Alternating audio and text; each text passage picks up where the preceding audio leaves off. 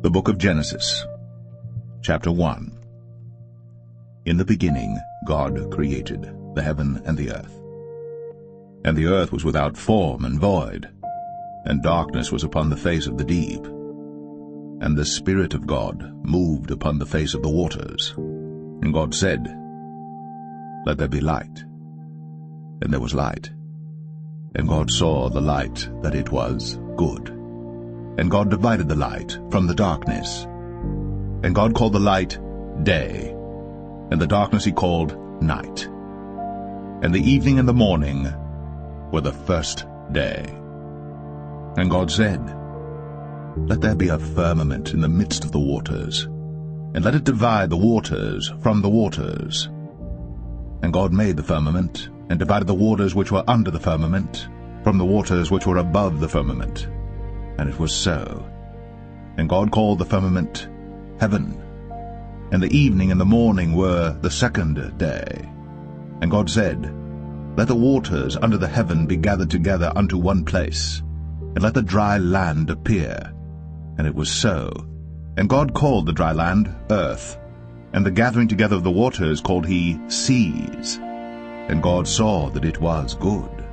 And God said, "Let the earth bring forth grass, the herb yielding seed, and the fruit tree yielding fruit after his kind, whose seed is in itself upon the earth." And it was so. And the earth brought forth grass, an herb yielding seed after his kind, and the tree yielding fruit, whose seed was in itself after his kind. And God saw that it was good. And the evening and the morning were the third day. And God said, "Let there be lights in the firmament of the heaven to divide the day from the night. And let them be for signs, and for seasons, and for days and years. And let them be for lights in the firmament of the heaven, to give light upon the earth." And it was so. And God made two great lights, the greater light to rule the day, and the lesser light to rule the night. He made the stars also. And God set them in the firmament of the heaven to give light upon the earth, and to rule over the day and over the night, and to divide the light from the darkness. And God saw that it was good. And the evening and the morning were the fourth day.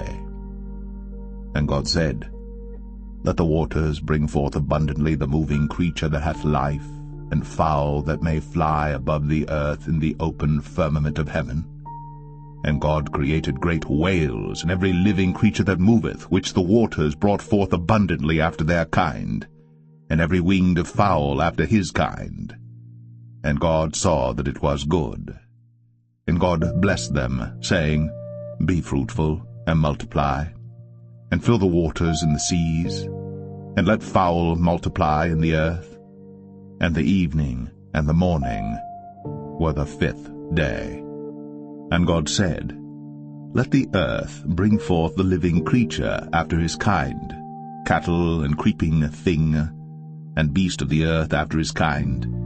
And it was so. And God made the beast of the earth after his kind, and cattle after their kind, and everything that creepeth upon the earth after his kind. And God saw that it was good. And God said, "Let us make man in our image, after our likeness, and let them have dominion over the fish of the sea, and over the fowl of the air, and over the cattle, and over all the earth, and over every creeping thing that creepeth upon the earth." So God created man in his own image. In the image of God created he him, male and female created he them. And God blessed them, and God said unto them, "Be fruitful, and multiply, and replenish the earth, and subdue it, and have dominion over the fish of the sea, and over the fowl of the air, and over every living thing that moveth upon the earth." And God said, "Behold, I have given you every herb-bearing seed which is upon the face of all the earth, and every tree in the which is the fruit of a tree yielding seed. To you it shall be for meat. And to every beast of the earth, and to every fowl of the air, and to everything that creepeth upon the earth, wherein there is life, I have given every green herb for meat. And it was so. And God saw everything that he had made, and behold, it was very good. And the evening and the morning were the 6th day.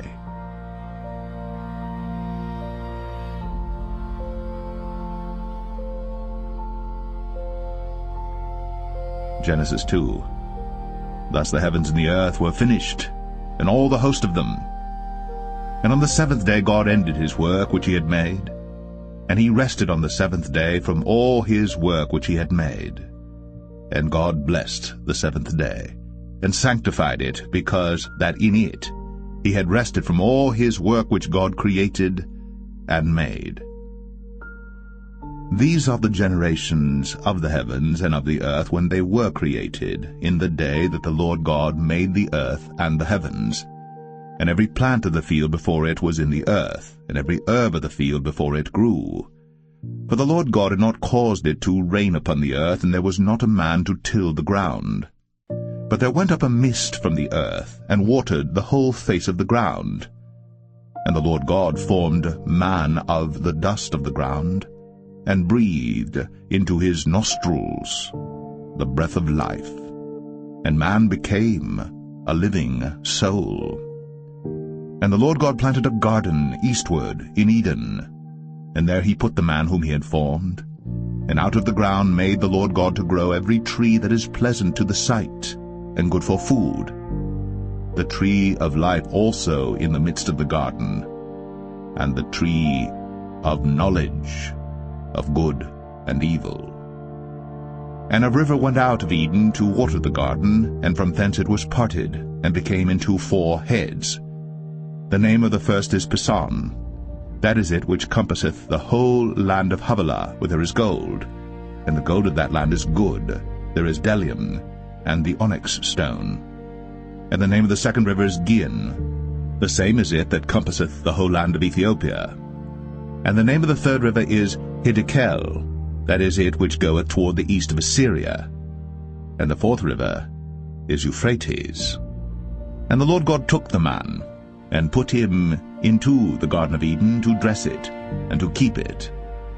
And the Lord God commanded the man, saying, Of every tree of the garden thou mayest freely eat, but of the tree of the knowledge of good and evil thou shalt not eat of it, for in the day that thou eatest thereof thou shalt surely die. And the Lord God said, It is not good that the man should be alone. I will make him an helpmeet for him. And out of the ground the Lord God formed every beast of the field and every fowl of the air, and brought them unto Adam to see what he would call them. And whatsoever Adam called every living creature, that was the name thereof. And Adam gave names to all cattle, and to the fowl of the air, and to every beast of the field. But for Adam there was not found an helpmeet for him.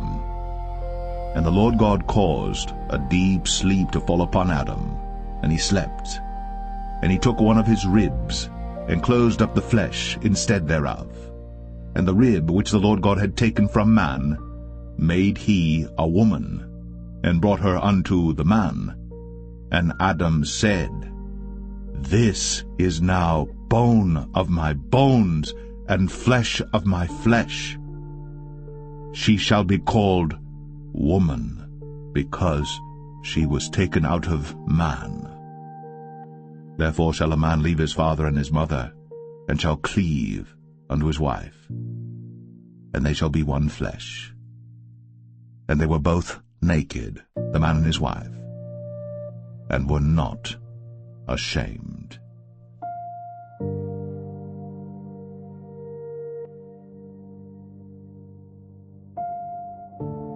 Genesis 3. Now the serpent was more subtle than any beast of the field which the Lord God had made. And he said unto the woman, Yea, hath God said, Ye shall not eat of every tree of the garden? And the woman said unto the serpent, We may eat of the fruit of the trees of the garden, but of the fruit of the tree which is in the midst of the garden God hath said, Ye shall not eat of it, neither shall ye touch it, lest ye die. And the serpent said unto the woman, Ye shall not surely die. For God doth know that in the day ye eat thereof, then your eyes shall be opened, and ye shall be as gods, knowing good and evil. And when the woman saw that the tree was good for food, and that it was pleasant to the eyes, and a tree to be desired to make one wise, she took of the fruit thereof, and did eat, and gave also unto her husband with her, and he did eat. And the eyes of them both were opened, and they knew that they were naked. And they sewed fig leaves together, and made themselves aprons. And they heard the voice of the Lord God walking in the garden in the cool of the day. And Adam and his wife hid themselves from the presence of the Lord God amongst the trees of the garden. And the Lord God called unto Adam, and said unto him, Where art thou? And he said, I heard thy voice in the garden, and I was afraid, because I was naked, and I hid myself. And he said, Who told thee that thou wast naked? Hast thou eaten of the tree whereof I commanded thee that thou shouldest not eat? And the man said, The woman, whom thou gavest to be with me, she gave me of the tree, and I did eat. And the Lord God said unto the woman, What is this that thou hast done? And the woman said, The serpent beguiled me, and I did eat. And the Lord God said unto the serpent, Because thou hast done this, thou art cursed above all cattle, and above every beast of the field. Upon thy belly shalt thou go, and dust shalt thou eat all the days of thy life. And I will put enmity between thee and the woman, and between thy seed and her seed. It shall bruise thy head, and thou shalt bruise his heel. Unto the woman he said, I will greatly multiply thy sorrow, and thy conception. In sorrow thou shalt bring forth children, and thy desire shall be to thy husband, and he shall rule over thee. And unto Adam he said, Because thou hast hearkened unto the voice of thy wife, and hast eaten of the tree of which I commanded thee, saying, Thou shalt not eat of it, cursed is the ground for thy sake. In sorrow shalt thou eat of it all the days of thy life. Thorns also, and thistles shall it bring forth to thee, and thou shalt eat the herb of the field. In the sweat of thy face shalt thou eat bread, till thou return unto the ground. For out of it wast thou taken, for dust thou art, and unto dust shalt thou return. And Adam called his wife's name Eve, because she was the mother of all living. Unto Adam also and to his wife did the Lord God make coats of skins, and clothed them. And the Lord God said, Behold, the man is become as one of us, to know good and evil. And now, lest he put forth his hand, and take also of the tree of life, and eat, and live forever. Therefore the Lord God sent him forth from the Garden of Eden, to till the ground from whence he was taken. So he drove out the man, and he placed at the east of the Garden of Eden cherubims, and a flaming sword which turned every way, to keep the way of the tree of life.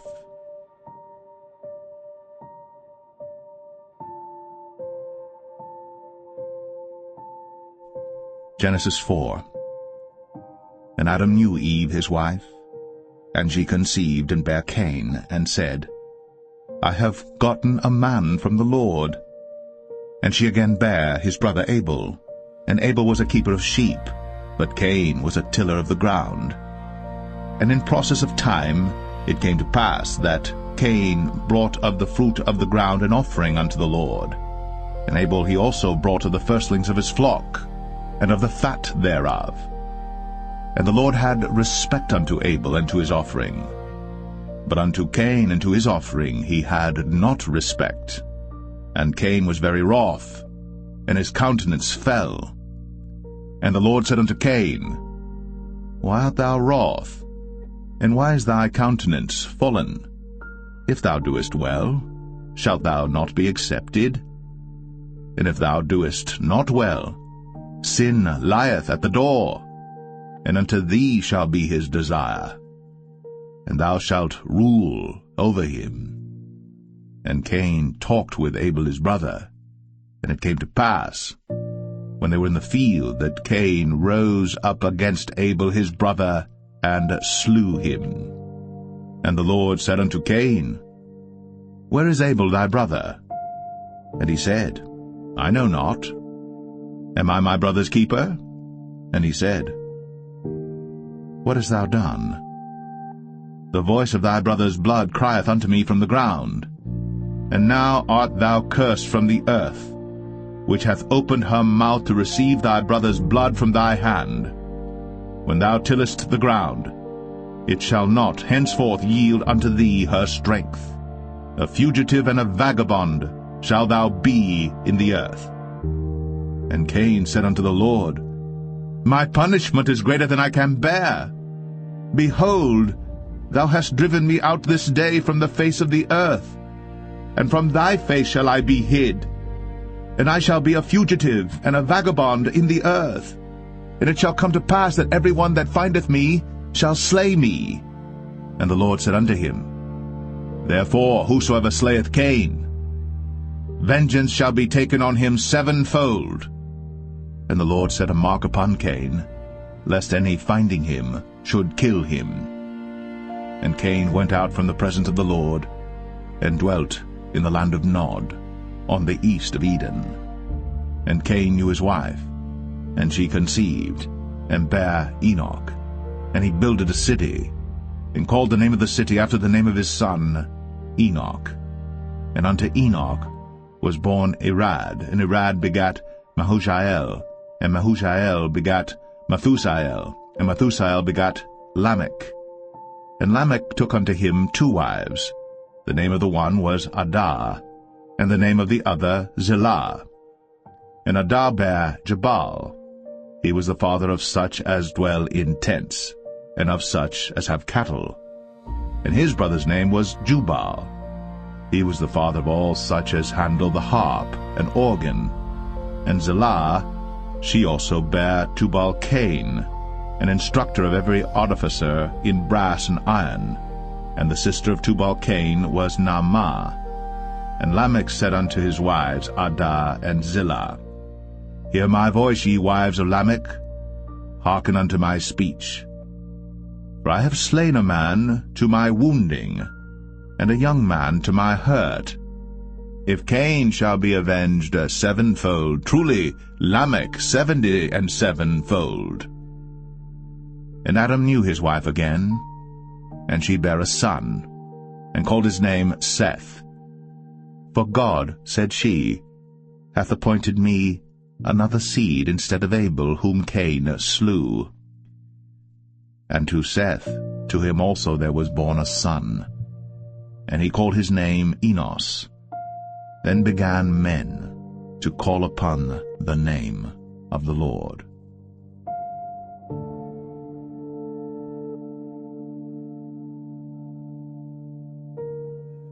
Genesis 5. This is the book of the generations of Adam. In the day that God created man, in the likeness of God made he him. Male and female created he them, and blessed them, and called their name Adam, in the day when they were created. And Adam lived 130 years, and begat a son in his own likeness, after his image, and called his name Seth. And the days of Adam after he had begotten Seth were 800 years, and he begat sons and daughters. And all the days that Adam lived were 930 years, and he died. And Seth lived 105 years, and begat Enos. And Seth lived after he begat Enos 807 years, and begat sons and daughters. And all the days of Seth were 912 years, and he died. And Enos lived 90 years, and begat Canaan. And Enos lived after he begat Canaan 815 years, and begat sons and daughters. And all the days of Enos were 905 years, and he died. And Canaan lived 70 years, and begat Mahalaleel.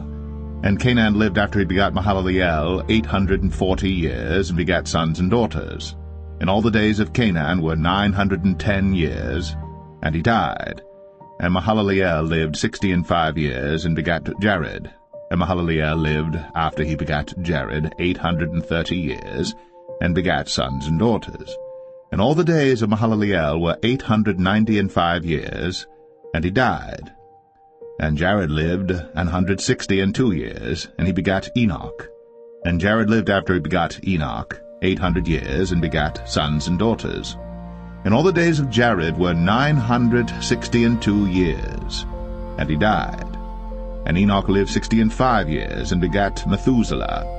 And Enoch walked with God after he begat Methuselah 300 years, and begat sons and daughters. And all the days of Enoch were 365 years. And Enoch walked with God, and he was not, for God took him. And Methuselah lived 187 years, and begat Lamech. And Methuselah lived after he begat Lamech 782 years, and begat sons and daughters. And all the days of Methuselah were 969 years, and he died. And Lamech lived 182 years, and begat a son. And he called his name Noah, saying, This same shall comfort us concerning our work and toil of our hands, because of the ground which the Lord hath cursed. And Lamech lived after he begat Noah 595 years, and begat sons and daughters. And all the days of Lamech were 777 years, and he died. And Noah was 500 years old, and Noah begat Shem, Ham, and Japheth.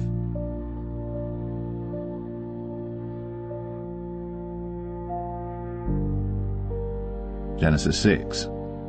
And it came to pass, when men began to multiply on the face of the earth, and daughters were born unto them, that the sons of God saw the daughters of men that they were fair, and they took them wives of all which they chose. And the Lord said, My spirit shall not always strive with man, for that he also is flesh, yet his days shall be 120 years. There were giants in the earth in those days, and also after that, when the sons of God came in unto the daughters of men, and they bare children to them, the same became mighty men which were of old, men of renown. And God saw that the wickedness of man was great in the earth, and that every imagination of the thoughts of his heart was only evil continually. And it repented the Lord that he had made man on the earth, and it grieved him at his heart. And the Lord said, I will destroy man whom I have created from the face of the earth, both man and beast, and the creeping thing, and the fowls of the air, for it repenteth me that I have made them. But Noah found grace in the eyes of the Lord. These are the generations of Noah. Noah was a just man, and perfect in his generations. And Noah walked with God. And Noah begat 3 sons, Shem, Ham, and Japheth. The earth also was corrupt before God, and the earth was filled with violence. And God looked upon the earth, and behold, it was corrupt, for all flesh had corrupted his way upon the earth. And God said unto Noah, The end of all flesh is come before me, for the earth is filled with violence through them, and behold, I will destroy them with the earth. Make thee an ark of gopher wood. Rooms shalt thou make in the ark, and shalt pitch it within and without with pitch. And this is the fashion which thou shalt make it of. The length of the ark shall be 300 cubits, the breadth of it 50 cubits, and the height of it 30 cubits. A window shalt thou make to the ark, and in a cubit shalt thou finish it above. And the door of the ark shalt thou set in the side thereof, with lower, second, and third stories shalt thou make it. And behold, I, even I, do bring a flood of waters upon the earth to destroy all flesh wherein is the breath of life from under heaven, and everything that is in the earth shall die. But with thee will I establish my covenant, and thou shalt come into the ark, thou, and thy sons, and thy wife, and thy sons' wives with thee. And of every living thing of all flesh, 2 of every sort shalt thou bring into the ark, to keep them alive with thee. They shall be male and female. Of fowls after their kind, and of cattle after their kind, of every creeping thing of the earth after his kind, 2 of every sort shall come unto thee, to keep them alive. And take thou unto thee of all food that is eaten, and thou shalt gather it to thee, and it shall be for food for thee and for them. Thus did Noah. According to all that God commanded him, so did he.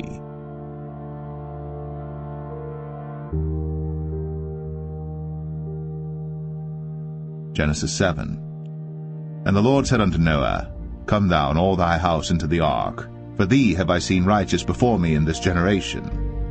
Of every clean beast thou shalt take to thee by 7s, the male and his female, and of beasts that are not clean by 2, the male and his female.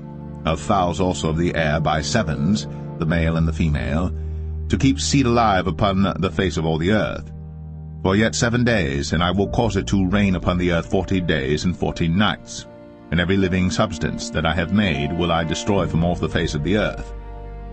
And Noah did according unto all that the Lord commanded him. And Noah was 600 years old when the flood of waters was upon the earth. And Noah went in, and his sons and his wife, and his sons' wives with him, into the ark because of the waters of the flood, of clean beasts, and of beasts that are not clean, and of fowls, and of everything that creepeth upon the earth. There went in 2 and 2 unto Noah into the ark, the male and the female, as God had commanded Noah.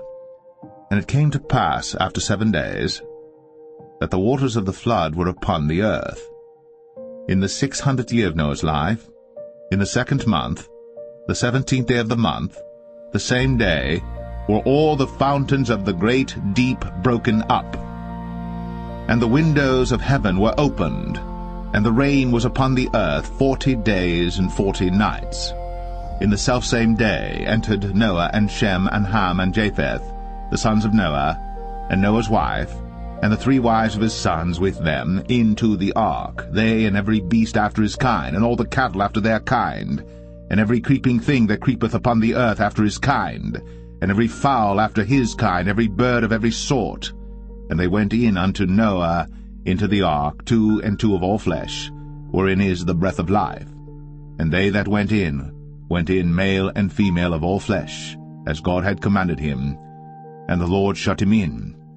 And the flood was 40 days upon the earth, and the waters increased and bare up the ark, and it was lift up above the earth. And the waters prevailed, and were increased greatly upon the earth, and the ark went upon the face of the waters. And the waters prevailed exceedingly upon the earth, and all the high hills that were under the whole heaven were covered. 15 cubits upward did the waters prevail, and the mountains were covered. And all flesh died that moved upon the earth, both of fowl, and of cattle, and of beast, and of every creeping thing that creepeth upon the earth. And every man, all in whose nostrils was the breath of life, of all that was in the dry land, died. And every living substance was destroyed which was upon the face of the ground, both man and cattle, and the creeping things, and the fowl of the heaven, and they were destroyed from the earth. And Noah only remained alive, and they that were with him in the ark. And the waters prevailed upon the earth 150 days.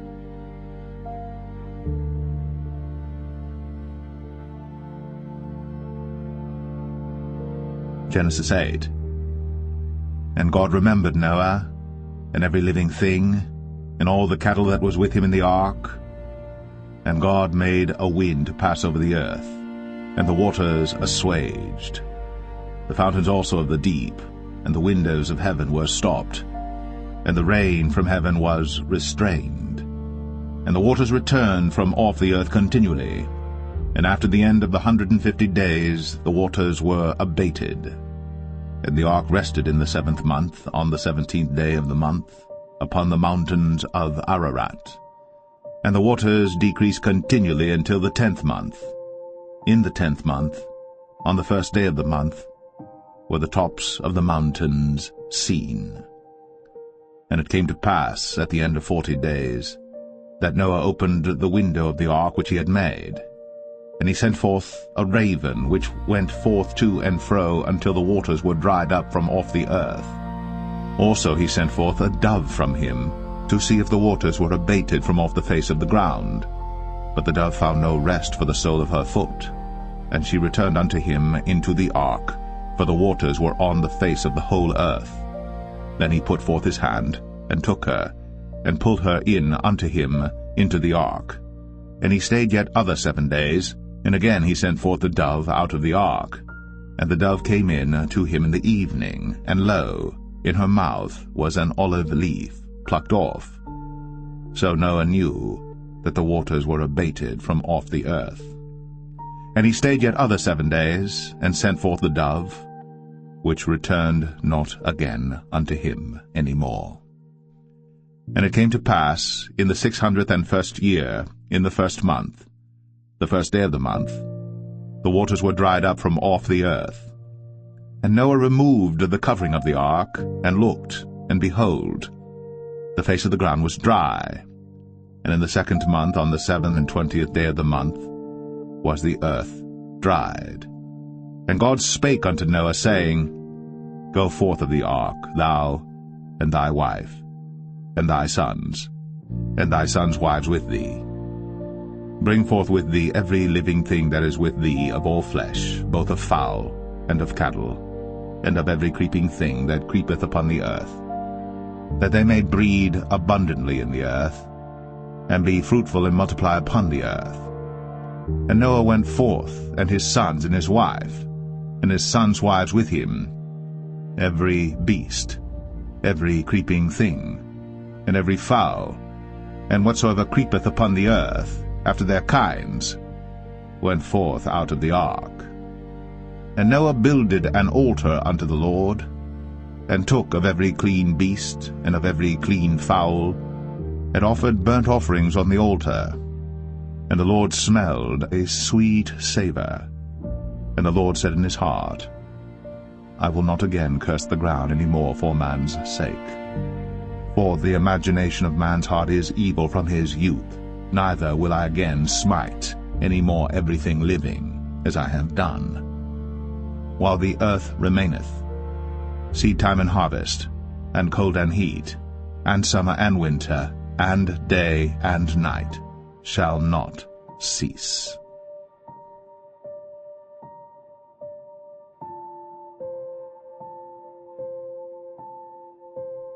Genesis 9. And God blessed Noah and his sons, and said unto them, Be fruitful, and multiply, and replenish the earth.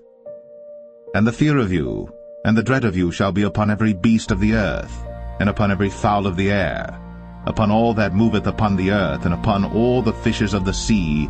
Into your hand are they delivered.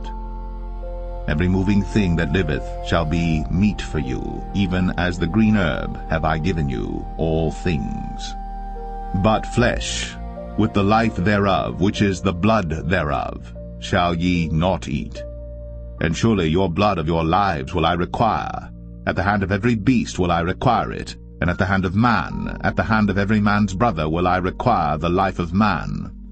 Whoso sheddeth man's blood, by man shall his blood be shed. For in the image of God made he man. And you, be ye fruitful and multiply, bring forth abundantly in the earth, and multiply therein.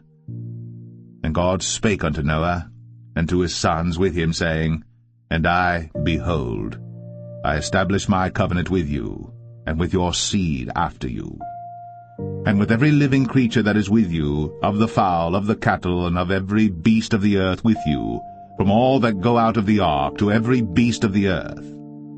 And I will establish my covenant with you. Neither shall all flesh be cut off any more by the waters of a flood, neither shall there any more be a flood to destroy the earth. And God said, This is the token of the covenant which I make between me and you, and every living creature that is with you, for perpetual generations.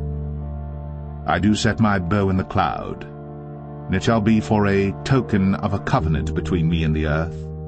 And it shall come to pass, when I bring a cloud over the earth, that the bow shall be seen in the cloud.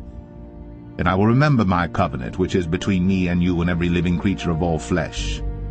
And the waters shall no more become a flood to destroy all flesh. And the bow shall be in the cloud, and I will look upon it, that I may remember the everlasting covenant between God and every living creature of all flesh that is upon the earth. And God said unto Noah, This is the token of the covenant, which I have established between me and all flesh that is upon the earth. And the sons of Noah that went forth of the ark were Shem, and Ham, and Japheth. And Ham is the father of Canaan. These are the 3 sons of Noah, and of them was the whole earth overspread. And Noah began to be an husbandman, and he planted a vineyard. And he drank of the wine, and was drunken, and he was uncovered within his tent. And Ham, the father of Canaan, saw the nakedness of his father, and told his 2 brethren without. And Shem and Japheth took a garment, and laid it upon both their shoulders, and went backward, and covered the nakedness of their father. And their faces were backward, and they saw not their father's nakedness.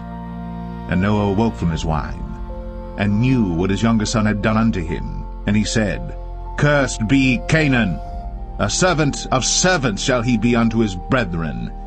And he said, Blessed be the Lord God of Shem, and Canaan shall be his servant. God shall enlarge Japheth, and he shall dwell in the tents of Shem, and Canaan shall be his servant. And Noah lived after the flood 350 years. And all the days of Noah were 950 years. And he died.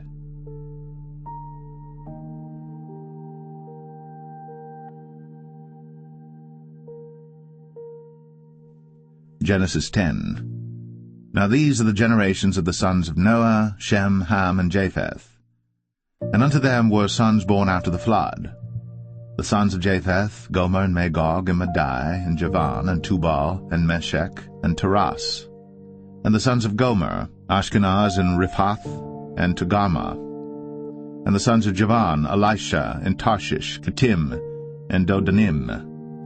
But these were the isles of the Gentiles, divided in their lands, every one after his tongue, after their families, in their nations. And the sons of Ham, Cush, and Mizraim, and Phut, and Canaan. And the sons of Cush, Seba, and Havilah, and Sabta, and Ramah, and Sabteka. And the sons of Ramah, Sheba, and Dedan. And Cush begat Nimrod. He began to be a mighty one in the earth. He was a mighty hunter before the Lord. Wherefore it is said, Even as Nimrod the mighty hunter before the Lord. And the beginning of his kingdom was Babel, and Erech, and Akkad, and Calneh in the land of Shinar. Out of that land went forth Ashur, and builded Nineveh, and the city Rehoboth, and Calah. And Rezin between Nineveh and Calah, the same is a great city. And Mizraim begat Ludim, and Anamim, and Lehabim, and Naphtuhim, and Pathrozim, and Casluhim, out of whom came Philistim, and Caphtorim. And Canaan begat Sidon his firstborn, and Heth, and the Jebusite, and the Amorite, and the Girgashite, and the Hivite, and the Archite, and the Sinite, and the Arvadite, and the Zemarite, and the Hamathite. And afterward were the families of the Canaanites spread abroad. And the border of the Canaanites was from Sidon, as thou comest to Gerar, unto Gaza, as thou goest unto Sodom and Gomorrah, and Admah, and Zeboim, even unto Lasha.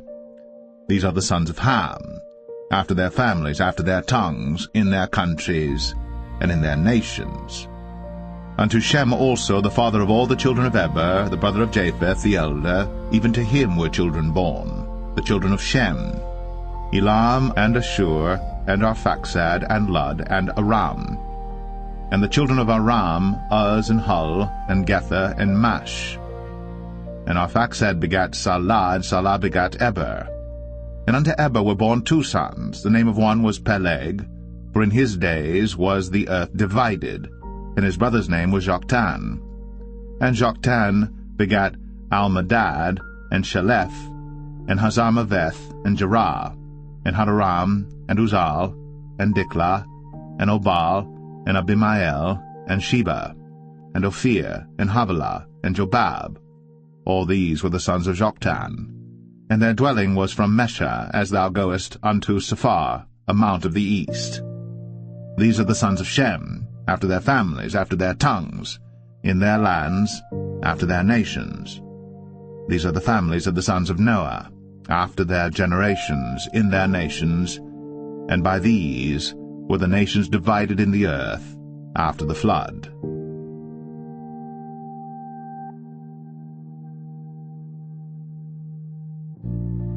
Genesis 11. And the whole earth was of one language, and of one speech. And it came to pass, as they journeyed from the east, that they found a plain in the land of Shinar, and they dwelt there. And they said one to another, Go to, let us make brick, and burn them thoroughly. And they had brick for stone, and slime had they for mortar. And they said, Go to, let us build us a city and a tower, whose top may reach unto heaven. And let us make us a name, lest we be scattered abroad upon the face of the whole earth. And the Lord came down to see the city and the tower, which the children of men builded. And the Lord said, Behold, the people is one, and they have all one language. And this they begin to do? And now nothing will be restrained from them, which they have imagined to do. Go to, let us go down, and there confound their language, that they may not understand one another's speech. So the Lord scattered them abroad from thence upon the face of all the earth, and they left off to build the city. Therefore is the name of it called Babel, because the Lord did there confound the language of all the earth, and from thence did the Lord scatter them abroad upon the face of all the earth. These are the generations of Shem. Shem was 100 years old, and begat Arphaxad 2 years after the flood. And Shem lived after he begat Arphaxad 500 years, and begat sons and daughters. And Arphaxad lived 35 years, and begat Salah.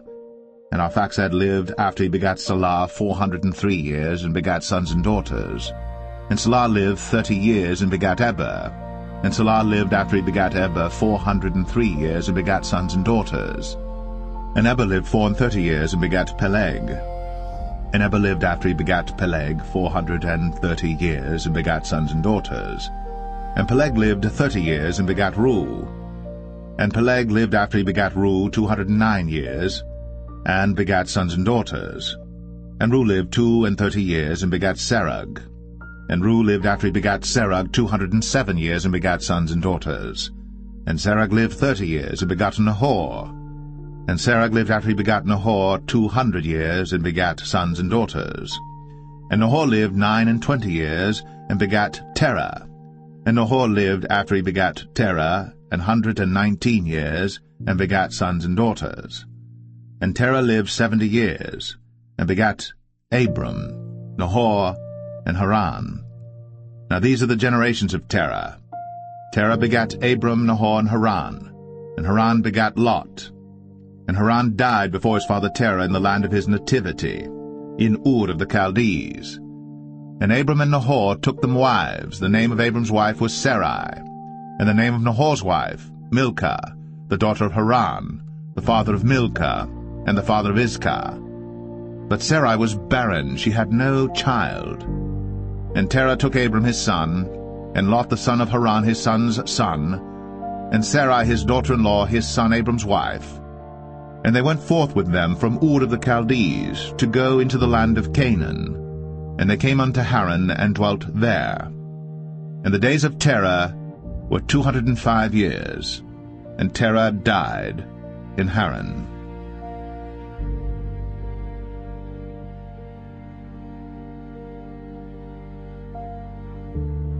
Genesis 12. Now the Lord had said unto Abram, Get thee out of thy country, and from thy kindred, and from thy father's house, unto a land that I will show thee. And I will make of thee a great nation, and I will bless thee, and make thy name great, and thou shalt be a blessing. And I will bless them that bless thee, and curse him that curseth thee. And in thee shall all families of the earth be blessed. So Abram departed, as the Lord had spoken unto him. And Lot went with him. And Abram was 75 years old when he departed out of Haran. And Abram took Sarai his wife, and Lot his brother's son, and all their substance that they had gathered, and the souls that they had gotten in Haran. And they went forth to go into the land of Canaan, and into the land of Canaan they came. And Abram passed through the land unto the place of Sichem, unto the plain of Moreh, and the Canaanite was then in the land. And the Lord appeared unto Abram, and said, Unto thy seed will I give this land.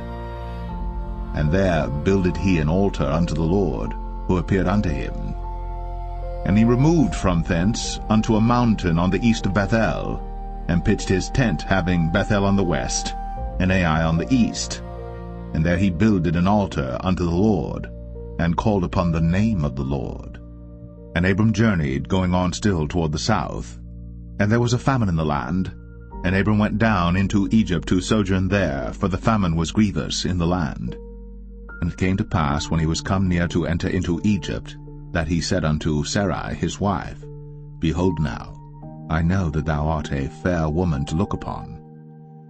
Therefore it shall come to pass, when the Egyptians shall see thee, that they shall say, This is his wife, and they will kill me, but they will save thee alive. Say, I pray thee, Thou art my sister, that it may be well with me for thy sake, and my soul shall live because of thee. And it came to pass, that when Abram was come into Egypt, the Egyptians beheld the woman that she was very fair. The princes also of Pharaoh saw her, and commended her before Pharaoh. And the woman was taken into Pharaoh's house. And he entreated Abram well for her sake. And he had sheep and oxen and he-asses, and men-servants and maidservants, and she-asses, and camels. And the Lord plagued Pharaoh and his house with great plagues because of Sarai, Abram's wife. And Pharaoh called Abram, and said, What is this that thou hast done unto me? Why didst thou not tell me that she was thy wife? Why saidst thou, She is my sister, so I might have taken her to be my wife? Now therefore behold thy wife, take her, and go thy way. And Pharaoh commanded his men concerning him, and they sent him away, and his wife, and all that he had.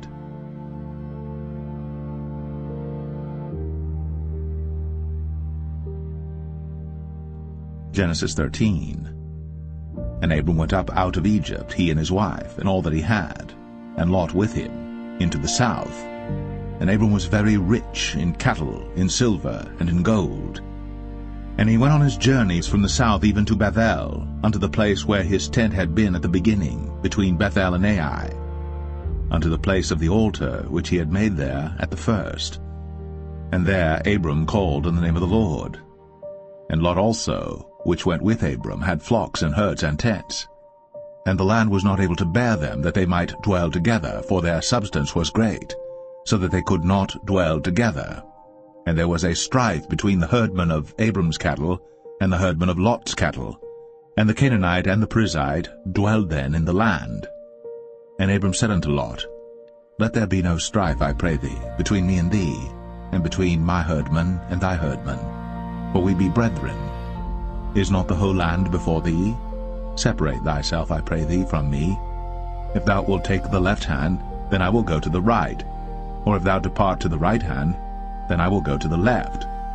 And Lot lifted up his eyes, and beheld all the plain of Jordan, that it was well watered everywhere, before the Lord destroyed Sodom and Gomorrah, even as the garden of the Lord, like the land of Egypt, as thou comest unto Zoar. Then Lot chose him all the plain of Jordan, and Lot journeyed east. And they separated themselves the one from the other. Abram dwelled in the land of Canaan, and Lot dwelled in the cities of the plain, and pitched his tent toward Sodom. But the men of Sodom were wicked and sinners before the Lord exceedingly. And the Lord said unto Abram, after that Lot was separated from him, Lift up now thine eyes, and look from the place where thou art, northward and southward, and eastward and westward. For all the land which thou seest, to thee will I give it, and to thy seed forever. And I will make thy seed as the dust of the earth, so that if a man can number the dust of the earth, then shall thy seed also be numbered. Arise, walk through the land in the length of it, and in the breadth of it, for I will give it unto thee. Then Abram removed his tent, and came and dwelt in the plain of Mamre, which is in Hebron, and built there an altar unto the Lord.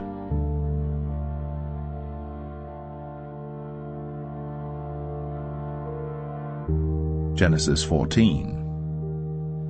And it came to pass in the days of Amraphel, king of Shinar, Arioch, king of Elasar, Chedorlaomer, king of Elam, and Tidal, king of nations, that these made war with Bera, king of Sodom, and with Birsha, king of Gomorrah, Shinab, king of Admah, and Shemeber, king of Zeboim, and the king of Bela, which is Zoar.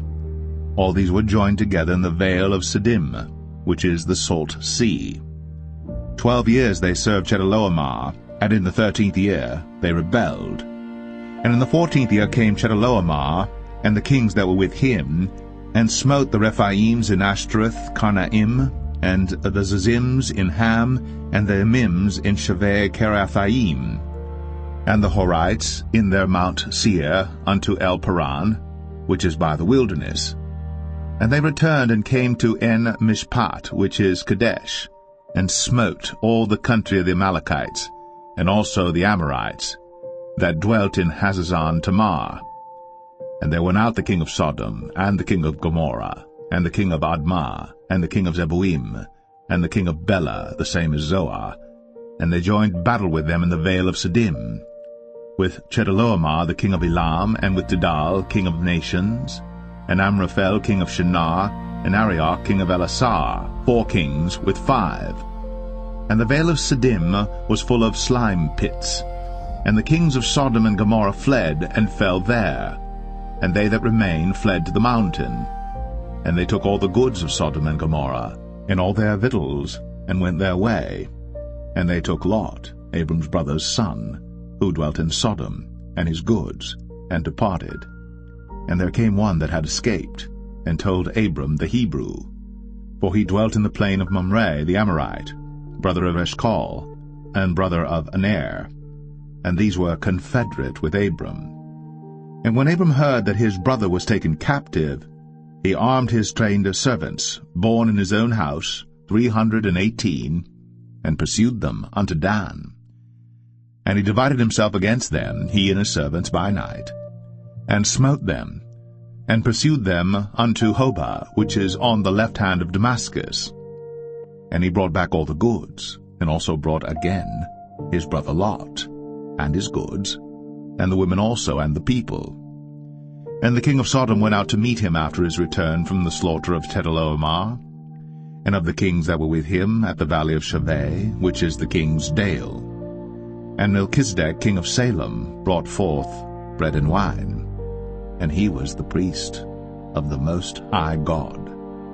And he blessed him, and said, Blessed be Abram of the Most High God, possessor of heaven and earth. And blessed be the Most High God, which hath delivered thine enemies into thy hand.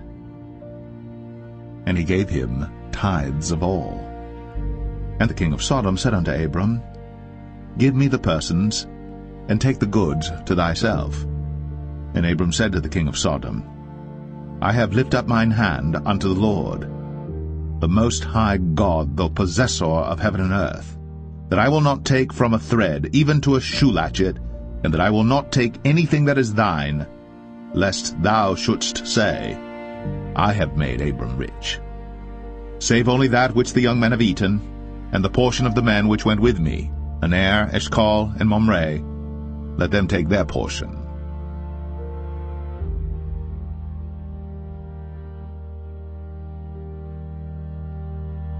Genesis 15. After these things, the word of the Lord came unto Abram in a vision, saying, Fear not, Abram, I am thy shield, and thy exceeding great reward. And Abram said, Lord God, what wilt thou give me, seeing I go childless? and the steward of my house is this Eliezer of Damascus. And Abram said, Behold, to me thou hast given no seed, and lo, one born in my house is mine heir. And behold, the word of the Lord came unto him, saying, This shall not be thine heir, but he that shall come forth out of thine own bowels shall be thine heir. And he brought him forth abroad, and said, Look now toward heaven, and tell the stars, if thou be able to number them. And he said unto him, So shall thy seed be. And he believed in the Lord, and he counted it to him for righteousness. And he said unto him, I am the Lord that brought thee out of Ur of the Chaldees, to give thee this land to inherit it. And he said, Lord God, whereby shall I know that I shall inherit it? And he said unto him, Take me an heifer of 3 years old, and a she-goat of 3 years old, and a ram of 3 years old, and a turtle dove, and a young pigeon. And he took unto him all these, and divided them in the midst, and laid each piece one against another. But the birds divided he not. And when the fowls came down upon the carcasses, Abram drove them away. And when the sun was going down, a deep sleep fell upon Abram, and lo, an horror of great darkness fell upon him. And he said unto Abram, Know of a surety that thy seed shall be a stranger in a land that is not theirs, and shall serve them, and they shall afflict them 400 years. And also that nation whom they shall serve will I judge, and afterward shall they come out with great substance. And thou shalt go to thy fathers in peace. Thou shalt be buried in a good old age. But in the 4th generation they shall come hither again, for the iniquity of the Amorites is not yet full. And it came to pass that when the sun went down, and it was dark, behold, a smoking furnace, and a burning lamp that passed between those pieces. In the same day the Lord made a covenant with Abram, saying, Unto thy seed have I given this land, from the river of Egypt unto the great river, the river Euphrates, the Kenites, and the Kenizzites, and the Cadmonites, and the Hittites, and the Perizzites, and the Rephaims, and the Amorites, and the Canaanites, and the Girgashites, and the Jebusites.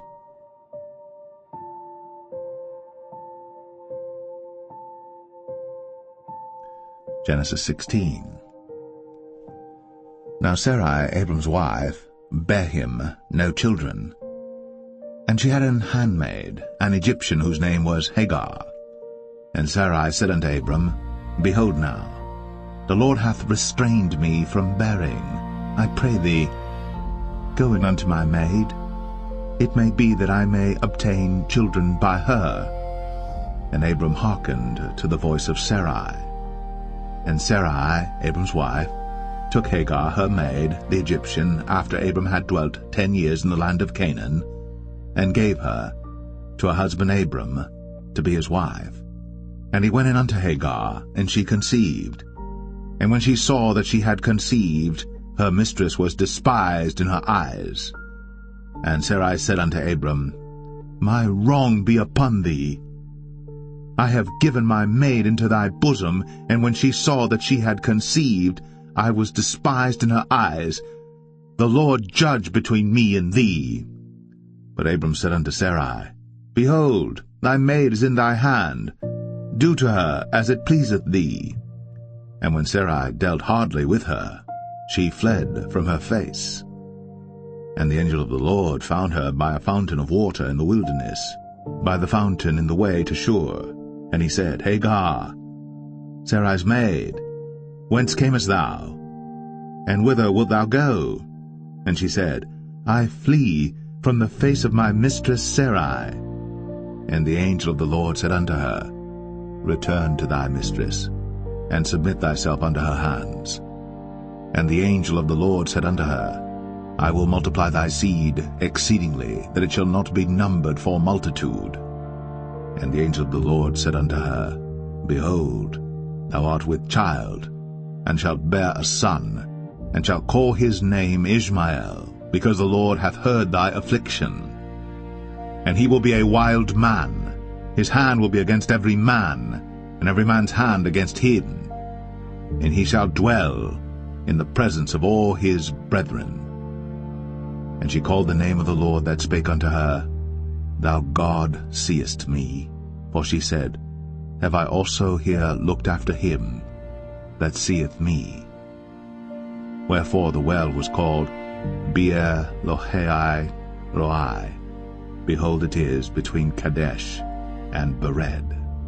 And Hagar bare Abram a son, and Abram called his son's name, which Hagar bare, Ishmael. And Abram was 86 years old, when Hagar bare Ishmael to Abram.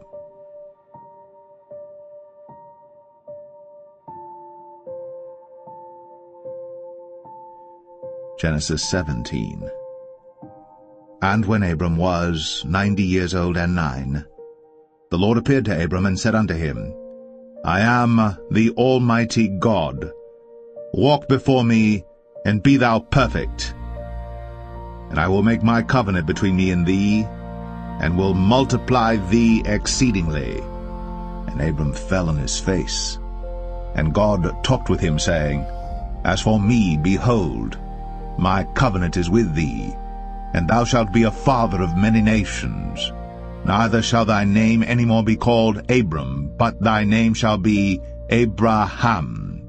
For a father of many nations have I made thee. And I will make thee exceeding fruitful, and I will make nations of thee, and kings shall come out of thee.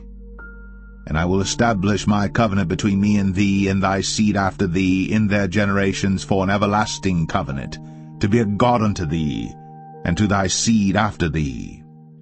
And I will give unto thee and to thy seed after thee the land wherein thou art a stranger, all the land of Canaan, for an everlasting possession, and I will be their God. And God said unto Abraham, Thou shalt keep my covenant therefore, thou and thy seed after thee in their generations. This is my covenant which ye shall keep between me and you and thy seed after thee. Every man-child among you shall be circumcised, and ye shall circumcise the flesh of your foreskin, and it shall be a token of the covenant betwixt me and you. And he that is 8 days old shall be circumcised among you, every man-child in your generations, he that is born in the house, or bought with money of any stranger, which is not of thy seed. He that is born in thy house, and he that is bought with thy money, must needs be circumcised. And my covenant shall be in your flesh, for an everlasting covenant. And the uncircumcised man-child, whose flesh of his foreskin is not circumcised, that soul shall be cut off from his people. He hath broken my covenant. And God said unto Abraham, As for Sarai thy wife, thou shalt not call her name Sarai, but Sarah shall her name be. And I will bless her, and give thee a son also of her. Yea, I will bless her, and she shall be a mother of nations. Kings of people shall be of her. Then Abram fell upon his face, and laughed, and said in his heart, Shall a child be born unto him that is 100 years old? And shall Sarah that is 90 years old bear? And Abraham said unto God, O that Ishmael might live before thee. And God said, Sarah thy wife shall bear thee a son indeed, and thou shalt call his name Isaac. And I will establish my covenant with him for an everlasting covenant, and with his seed after him. And as for Ishmael, I have heard thee. Behold, I have blessed him, and will make him fruitful, and will multiply him exceedingly. 12 princes shall he beget, and I will make him a great nation. But my covenant will I establish with Isaac, which Sarah shall bear unto thee at this set time in the next year. And he left off talking with him, and God went up from Abraham. And Abraham took Ishmael his son, and all that were born in his house, and all that were bought with his money, every male among the men of Abraham's house, and circumcised the flesh of their foreskin in the selfsame day, as God had said unto him. And Abraham was 90 years old and 9 when he was circumcised in the flesh of his foreskin.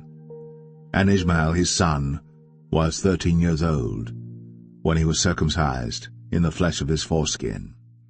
In the selfsame day was Abraham circumcised, and Ishmael his son.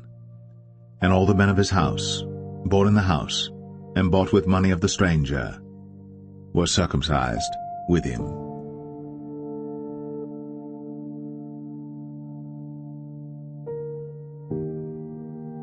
Genesis 18. And the Lord appeared unto him in the plains of Mamre, and he sat in the tent door in the heat of the day. And he lifted up his eyes, and looked, and lo, 3 men stood by him. And when he saw them, he ran to meet them from the tent door, and bowed himself toward the ground, and said, My Lord, if now I have found favor in thy sight, pass not away, I pray thee, from thy servant. Let a little water, I pray you, be fetched, and wash your feet, and rest yourselves under the tree. And I will fetch a morsel of bread, and comfort ye your hearts. After that ye shall pass on, for therefore are ye come to your servant. And they said, So do, as thou hast said. And Abraham hastened into the tent unto Sarah, and said, Make ready quickly 3 measures of fine meal, knead it, and make cakes upon the hearth. And Abraham ran unto the herd, and fetched a calf tender and good, and gave it unto a young man, and he hasted to dress it. And he took butter and milk, and the calf which he had dressed, and set it before them. And he stood by them under the tree, and they did eat. And they said unto him, Where is Sarah thy wife? And he said, Behold, in the tent. And he said, I will certainly return unto thee according to the time of life, and lo, Sarah thy wife shall have a son. And Sarah heard it in the tent door, which was behind him. Now Abraham and Sarah were old, and well stricken in age, and it ceased to be with Sarah after the manner of women. Therefore Sarah laughed within herself, saying, After I am waxed old shall I have pleasure, my Lord being old also? And the Lord said unto Abraham, Wherefore did Sarah laugh, saying, Shall I of a surety bear a child, which am old? Is anything too hard for the Lord? At the time appointed I will return unto thee according to the time of life, and Sarah shall have a son. Then Sarah denied, saying, I laughed not, for she was afraid. And he said, Nay, but thou didst laugh. And the men rose up from thence, and looked toward Sodom. And Abraham went with them to bring them on the way.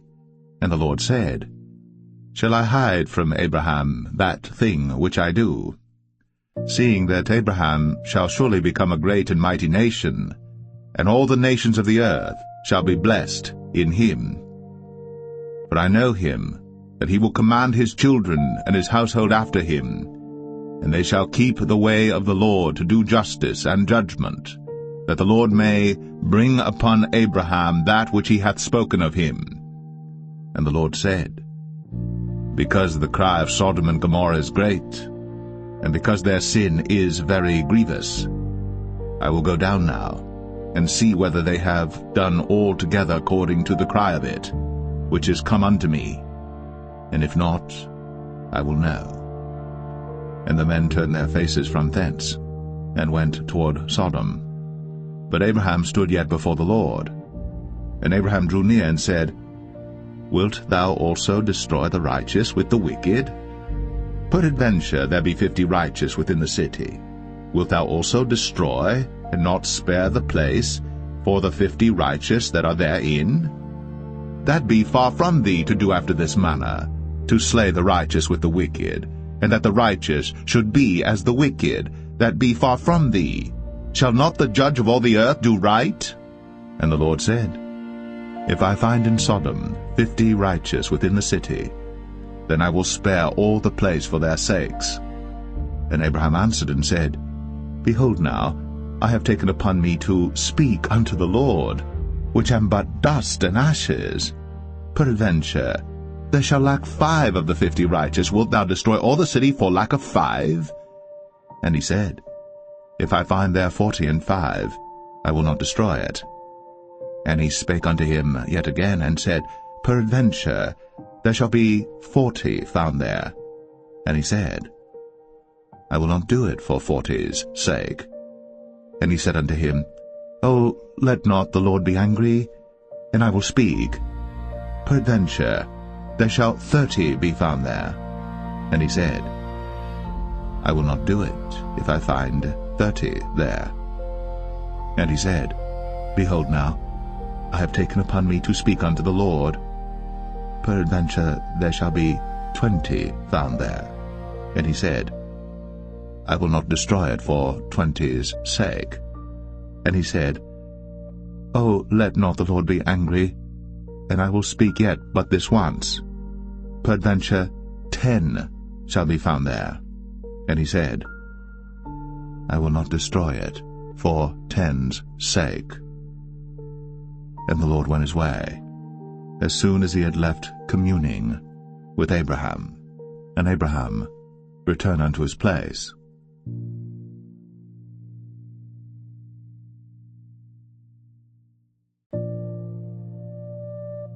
Genesis 19.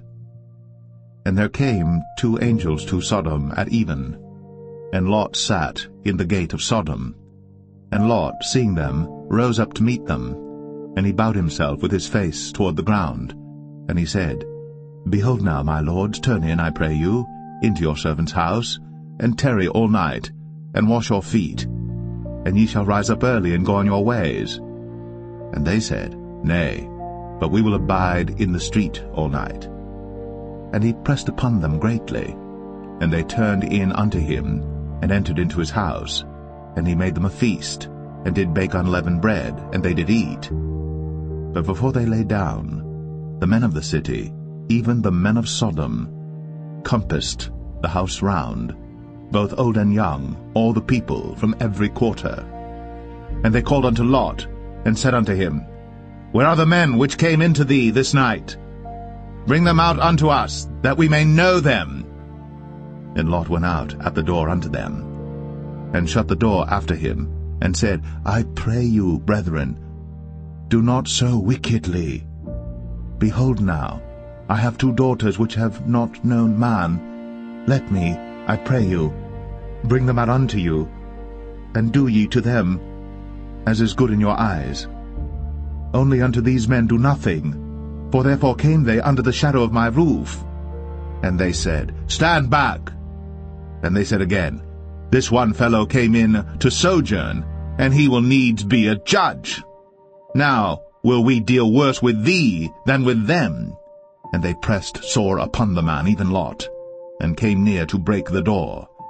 But the men put forth their hand, and pulled Lot into the house to them, and shut to the door. And they smote the men that were at the door of the house with blindness, both small and great, so that they wearied themselves to find the door. And the men said unto Lot, Hast thou here any besides, son-in-law, and thy sons, and thy daughters, and whatsoever thou hast in the city, bring them out of this place. For we will destroy this place, because the cry of them is waxen great before the face of the Lord, and the Lord hath sent us to destroy it. And Lot went out, and spake unto his sons-in-law, which married his daughters, and said, Up, get you out of this place, for the Lord will destroy this city.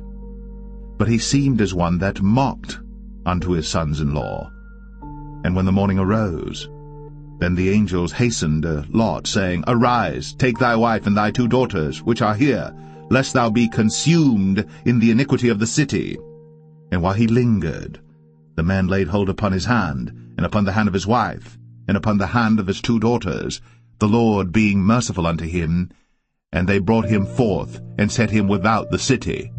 And it came to pass, when they had brought them forth abroad, that he said, Escape for thy life, look not behind thee, neither stay thou in all the plain, escape to the mountain, lest thou be consumed. And Lot said unto them, "Oh, not so, my lord. Behold now, thy servant hath found grace in thy sight, and thou hast magnified thy mercy which thou hast shown unto me in saving my life.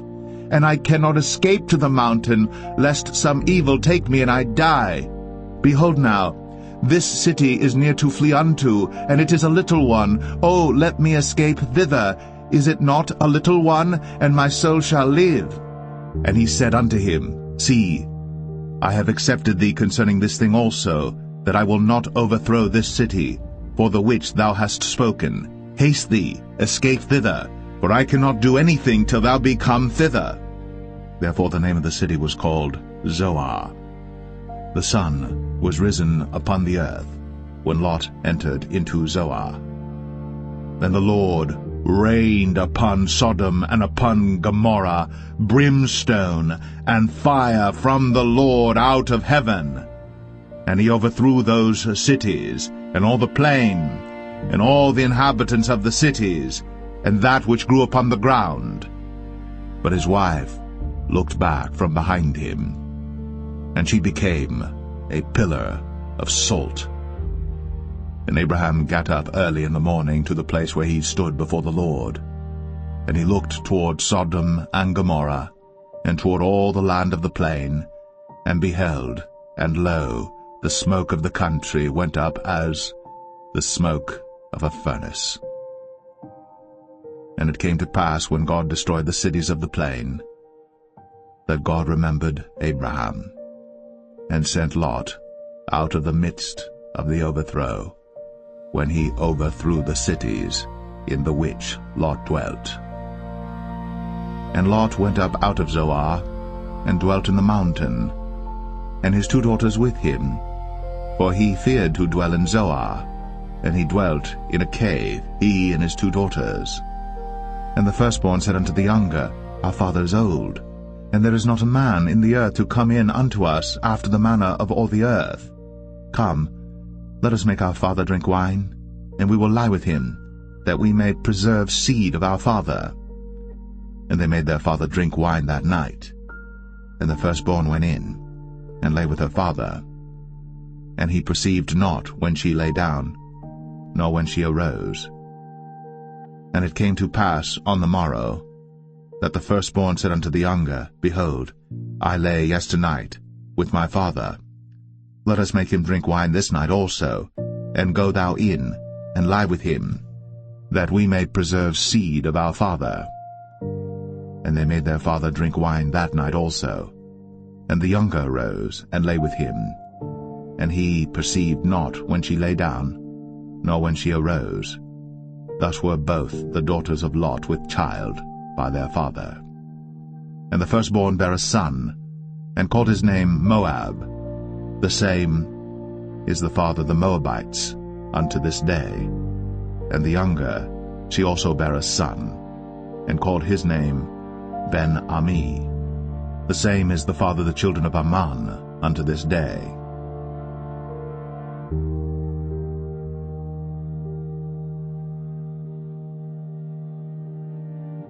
Genesis 20. And Abraham journeyed from thence toward the south country, and dwelled between Kadesh and Shur, and sojourned in Gerar. And Abraham said of Sarah his wife, She is my sister. And Abimelech king of Gerar sent and took Sarah. But God came to Abimelech in a dream by night, and said to him, Behold, thou art but a dead man, for the woman which thou hast taken, for she is a man's wife. But Abimelech had not come near her, and he said, Lord, wilt thou slay also a righteous nation? Said he not unto me, She is my sister? And she, even she herself, said, He is my brother? In the integrity of my heart and innocency of my hands have I done this. And God said unto him in a dream, Yea, I know that thou didst this in the integrity of thy heart. For I also withheld thee from sinning against me. Therefore suffered I thee not to touch her. Now therefore restore the man his wife, for he is a prophet, and he shall pray for thee, and thou shalt live. And if thou restore her not, know thou that thou shalt surely die, thou and all that are thine. Therefore Abimelech rose early in the morning, and called all his servants, and told all these things in their ears. And the men were sore afraid. Then Abimelech called Abraham, and said unto him, What hast thou done unto us? And what have I offended thee, that thou hast brought on me and on my kingdom a great sin? Thou hast done deeds unto me that ought not to be done. And Abimelech said unto Abraham, What sawest thou, that thou hast done this thing? And Abraham said, Because I thought, surely the fear of God is not in this place, and they will slay me for my wife's sake. And yet indeed she is my sister. She is the daughter of my father, but not the daughter of my mother, and she became my wife. And it came to pass, when God caused me to wander from my father's house, that I said unto her, This is thy kindness which thou shalt show unto me. At every place whither we shall come, say of me, He is my brother. And Abimelech took sheep and oxen, and men servants, and women servants, and gave them unto Abraham, and restored him Sarah his wife.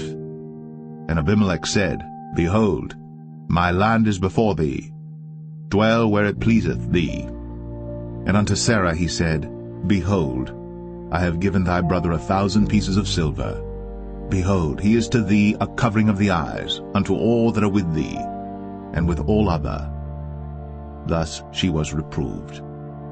So Abraham prayed unto God, and God healed Abimelech and his wife and his maidservants, and they bare children.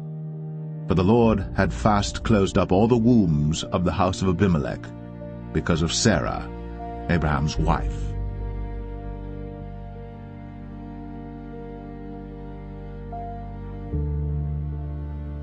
Genesis 21. And the Lord visited Sarah as he had said, and the Lord did unto Sarah as he had spoken. For Sarah conceived, and bare Abraham a son in his old age, at the set time of which God had spoken to him. And Abraham called the name of his son that was born unto him, whom Sarah bare to him, Isaac. And Abraham circumcised his son Isaac, being 8 days old, as God had commanded him. And Abraham was 100 years old when his son Isaac was born unto him. And Sarah said, God hath made me to laugh, so that all that hear will laugh with me. And she said, Who would have said unto Abraham, that Sarah should have given children suck? For I have borne him a son in his old age. And the child grew, and was weaned.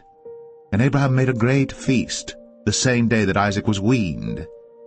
And Sarah saw the son of Hagar the Egyptian, which she had borne unto Abraham, mocking. Wherefore she said unto Abraham, Cast out this bondwoman and her son, for the son of this bondwoman shall not be heir with my son, even with Isaac. And the thing was very grievous in Abraham's sight because of his son.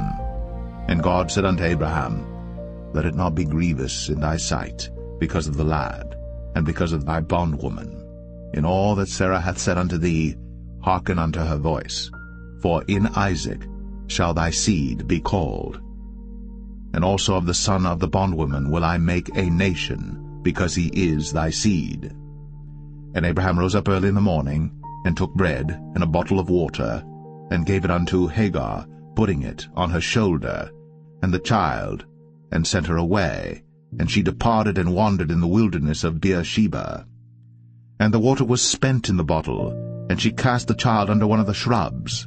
And she went and sat her down over against him a good way off, as it were a bowshot, for she said, Let me not see the death of the child. And she sat over against him, and lifted up her voice, and wept. And God heard the voice of the lad. And the angel of God called to Hagar out of heaven, and said unto her, What aileth thee, Hagar? Fear not, for God hath heard the voice of the lad where he is. Arise, lift up the lad, and hold him in thine hand, for I will make him a great nation. And God opened her eyes, and she saw a well of water, and she went and filled the bottle with water, and gave the lad drink. And God was with the lad, and he grew, and dwelt in the wilderness, and became an archer. And he dwelt in the wilderness of Paran, and his mother took him a wife out of the land of Egypt. And it came to pass at that time that Abimelech and Pharaoh, the chief captain of his host, spake unto Abraham, saying, God is with thee in all that thou doest. Now therefore swear unto me here by God that thou wilt not deal falsely with me, nor with my son, nor with my son's son, but according to the kindness that I have done unto thee, thou shalt do unto me, and to the land wherein thou hast sojourned. And Abraham said, I will swear. And Abraham reproved Abimelech because of a well of water, which Abimelech's servants had violently taken away. And Abimelech said, I wot not who hath done this thing, neither didst thou tell me, neither yet heard I of it, but today. And Abraham took sheep and oxen, and gave them unto Abimelech, and both of them made a covenant. And Abraham set 7 ewe lambs of the flock by themselves. And Abimelech said unto Abraham, What mean these 7 ewe lambs which thou hast set by themselves? And he said, For these 7 ewe lambs shalt thou take of my hand, that they may be a witness unto me that I have digged this well. Wherefore he called that place Beersheba, because there they sware both of them. Thus they made a covenant at Beersheba. Then Abimelech rose up, and Pharaoh the chief captain of his host, and they returned into the land of the Philistines.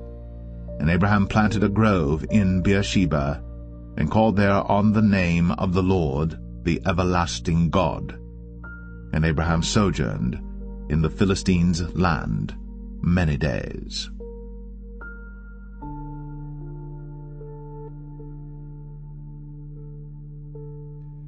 Genesis 22. And it came to pass, after these things, that God did tempt Abraham, and said unto him, Abraham. And he said, Behold, here I am. And he said, Take now thy son, thine only son Isaac, whom thou lovest, and get thee into the land of Moriah, and offer him there for a burnt offering upon one of the mountains which I will tell thee of. And Abraham rose up early in the morning, and saddled his ass, and took 2 of his young men with him, and Isaac his son, and clave the wood for the burnt offering, and rose up, and went unto the place of which God had told him. Then on the 3rd day Abraham lifted up his eyes, and saw the place afar off. And Abraham said unto his young men, Abide ye here with the ass, and I and the lad will go yonder and worship, and come again to you. And Abraham took the wood of the burnt offering, and laid it upon Isaac his son. And he took the fire in his hand, and a knife, and they went both of them together. And Isaac spake unto Abraham his father, and said, My father? And he said, Here am I, my son. And he said, Behold, the fire and the wood, but where is the lamb for a burnt offering? And Abraham said, My son, God will provide himself a lamb for a burnt offering. So they went both of them together. And they came to the place which God had told him of. And Abraham built an altar there, and laid the wood in order, and bound Isaac his son, and laid him on the altar upon the wood. And Abraham stretched forth his hand, and took the knife to slay his son. And the angel of the Lord called unto him out of heaven, and said, Abraham, Abraham! And he said, Here am I. And he said, Lay not thine hand upon the lad, neither do thou anything unto him. For now I know that thou fearest God, seeing thou hast not withheld thy son, thine only son, from me. And Abraham lifted up his eyes, and looked, and behold, behind him a ram caught in a thicket by his horns. And Abraham went, and took the ram, and offered him up for a burnt offering in the stead of his son. And Abraham called the name of that place Jehovah-Jireh, as it is said to this day, In the mount of the Lord it shall be seen. And the angel of the Lord called unto Abraham out of heaven the 2nd time, and said, By myself have I sworn, saith the Lord, for because thou hast done this thing, and hast not withheld thy son, thine only son, that in blessing I will bless thee, and in multiplying I will multiply thy seed as the stars of the heaven, and as the sand which is upon the seashore, and thy seed shall possess the gate of his enemies. And in thy seed shall all the nations of the earth be blessed, because thou hast obeyed my voice. So Abraham returned unto his young men, and they rose up, and went together to Beersheba. And Abraham dwelt at Beersheba. And it came to pass after these things, that it was told Abraham, saying, Behold, Milcah, she hath also borne children unto thy brother Nahor, Huz his firstborn, and Buz his brother, and Kemuel the father of Aram, and Chesed, and Hazo, and Pildash, and Jidlaph, and Bethuel. And Bethuel begat Rebekah. These 8 Milcah did bear to Nahor, Abraham's brother. And his concubine, whose name was Rumah, she bare also Tebah, and Gaham, and Thahash, and Maacah.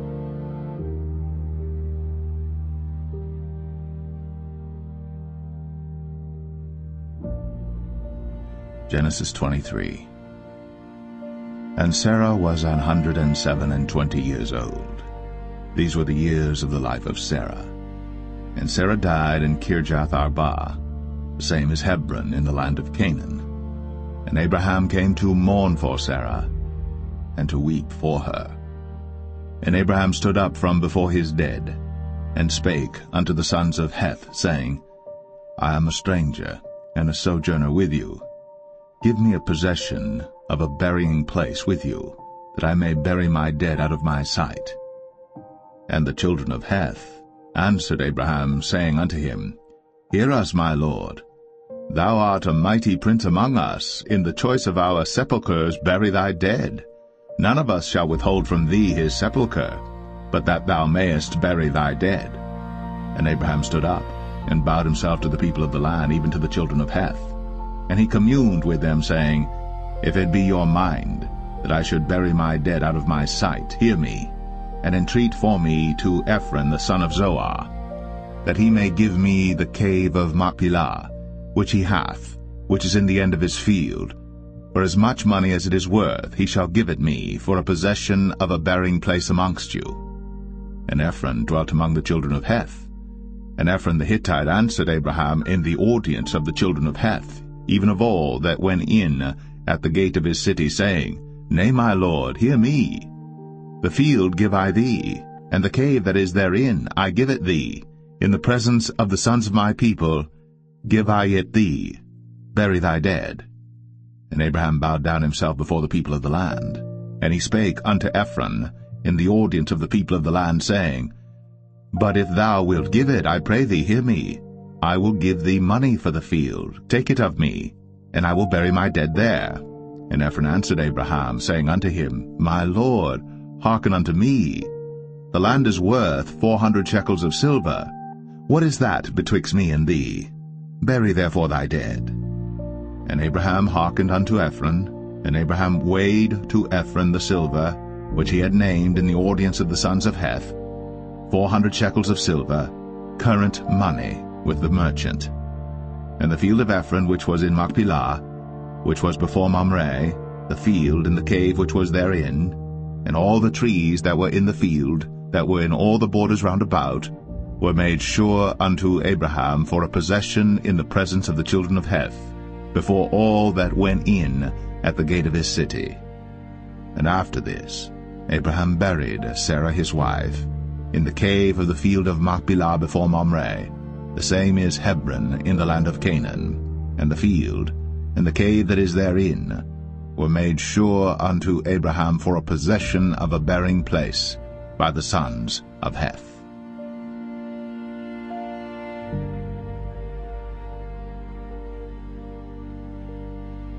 Genesis 24.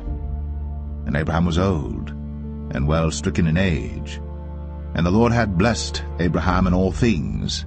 And Abraham said unto his eldest servant of his house, that ruled over all that he had, Put, I pray thee, thy hand under my thigh. And I will make thee swear by the Lord, the God of heaven, and the God of the earth, that thou shalt not take a wife unto my son of the daughters of the Canaanites, among whom I dwell. But thou shalt go unto my country, and to my kindred, and take a wife unto my son Isaac. And the servant said unto him, Peradventure the woman will not be willing to follow me unto this land. Must I needs bring thy son again unto the land from whence thou camest? And Abraham said unto him, Beware thou that thou bring not my son thither again. The Lord God of heaven, which took me from my father's house, and from the land of my kindred, and which spake unto me, and that sware unto me, saying, Unto thy seed will I give this land, he shall send his angel before thee, and thou shalt take a wife unto my son from thence. And if the woman will not be willing to follow thee, then thou shalt be clear from this my oath, only bring not my son thither again. And the servant put his hand under the thigh of Abraham his master, and sware to him concerning that matter. And the servant took 10 camels of the camels of his master, and departed, for all the goods of his master were in his hand. And he arose, and went to Mesopotamia, unto the city of Nahor. And he made his camels to kneel down without the city by a well of water, at the time of the evening, even the time that women go out to draw water. And he said, O Lord God of my master Abraham, I pray thee, send me good speed this day, and show kindness unto my master Abraham. Behold, I stand here by the well of water, and the daughters of the men of the city come out to draw water. And let it come to pass, that the damsel to whom I shall say, Let down thy pitcher, I pray thee, that I may drink. And she shall say, Drink, and I will give thy camels drink also. Let the same be she that thou hast appointed for thy servant Isaac, and thereby shall I know that thou hast shown kindness unto my master. And it came to pass, before he had done speaking, that, behold, Rebekah came out, who was born to Bethuel, son of Milcah, the wife of Nahor, Abraham's brother, with her pitcher upon her shoulder. And the damsel was very fair to look upon, a virgin, neither had any man known her. And she went down to the well, and filled her pitcher, and came up. And the servant ran to meet her, and said, Let me, I pray thee, drink a little water of thy pitcher. And she said, Drink, my lord. And she hasted, and let down her pitcher upon her hand, and gave him drink. And when she had done giving him drink, she said, I will draw water for thy camels also, until they have done drinking. And she hasted, and emptied her pitcher into the trough, and ran again unto the well to draw water, and drew for all his camels. And the man, wondering at her, held his peace, to wit whether the Lord had made his journey prosperous or not. And it came to pass, as the camels had done drinking, that the man took a golden earring of 1/2 shekel weight, and 2 bracelets for her hands of 10 shekels weight of gold, and said, Whose daughter art thou? Tell me, I pray thee. Is there room in thy father's house for us to lodge in? And she said unto him, I am the daughter of Bethuel, the son of Milcah, which she bare unto Nahor. She said moreover unto him, We have both straw and provender enough, and room to lodge in. And the man bowed down his head, and worshipped the Lord. And he said, Blessed be the Lord God of my master Abraham, who hath not left destitute my master of his mercy and his truth. I being in the way, the Lord led me to the house of my master's brethren. And the damsel ran, and told them of her mother's house these things. And Rebekah had a brother, and his name was Laban. And Laban ran out unto the man, unto the well. And it came to pass, when he saw the earring and bracelets upon his sister's hands, and when he heard the words of Rebekah his sister, saying, Thus spake the man unto me, that he came unto the man, and behold, he stood by the camels at the well. And he said, Come in, thou blessed of the Lord. Wherefore standest thou without? For I have prepared the house and room for the camels. And the man came into the house, and he ungirded his camels, and gave straw and provender for the camels, and water to wash his feet, and the men's feet that were with him. And there was set meat before him to eat, but he said, I will not eat, until I have told mine errand. And he said, Speak on. And he said, I am Abraham's servant, and the Lord hath blessed my master greatly, and he is become great, and he hath given him flocks, and herds, and silver, and gold, and menservants, and maidservants, and camels, and asses. And Sarah my master's wife bare a son to my master when she was old, and unto him hath he given all that he hath. And my master made me swear, saying, Thou shalt not take a wife to my son of the daughters of the Canaanites in whose land I dwell, but thou shalt go unto my father's house, and to my kindred, and take a wife unto my son. And I said unto my master, Peradventure the woman will not follow me. And he said unto me, The Lord before whom I walk will send his angel with thee, and prosper thy way. And thou shalt take a wife for my son of my kindred, and of my father's house. Then shalt thou be clear from this my oath, when thou comest to my kindred. And if they give not thee one, thou shalt be clear from my oath. And I came this day unto the well, and said, O Lord God of my master Abraham, if now thou do prosper my way which I go, behold, I stand by the well of water. And it shall come to pass that when the virgin cometh forth to draw water, and I say to her, Give me, I pray thee, a little water of thy pitcher to drink, and she say to me, Both drink thou, and I will also draw for thy camels, let the same be the woman whom the Lord hath appointed out for my master's son. And before I had done speaking in mine heart, behold, Rebekah came forth with her pitcher on her shoulder, and she went down unto the well, and drew water. And I said unto her, Let me drink, I pray thee. And she made haste, and let down her pitcher from her shoulder, and said, Drink, and I will give thy camels drink also. So I drank, and she made the camels drink also. And I asked her, and said, Whose daughter art thou? And she said, The daughter of Bethuel, Nahor's son, whom Milcah bare unto him. And I put the earring upon her face, and the bracelets upon her hands. And I bowed down my head, and worshipped the Lord, and blessed the Lord God of my master Abraham, which had led me in the right way to take my master's brother's daughter unto his son. And now, if ye will deal kindly and truly with my master, tell me, and if not, tell me, that I may turn to the right hand or to the left. Then Laban and Bethuel answered and said, The thing proceedeth from the Lord. We cannot speak unto thee bad or good.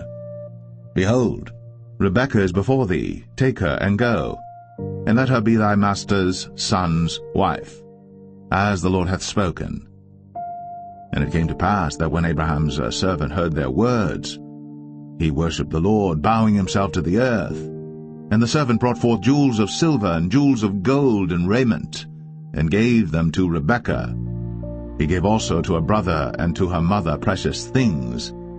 And they did eat and drink, he and the men that were with him, and tarried all night. And they rose up in the morning, and he said, Send me away unto my master.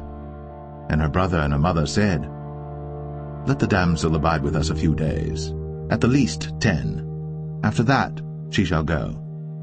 And he said unto them, Hinder me not, seeing the Lord hath prospered my way.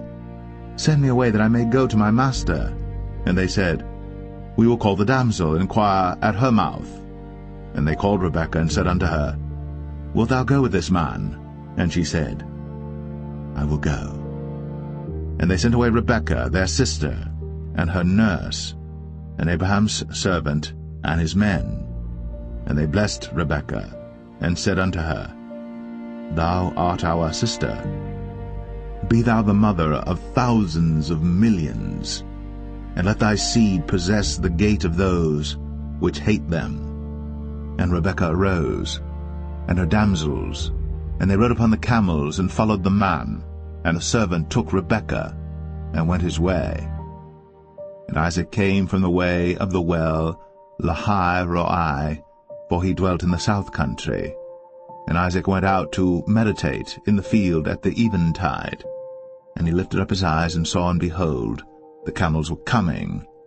And Rebekah lifted up her eyes, and when she saw Isaac, she lighted off the camel.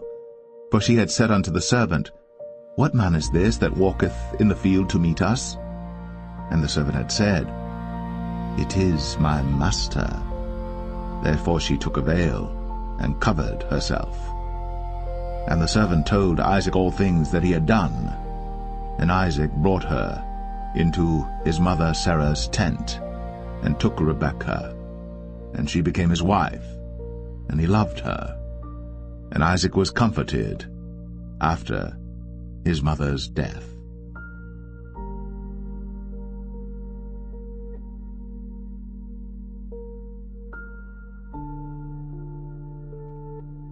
Genesis 25. Then again Abraham took a wife, and her name was Keturah, and she bare him Zimran, and Jokshan, and Medan, and Midian, and Ishbak, and Shua. And Jokshan begat Sheba and Dedan, and the sons of Dedan were Ashrim, and Letashim, and Leumim. And the sons of Midian, Ephah and Epher, and Hanok, and Abidah, and Eldaah. All these were the children of Keturah. And Abraham gave all that he had unto Isaac. But unto the sons of the concubines which Abraham had, Abraham gave gifts, and sent them away from Isaac his son while he yet lived eastward unto the east country. And these are the days of the years of Abraham's life which he lived, 160 years. Then Abraham gave up the ghost, and died in a good old age, an old man, and full of years, and was gathered to his people. And his sons Isaac and Ishmael buried him in the cave of Machpelah in the field of Ephron the son of Zoar the Hittite, which is before Mamre, the field which Abraham purchased of the sons of Heth. There was Abraham buried, and Sarah his wife. And it came to pass after the death of Abraham that God blessed his son Isaac, and Isaac dwelt by the well, Lahai Roi. Now these are the generations of Ishmael, Abraham's son, whom Hagar the Egyptian, Sarah's handmaid, bare unto Abraham. And these are the names of the sons of Ishmael, by their names according to their generations: the firstborn of Ishmael, Nebajoth, and Kedar, and Abiel, and Mibsam, and Mishma, and Dumah, and Massa, Hadar, and Tema, Jetur, Naphish, and Kedemah. These are the sons of Ishmael, and these are their names by their towns and by their castles, 12 princes according to their nations. And these are the years of the life of Ishmael, 137 years. And he gave up the ghost, and died, and was gathered unto his people. And they dwelt from Havilah unto Shur, that is before Egypt, as thou goest toward Assyria. And he died in the presence of all his brethren. And these are the generations of Isaac, Abraham's son. Abraham begat Isaac. And Isaac was 40 years old when he took Rebekah to wife, the daughter of Bethuel the Syrian of Padan Aram, the sister to Laban the Syrian. And Isaac entreated the Lord for his wife, because she was barren. And the Lord was entreated of him, and Rebekah his wife conceived.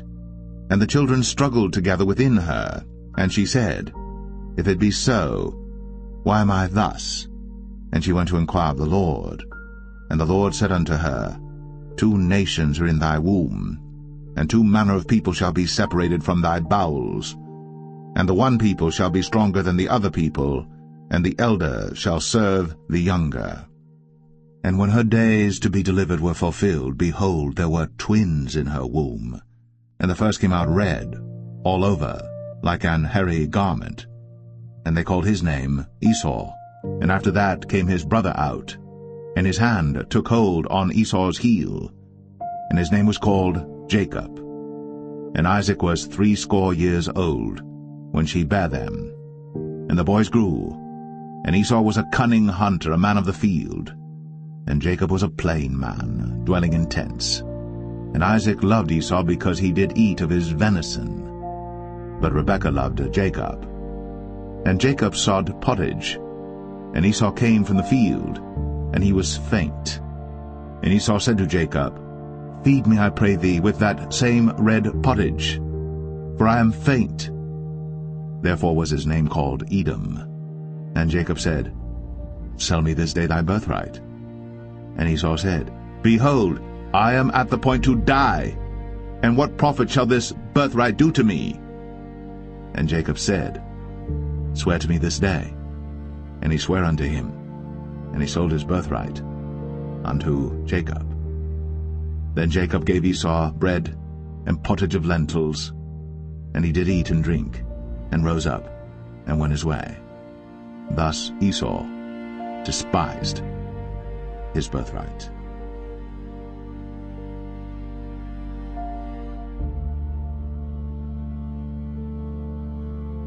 Genesis 26. And there was a famine in the land beside the first famine that was in the days of Abraham. And Isaac went unto Abimelech king of the Philistines unto Gerar. And the Lord appeared unto him, and said, Go not down into Egypt. Dwell in the land which I shall tell thee of. Sojourn in this land, and I will be with thee, and will bless thee. For unto thee and unto thy seed I will give all these countries, and I will perform the oath which I swear unto Abraham thy father. And I will make thy seed to multiply as the stars of heaven, and will give unto thy seed all these countries, and in thy seed shall all the nations of the earth be blessed, because that Abraham obeyed my voice, and kept my charge, my commandments, my statutes, and my laws. And Isaac dwelt in Gerar. And the men of the place asked him of his wife, and he said, She is my sister. For he feared to say, She is my wife, lest, said he, the men of the place should kill me for Rebekah, because she was fair to look upon. And it came to pass, when he had been there a long time, that Abimelech king of the Philistines looked out at a window, and saw, and behold, Isaac was sporting with Rebekah his wife. And Abimelech called Isaac, and said, Behold, of a surety she is thy wife. And how saidst thou, She is my sister? And Isaac said unto him, Because I said, Lest I die for her. And Abimelech said, What is this thou hast done unto us? One of the people might lightly have lain with thy wife, and thou shouldest have brought guiltiness upon us. And Abimelech charged all his people, saying, He that toucheth this man or his wife shall surely be put to death. Then Isaac sowed in that land, and received in the same year 100-fold. And the Lord blessed him. And the man waxed great, and went forward, and grew until he became very great. For he had possession of flocks, and possession of herds, and great store of servants. And the Philistines envied him. For all the wells which his father's servants had digged in the days of Abraham his father, the Philistines had stopped them, and filled them with earth. And Abimelech said unto Isaac, Go from us, for thou art much mightier than we. And Isaac departed thence, and pitched his tent in the valley of Gerar, and dwelt there. And Isaac digged again the wells of water which they had digged in the days of Abraham his father, for the Philistines had stopped them after the death of Abraham, and he called their names after the names by which his father had called them.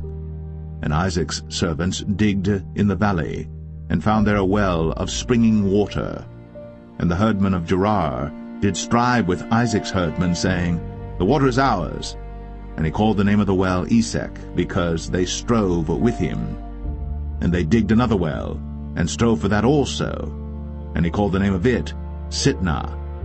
And he removed from thence, and digged another well, and for that they strove not.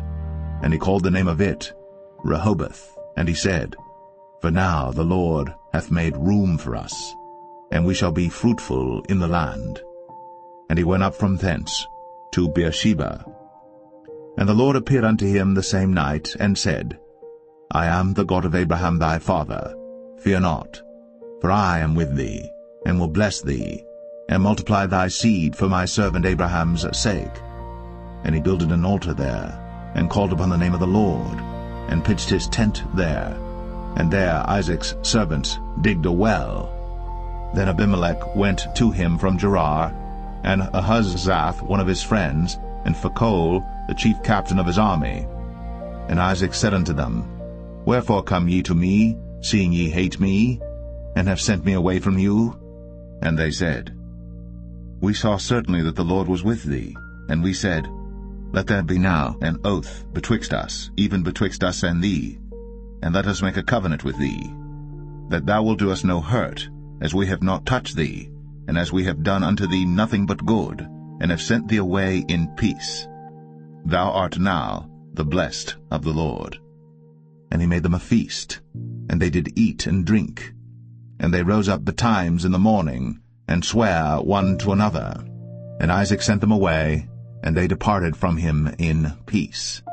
And it came to pass the same day that Isaac's servants came, and told him concerning the well which they had digged, and said unto him, We have found water. And he called it Sheba. Therefore the name of the city is Beersheba unto this day.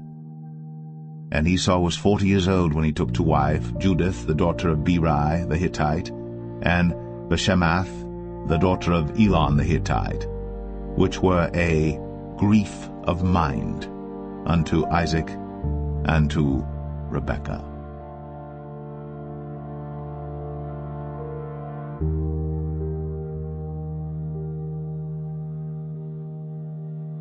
Genesis 27. And it came to pass that when Isaac was old, and his eyes were dim, so that he could not see, he called Esau his eldest son, and said unto him, My son. And he said unto him, Behold, here am I. And he said, Behold now, I am old, I know not the day of my death. Now therefore, take, I pray thee, thy weapons, thy quiver and thy bow, and go out to the field, and take me some venison, and make me savory meat, such as I love, and bring it to me, that I may eat, that my soul may bless thee before I die.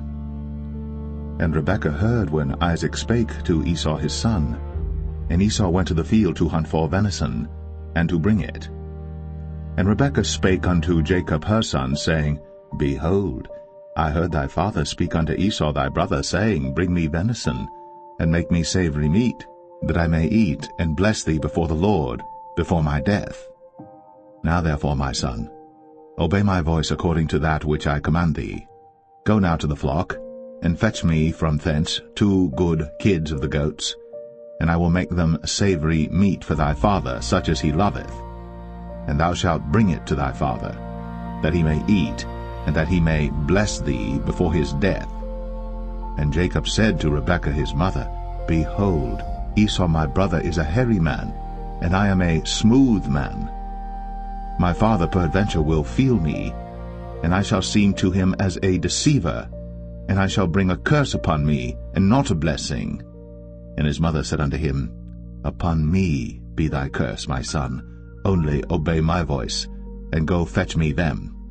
And he went, and fetched, and brought them to his mother. And his mother made savory meat such as his father loved. And Rebekah took goodly raiment of her eldest son Esau, which were with her in the house, and put them upon Jacob her younger son. And she put the skins of the kids of the goats upon his hands, and upon the smooth of his neck. And she gave the savory meat and the bread, which she had prepared, into the hand of her son Jacob. And he came unto his father, and said, My father. And he said, Here am I. Who art thou, my son? And Jacob said unto his father, I am Esau thy firstborn. I have done according as thou badest me. Arise, I pray thee, sit and eat of my venison, that thy soul may bless me. And Isaac said unto his son, How is it that thou hast found it so quickly, my son? And he said, Because the Lord thy God brought it to me. And Isaac said unto Jacob, Come near, I pray thee, that I may feel thee, my son, whether thou be my very son Esau or not. And Jacob went near unto Isaac his father, and he felt him, and said, The voice is Jacob's voice, but the hands are the hands of Esau. And he discerned him not, because his hands were hairy, as his brother Esau's hands. So he blessed him, and he said, Art thou my very son Esau? And he said, I am. And he said, Bring it near to me, and I will eat of my son's venison, that my soul may bless thee. And he brought it near to him, and he did eat. And he brought him wine, and he drank. And his father Isaac said unto him, Come near now, and kiss me, my son. And he came near, and kissed him. And he smelled the smell of his raiment, and blessed him, and said, See, the smell of my son is as the smell of a field which the Lord hath blessed.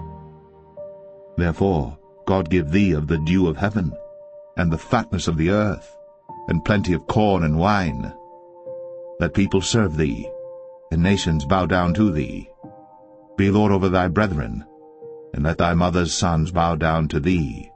Cursed be every one that curseth thee, and blessed be he that blesseth thee. And it came to pass, as soon as Isaac had made an end of blessing Jacob, and Jacob was yet scarce gone out from the presence of Isaac his father, that Esau his brother came in from his hunting. And he also had made savory meat, and brought it unto his father, and said unto his father, Let my father arise, and eat of his son's venison, that thy soul may bless me. And Isaac his father said unto him, Who art thou? And he said, I am thy son, thy firstborn, Esau. And Isaac trembled very exceedingly, and said, Who? Where is he that hath taken venison and brought it me? And I have eaten of all before thou camest, and have blessed him, yea, and he shall be blessed. And when Esau heard the words of his father, he cried with a great and exceeding bitter cry, and said unto his father, Bless me, even me also, O my father. And he said, Thy brother came with subtlety, and hath taken away thy blessing. And he said, Is not he rightly named Jacob? For he hath supplanted me these 2 times. He took away my birthright, and behold, now he hath taken away my blessing. And he said, Hast thou not reserved a blessing for me? And Isaac answered and said unto Esau, Behold, I have made him thy lord, and all his brethren have I given to him for servants, and with corn and wine have I sustained him. And what shall I do now unto thee, my son? And Esau said unto his father, Hast thou but one blessing, my father? Bless me, even me also, O my father. And Esau lifted up his voice and wept. And Isaac his father answered and said unto him, Behold, thy dwelling shall be the fatness of the earth, and of the dew of heaven from above. And by thy sword shalt thou live, and shalt serve thy brother. And it shall come to pass that when thou shalt have the dominion, that thou shalt break his yoke from off thy neck.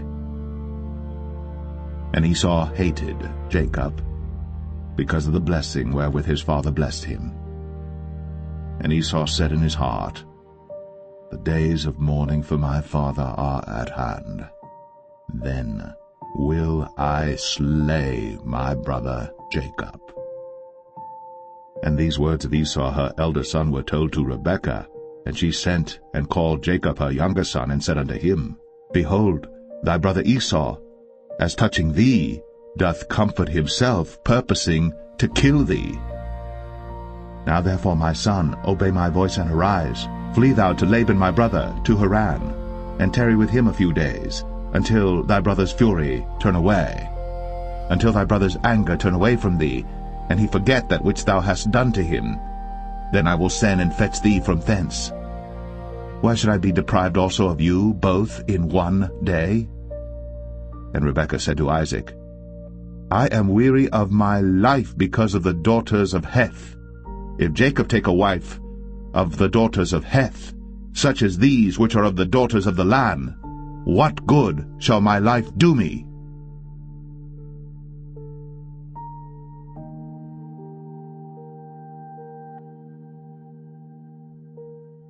Genesis 28. And Isaac called Jacob, and blessed him, and charged him, and said unto him, Thou shalt not take a wife of the daughters of Canaan. Arise, go to Padan Aram, to the house of Bethuel thy mother's father, and take thee a wife from thence of the daughters of Laban thy mother's brother.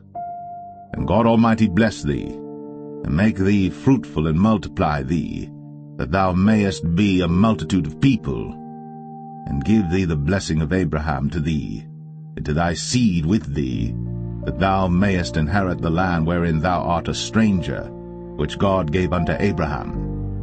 And Isaac sent away Jacob, and he went to Padan Aram unto Laban, son of Bethuel the Syrian, the brother of Rebekah, Jacob's and Esau's mother. When Esau saw that Isaac had blessed Jacob, and sent him away to Padan-aram, to take him a wife from thence, and that as he blessed him he gave him a charge, saying, Thou shalt not take a wife of the daughters of Canaan, and that Jacob obeyed his father and his mother, and was gone to Padan-aram. And Esau, seeing that the daughters of Canaan pleased not Isaac his father, then went Esau unto Ishmael, and took unto the wives which he had Mahalath, the daughter of Ishmael, Abraham's son, the sister of Nebajoth, to be his wife. And Jacob went out from Beersheba, and went toward Haran. And he lighted upon a certain place, and tarried there all night, because the sun was set. And he took of the stones of that place, and put them for his pillows, and lay down in that place to sleep. And he dreamed, and behold, a ladder set up on the earth, and the top of it reached to heaven, and behold, the angels of God ascending and descending on it. And behold, the Lord stood above it, and said, I am the Lord God of Abraham thy father, and the God of Isaac. The land whereon thou liest, to thee will I give it, and to thy seed. And thy seed shall be as the dust of the earth, and thou shalt spread abroad to the west, and to the east, and to the north, and to the south. And in thee and in thy seed shall all the families of the earth be blessed. And behold, I am with thee, and will keep thee in all places whither thou goest, and will bring thee again into this land. For I will not leave thee until I have done that which I have spoken to thee of. And Jacob awaked out of his sleep, and he said, Surely the Lord is in this place, and I knew it not. And he was afraid, and said, How dreadful is this place! This is none other but the house of God, and this is the gate of heaven. And Jacob rose up early in the morning, and took the stone that he had put for his pillows, and set it up for a pillar, and poured oil upon the top of it. And he called the name of that place Bethel, but the name of that city was called Luz at the first. And Jacob vowed a vow, saying, If God will be with me, and will keep me in this way that I go, and will give me bread to eat, and raiment to put on, so that I come again to my father's house in peace, then shall the Lord be my God. And this stone which I have set up for a pillar shall be God's house. And of all that thou shalt give me, I will surely give the 10th unto thee.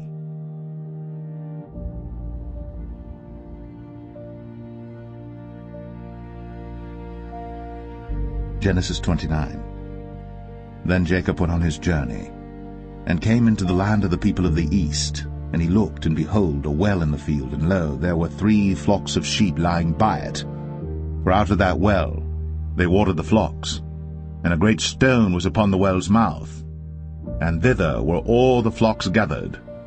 And they rolled the stone from the well's mouth, and watered the sheep, and put the stone again upon the well's mouth in his place. And Jacob said unto them, My brethren, whence be ye? And they said, Of Haran are we. And he said unto them, Know ye Laban the son of Nahor? And they said, We know him. And he said unto them, Is he well? And they said, He is well. And behold, Rachel his daughter cometh with the sheep. And he said, Lo, it is yet high day, neither is it time that the cattle should be gathered together. Water ye the sheep, and go and feed them. And they said, We cannot until all the flocks be gathered together, until they roll the stone from the well's mouth. Then we water the sheep. And while he yet spake with them, Rachel came with her father's sheep, for she kept them.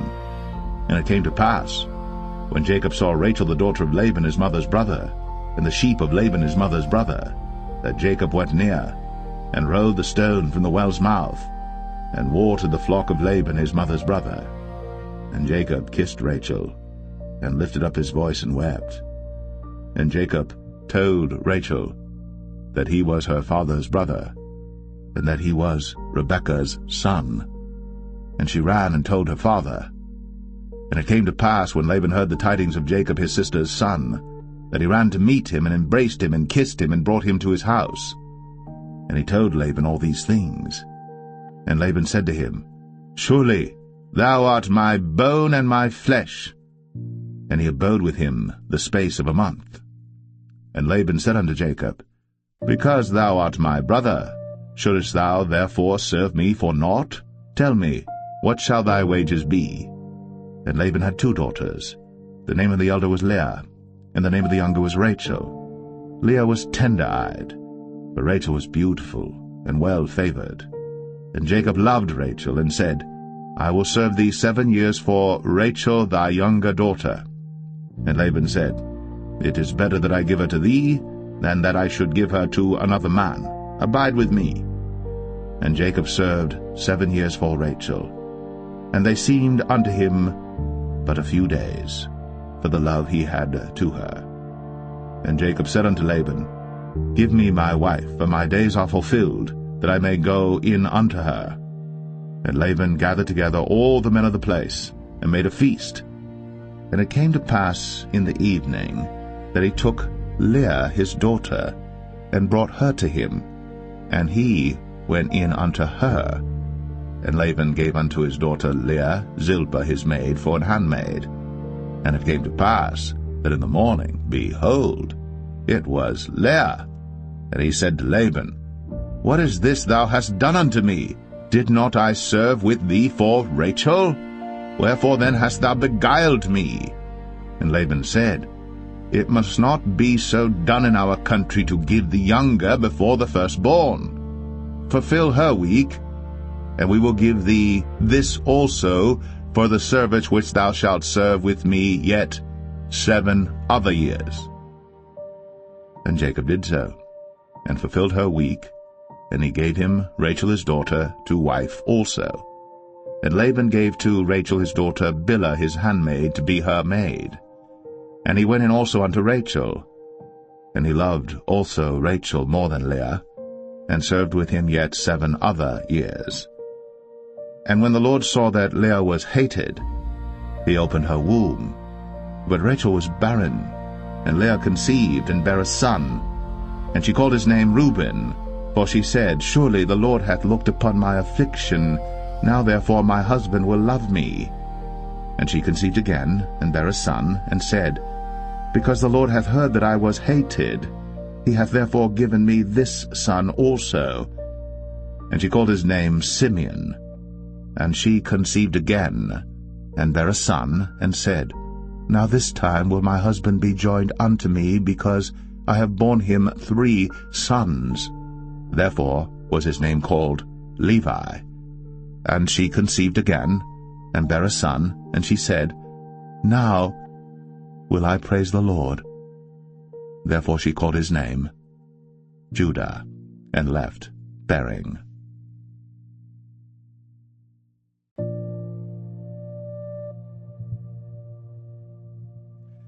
Genesis 30.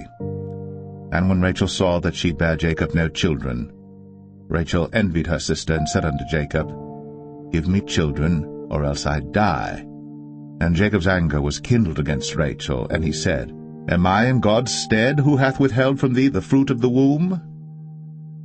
And she said, Behold my maid Bilhah, go in unto her, and she shall bear upon my knees, that I may also have children by her. And she gave him Bilhah her handmaid to wife, and Jacob went in unto her. And Bilhah conceived, and bare Jacob a son. And Rachel said, God hath judged me, and hath also heard my voice, and hath given me a son. Therefore called she his name Dan. And Bilhah Rachel's maid conceived again, and bare Jacob a second son. And Rachel said, With great wrestlings have I wrestled with my sister, and I have prevailed. And she called his name Naphtali. When Leah saw that she had left bearing, she took Zilpah her maid, and gave her Jacob to wife. And Zilpah Leah's maid bare Jacob a son. And Leah said, A troop cometh. And she called his name Gad. And Zilpah, Leah's maid, bare Jacob a second son. And Leah said, Happy am I, for the daughters will call me blessed. And she called his name Asher. And Reuben went in the days of wheat harvest, and found mandrakes in the field, and brought them unto his mother Leah. Then Rachel said to Leah, Give me, I pray thee, of thy son's mandrakes. And she said unto her, Is it a small matter that thou hast taken my husband? And wouldst thou take away my son's mandrakes also? And Rachel said, Therefore he shall lie with thee tonight, for thy son's mandrakes.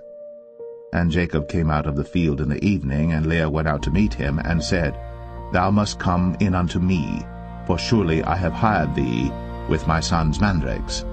And he lay with her that night. And God hearkened unto Leah, and she conceived, and bare Jacob the fifth son. And Leah said, God hath given me my hire, because I have given my maiden to my husband. And she called his name Issachar.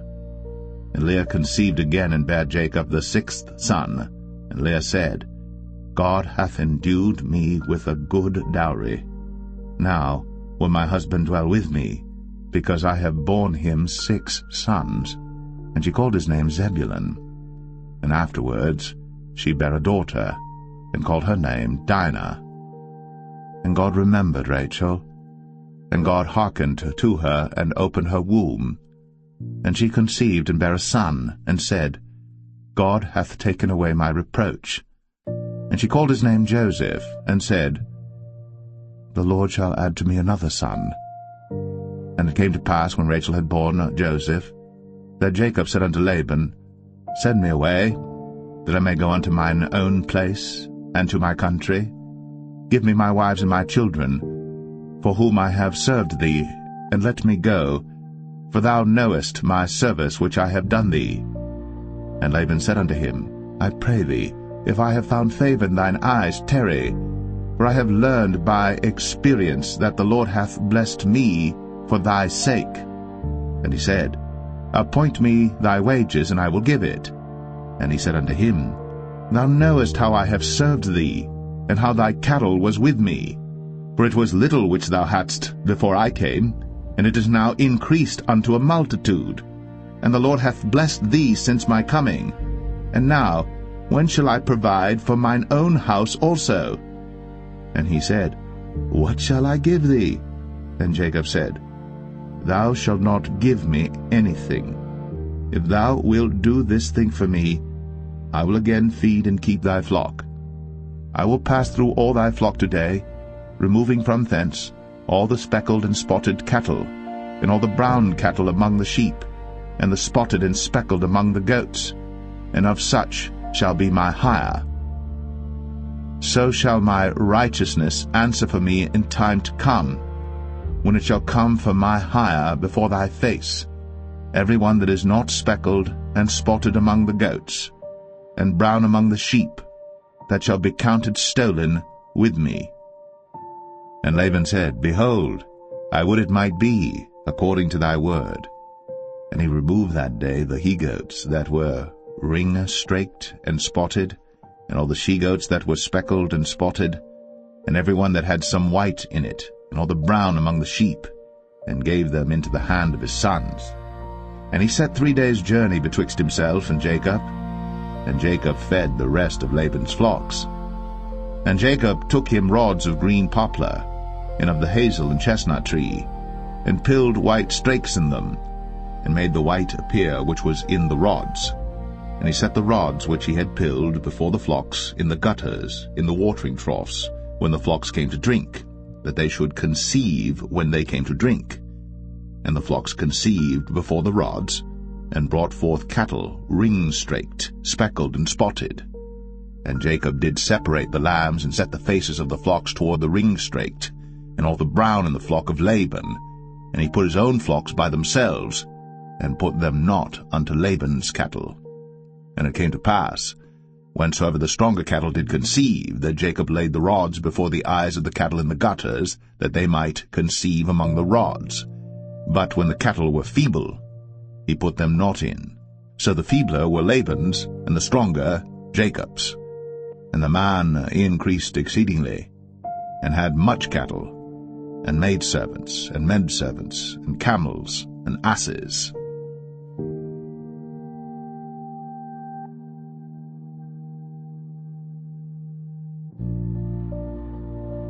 Genesis 31. And he heard the words of Laban's sons, saying, Jacob hath taken away all that was our father's, and of that which was our father's hath he gotten all this glory. And Jacob beheld the countenance of Laban, and behold, it was not toward him as before. And the Lord said unto Jacob, Return unto the land of thy fathers, and to thy kindred, and I will be with thee. And Jacob sent and called Rachel and Leah to the field unto his flock, and said unto them, I see your father's countenance, that it is not toward me as before, but the God of my father hath been with me. And ye know that with all my power I have served your father. And your father hath deceived me, and changed my wages 10 times. But God suffered him not to hurt me. If he said thus, The speckled shall be thy wages, then all the cattle bear speckled. And if he said thus, The ringstraked shall be thy hire, then bear all the cattle ringstraked. Thus God hath taken away the cattle of your father, and given them to me. And it came to pass at the time that the cattle conceived, that I lifted up mine eyes, and saw in a dream, and behold, the rams which leaped upon the cattle were ringstraked, speckled, and grizzled. And the angel of God spake unto me in a dream, saying, Jacob. And I said, Here am I. And he said, Lift up now thine eyes, and see all the rams which leap upon the cattle are ringstraked, speckled, and grizzled. For I have seen all that Laban doeth unto thee. I am the God of Bethel, where thou anointest the pillar, and where thou vowest a vow unto me. Now arise, get thee out from this land, and return unto the land of thy kindred. And Rachel and Leah answered and said unto him, Is there yet any portion or inheritance for us in our father's house? Are we not counted of him strangers? For he hath sold us, and hath quite devoured also our money. For all the riches which God hath taken from our father, that is ours and our children's. Now then, whatsoever God hath said unto thee, do. Then Jacob rose up, and set his sons and his wives upon camels. And he carried away all his cattle, and all his goods which he had gotten, the cattle of his getting which he had gotten in Padan Aram, for to go to Isaac his father in the land of Canaan. And Laban went to shear his sheep, and Rachel had stolen the images that were her father's. And Jacob stole away unawares to Laban the Syrian, in that he told him not that he fled. So he fled with all that he had, and he rose up and passed over the river, and set his face toward the Mount Gilead. And it was told Laban on the 3rd day that Jacob was fled. And he took his brethren with him, and pursued after him 7 days' journey. And they overtook him in the Mount Gilead. And God came to Laban the Syrian in a dream by night, and said unto him, Take heed that thou speak not to Jacob either good or bad. Then Laban overtook Jacob. Now Jacob had pitched his tent in the mount, and Laban with his brethren pitched in the Mount of Gilead. And Laban said to Jacob, What hast thou done, that thou hast stolen away unawares to me, and carried away my daughters as captives taken with the sword? Wherefore didst thou flee away secretly, and steal away from me, and didst not tell me, that I might have sent thee away with mirth, and with songs, with tabret, and with harp, and hast not suffered me to kiss my sons and my daughters? Thou hast now done foolishly in so doing. It is in the power of my hand to do you hurt. But the God of your father spake unto me yesternight, saying, Take thou heed that thou speak not to Jacob either good or bad.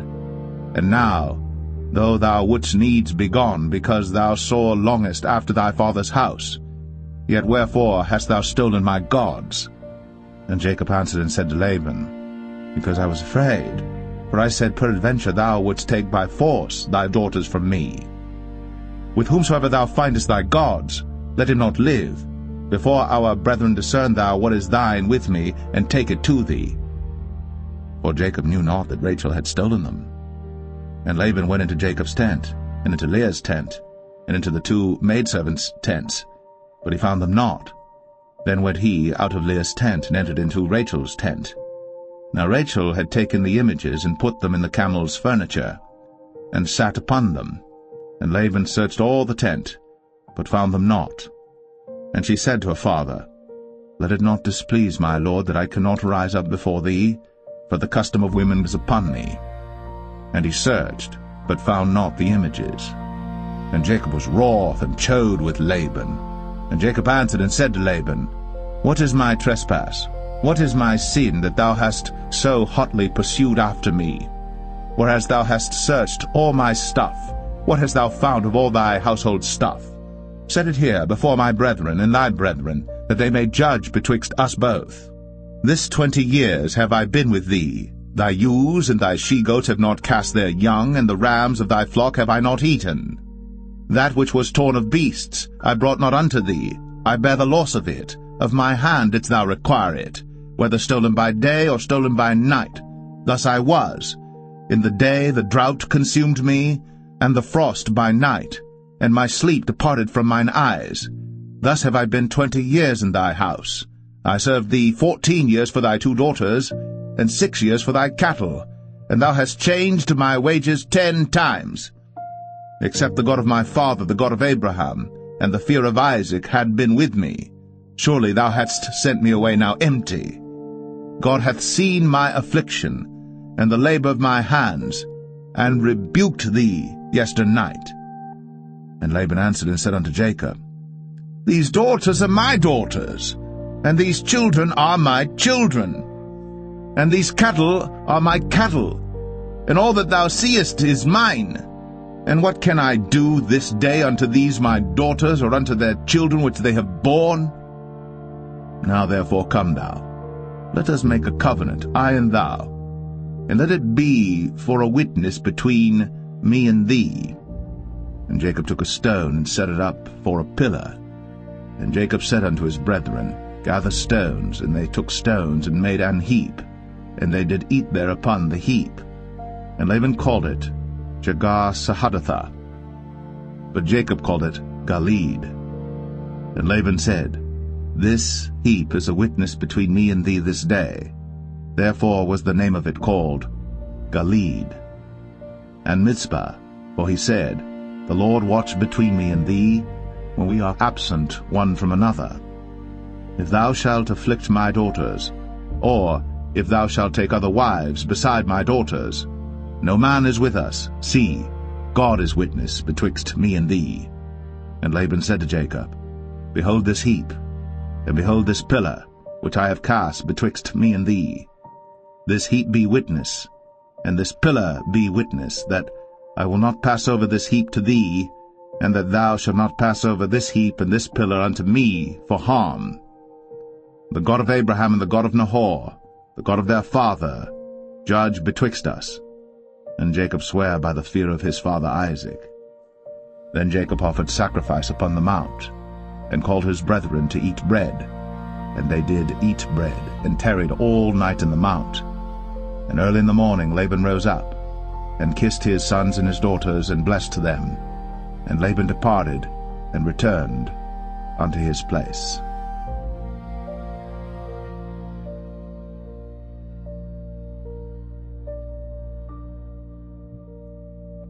Genesis 32. And Jacob went on his way, and the angels of God met him. And when Jacob saw them, he said, This is God's host. And he called the name of that place Mahanaim. And Jacob sent messengers before him to Esau his brother unto the land of Seir, the country of Edom.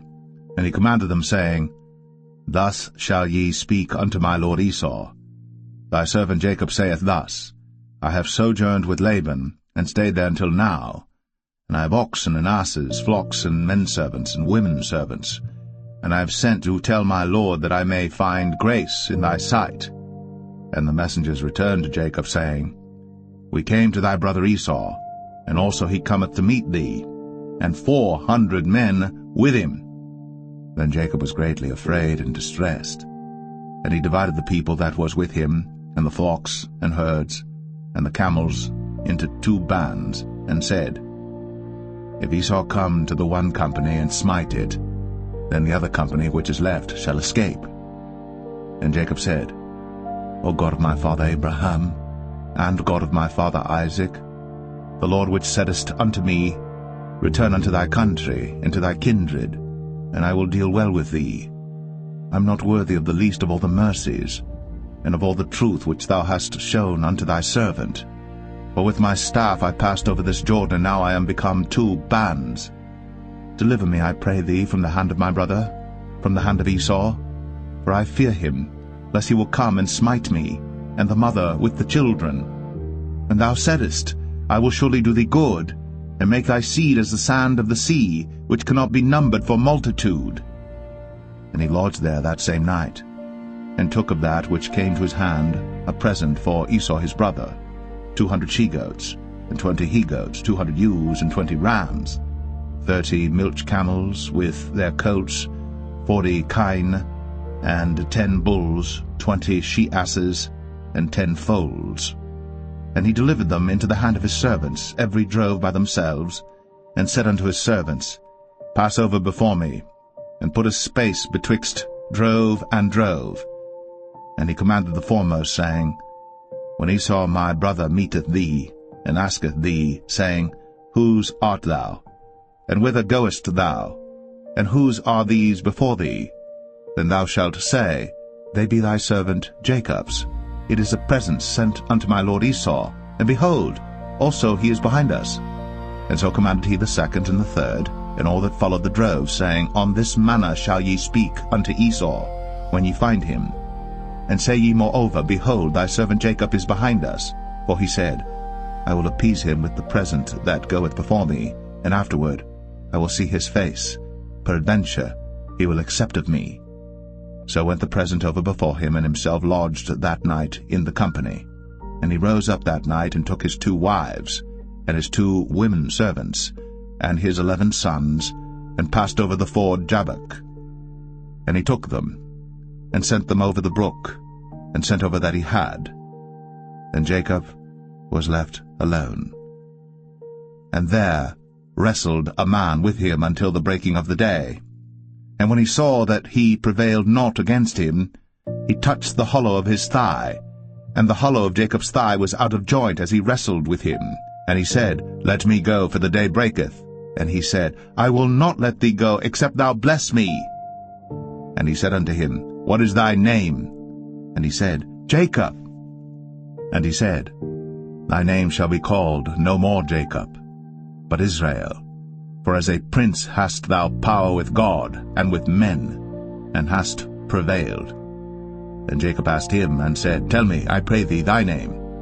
And he said, Wherefore is it that thou dost ask after my name? And he blessed him there. And Jacob called the name of the place Peniel, for I have seen God face to face, and my life is preserved. And as he passed over Penuel, the sun rose upon him, and he halted upon his thigh. Therefore the children of Israel eat not of the sinew which shrank, which is upon the hollow of the thigh, unto this day, because he touched the hollow of Jacob's thigh in the sinew that shrank.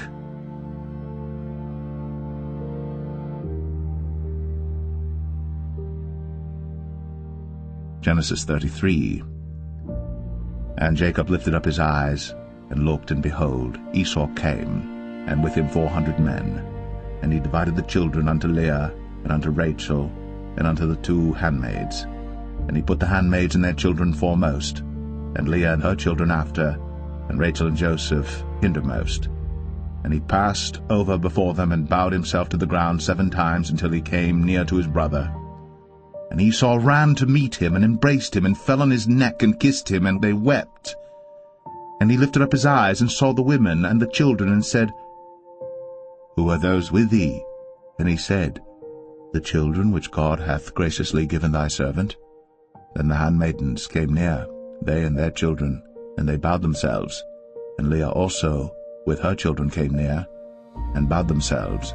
And after came Joseph near, and Rachel, and they bowed themselves. And he said, What meanest thou by all this drove which I met? And he said, These are to find grace in the sight of my Lord. And Esau said, I have enough, my brother, keep that thou hast unto thyself.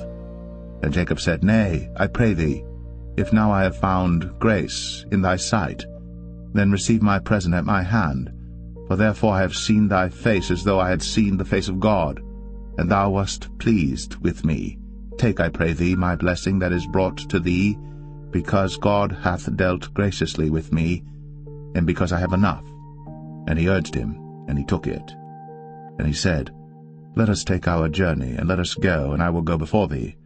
And he said unto him, My Lord knoweth that the children are tender, and the flocks and herds with young are with me.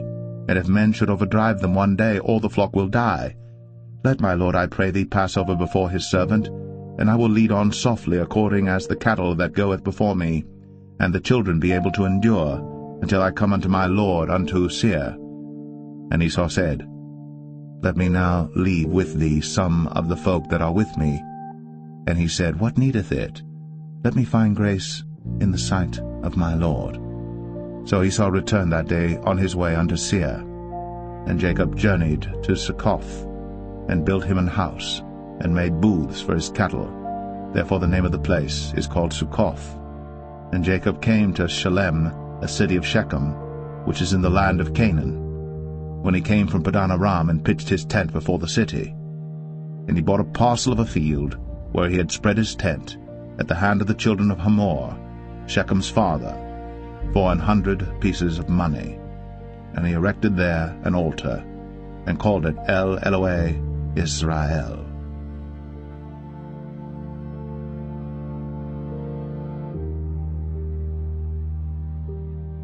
Genesis 34. And Dinah the daughter of Leah, which she bare unto Jacob, went out to see the daughters of the land. And when Shechem, the son of Hamor the Hivite, prince of the country, saw her, he took her, and lay with her, and defiled her. And his soul clave unto Dinah the daughter of Jacob, and he loved the damsel, and spake kindly unto the damsel. And Shechem spake unto his father Hamor, saying, Get me this damsel to wife. And Jacob heard that he had defiled Dinah his daughter. Now his sons were with his cattle in the field, and Jacob held his peace until they were come. And Hamor the father of Shechem went out unto Jacob to commune with him. And the sons of Jacob came out of the field when they heard it, and the men were grieved, and they were very wroth, because he had wrought folly in Israel, in lying with Jacob's daughter, which thing ought not to be done.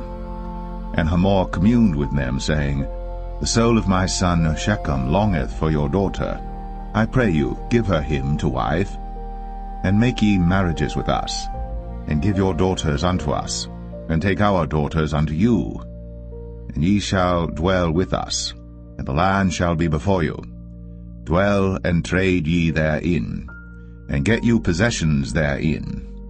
And Shechem said unto her father and unto her brethren, Let me find grace in your eyes, and what ye shall say unto me I will give. Ask me never so much dowry and gift, and I will give according as ye shall say unto me. But give me the damsel to wife.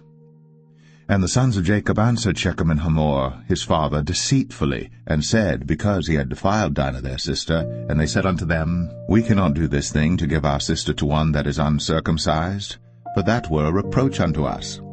But in this will we consent unto you. If ye will be as we be, that every male of you be circumcised, then will we give our daughters unto you, and we will take your daughters to us, and we will dwell with you, and we will become one people. But if ye will not hearken unto us to be circumcised, then we will take our daughter, and we will be gone. And their words pleased Hamor and Shechem, Hamor's son. And the young man deferred not to do the thing, because he had delight in Jacob's daughter, and he was more honorable than all the house of his father. And Hamor and Shechem his son came unto the gate of their city, and communed with the men of their city, saying, These men are peaceable with us. Therefore let them dwell in the land, and trade therein. For the land, behold, it is large enough for them. Let us take their daughters to us for wives, and let us give them our daughters. Only herein will the men consent unto us, for to dwell with us, to be one people, if every male among us be circumcised, as they are circumcised. Shall not their cattle and their substance and every beast of theirs be ours? Only let us consent unto them, and they will dwell with us. And unto Hamor and unto Shechem his son hearkened all that went out of the gate of his city, and every male was circumcised, all that went out of the gate of his city. And it came to pass on the 3rd day, when they were sore, that 2 of the sons of Jacob, Simeon and Levi, Dinah's brethren, took each man his sword, and came upon the city boldly, and slew all the males. And they slew Hamor and Shechem his son with the edge of the sword, and took Dinah out of Shechem's house, and went out. The sons of Jacob came upon the slain, and spoiled the city, because they had defiled their sister. They took their sheep and their oxen, and their asses, and that which was in the city, and that which was in the field, and all their wealth, and all their little ones, and their wives took they captive, and spoiled even all that was in the house. And Jacob said to Simeon and Levi, Ye have troubled me to make me to stink among the inhabitants of the land, among the Canaanites and the Perizzites. And I, being few in number, they shall gather themselves together against me, and slay me, and I shall be destroyed, I and my house. And they said, Should he deal with our sister as with an harlot?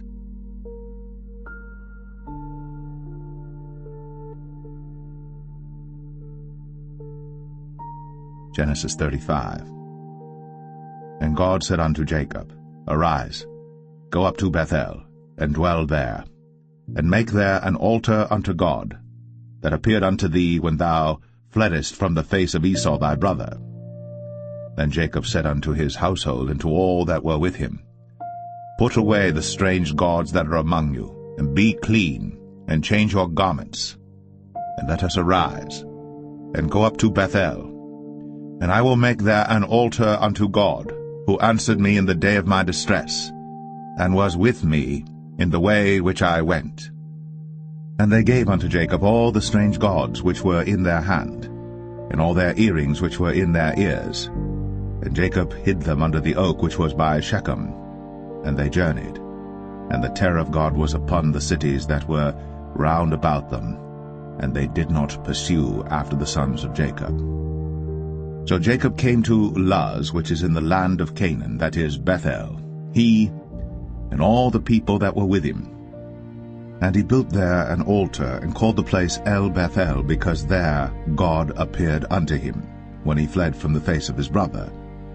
But Deborah, Rebekah's nurse, died, and she was buried beneath Bethel, under an oak. And the name of it was called Elon Bar-Koth. And God appeared unto Jacob again when he came out of Padan Aram, and blessed him. And God said unto him, Thy name is Jacob. Thy name shall not be called any more Jacob, but Israel shall be thy name. And he called his name Israel. And God said unto him, I am God Almighty. Be fruitful and multiply.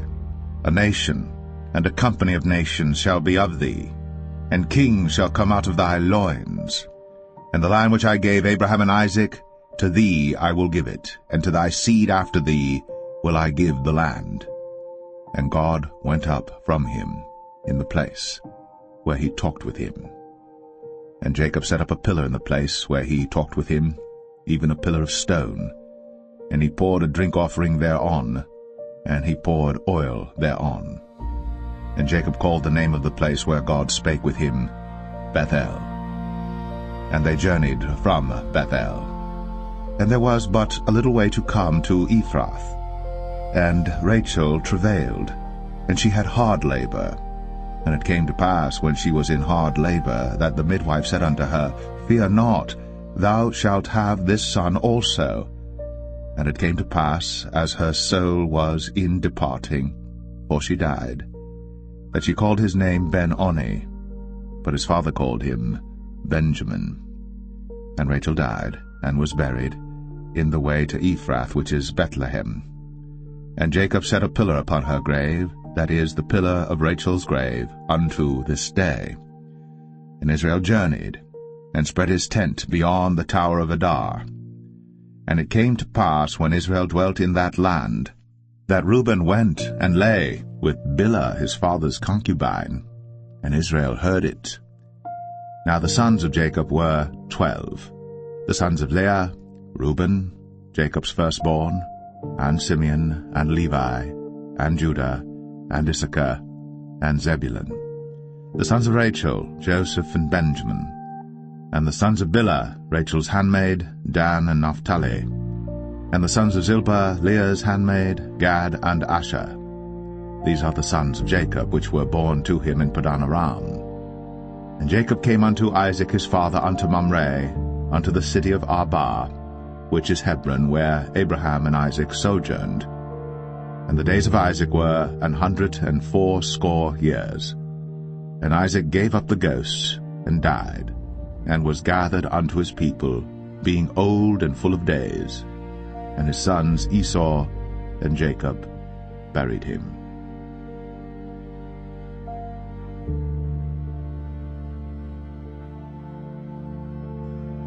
Genesis 36. Now these are the generations of Esau, who is Edom.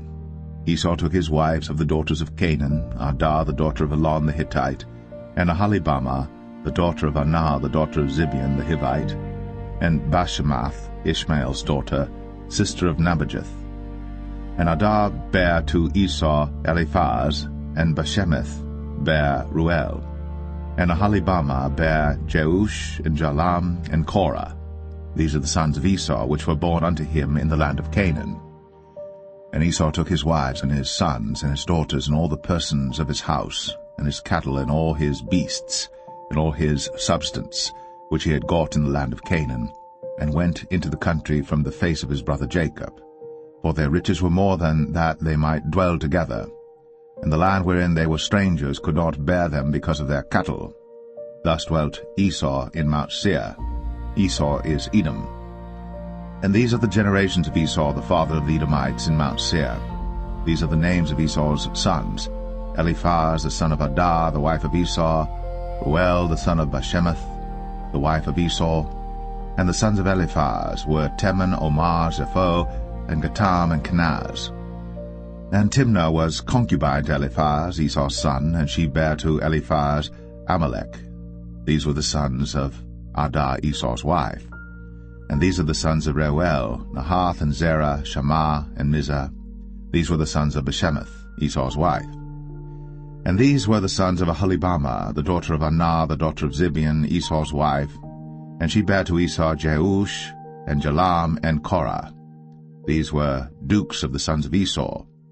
The sons of Eliphaz, the firstborn son of Esau: Duke Teman, Duke Omar, Duke Zepho, Duke Kenaz, Duke Korah, Duke Gatam, and Duke Amalek. These are the dukes that came of Eliphaz in the land of Edom. These were the sons of Adah. And these are the sons of Reuel, Esau's son: Duke Nahath, Duke Zerah, Duke Shammah, Duke Mizah. These are the dukes that came of Reuel in the land of Edom. These are the sons of Bashemath, Esau's wife. And these are the sons of Aholibamah, Esau's wife: Duke Jeush, Duke Jalam, Duke Korah. These were the dukes that came of Aholibamah, the daughter of Anah, Esau's wife. These are the sons of Esau, who is Edom, and these are their dukes. These are the sons of Seir the Horite, who inhabited the land: Lotan, and Shobal, and Zibeon, and Anah, and Dishon, and Ezer, and Dishan. These are the dukes of the Horites, the children of Seir in the land of Edom. And the children of Lotan were Horai and Hemam, and Lotan's sister was Timnah. And the children of Shobal were these: Alvan, and Manahath, and Ebal, Shapho, and Onam. And these are the children of Zibeon, both Ajah and Anah. This was that Anah that found the mules in the wilderness, as he fed the asses of Zibeon his father. And the children of Anah were these: Dishon, and Aholibamah the daughter of Anah. And these are the children of Dishon: Hemdan, and Eshban, and Ithran, and Cheran. The children of Ezer are these: Bilhan, and Zavan, and Akan. The children of Dishan are these: Uz and Aran.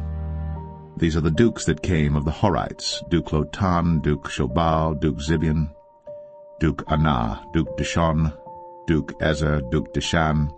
These are the dukes that came of Horai among their dukes in the land of Seir.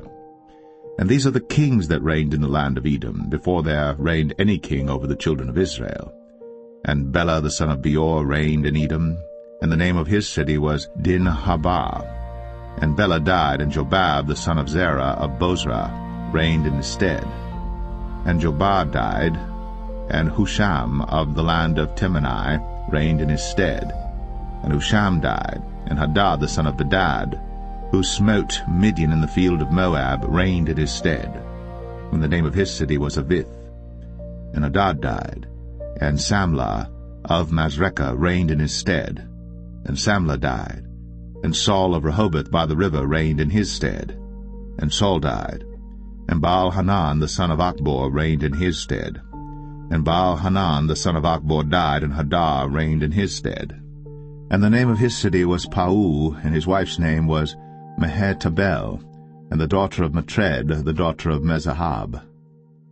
And these are the names of the dukes that came of Esau according to their families after their places by their names: Duke Timnah, Duke Alvah, Duke Jetheth, Duke Aholibama, Duke Elah, Duke Pinon, Duke Kenaz, Duke Taman, Duke Mibsar, Duke Magdiel, Duke Aram. These be the dukes of Edom, according to their habitations in the land of their possession. He is Esau, the father of the Edomites.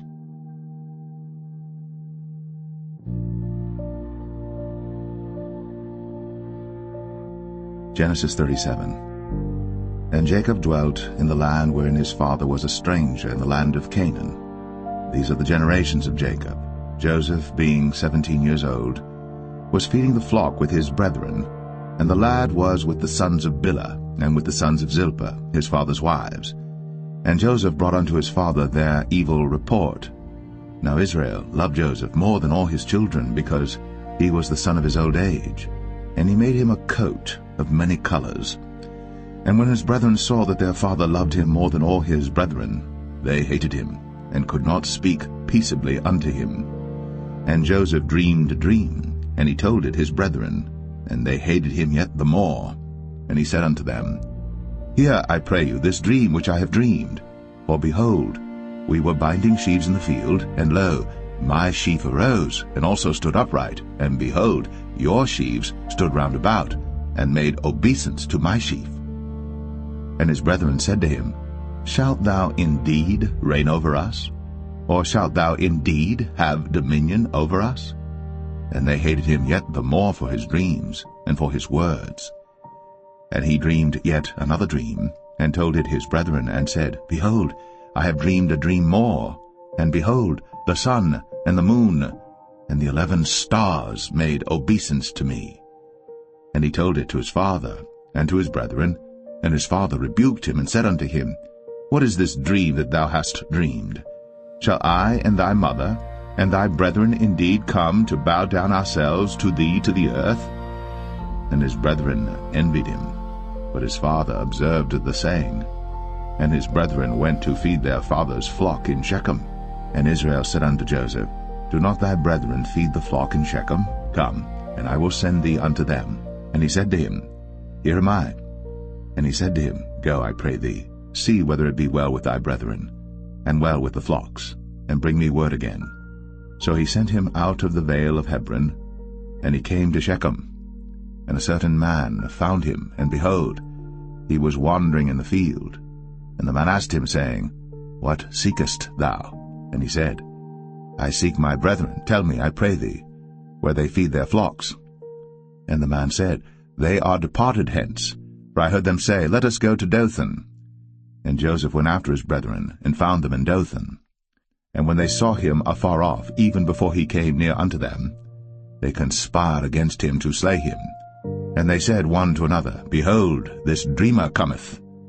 Come now, therefore, and let us slay him, and cast him into some pit. And we will say, Some evil beast hath devoured him, and we shall see what will become of his dreams. And Reuben heard it, and he delivered him out of their hands, and said, Let us not kill him. And Reuben said unto them, Shed no blood, but cast him into this pit that is in the wilderness, and lay no hand upon him, that he might rid him out of their hands, to deliver him to his father again. And it came to pass, when Joseph was come unto his brethren, that they stripped Joseph out of his coat of many colors that was on him, and they took him, and cast him into a pit. And the pit was empty, there was no water in it.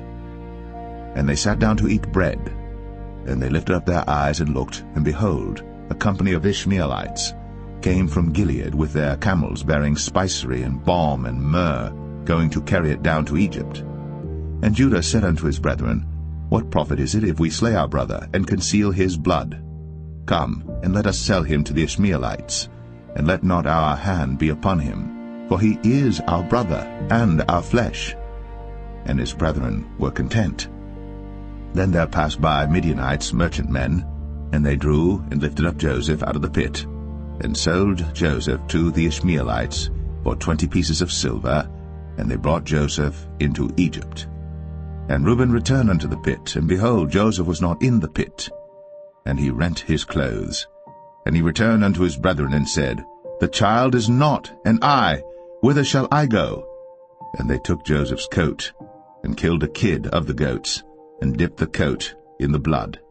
And they sent the coat of many colors, and they brought it to their father, and said, This have we found. Know now whether it be thy son's coat or no. And he knew it, and said, It is my son's coat. An evil beast hath devoured him.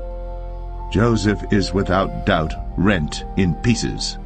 And Jacob rent his clothes, and put sackcloth upon his loins, and mourned for his son many days. And all his sons and all his daughters rose up to comfort him. But he refused to be comforted, and he said, For I will go down into the grave unto my son mourning. Thus his father wept for him. And the Midianites sold him into Egypt unto Potiphar, an officer of Pharaoh's, and captain of the guard.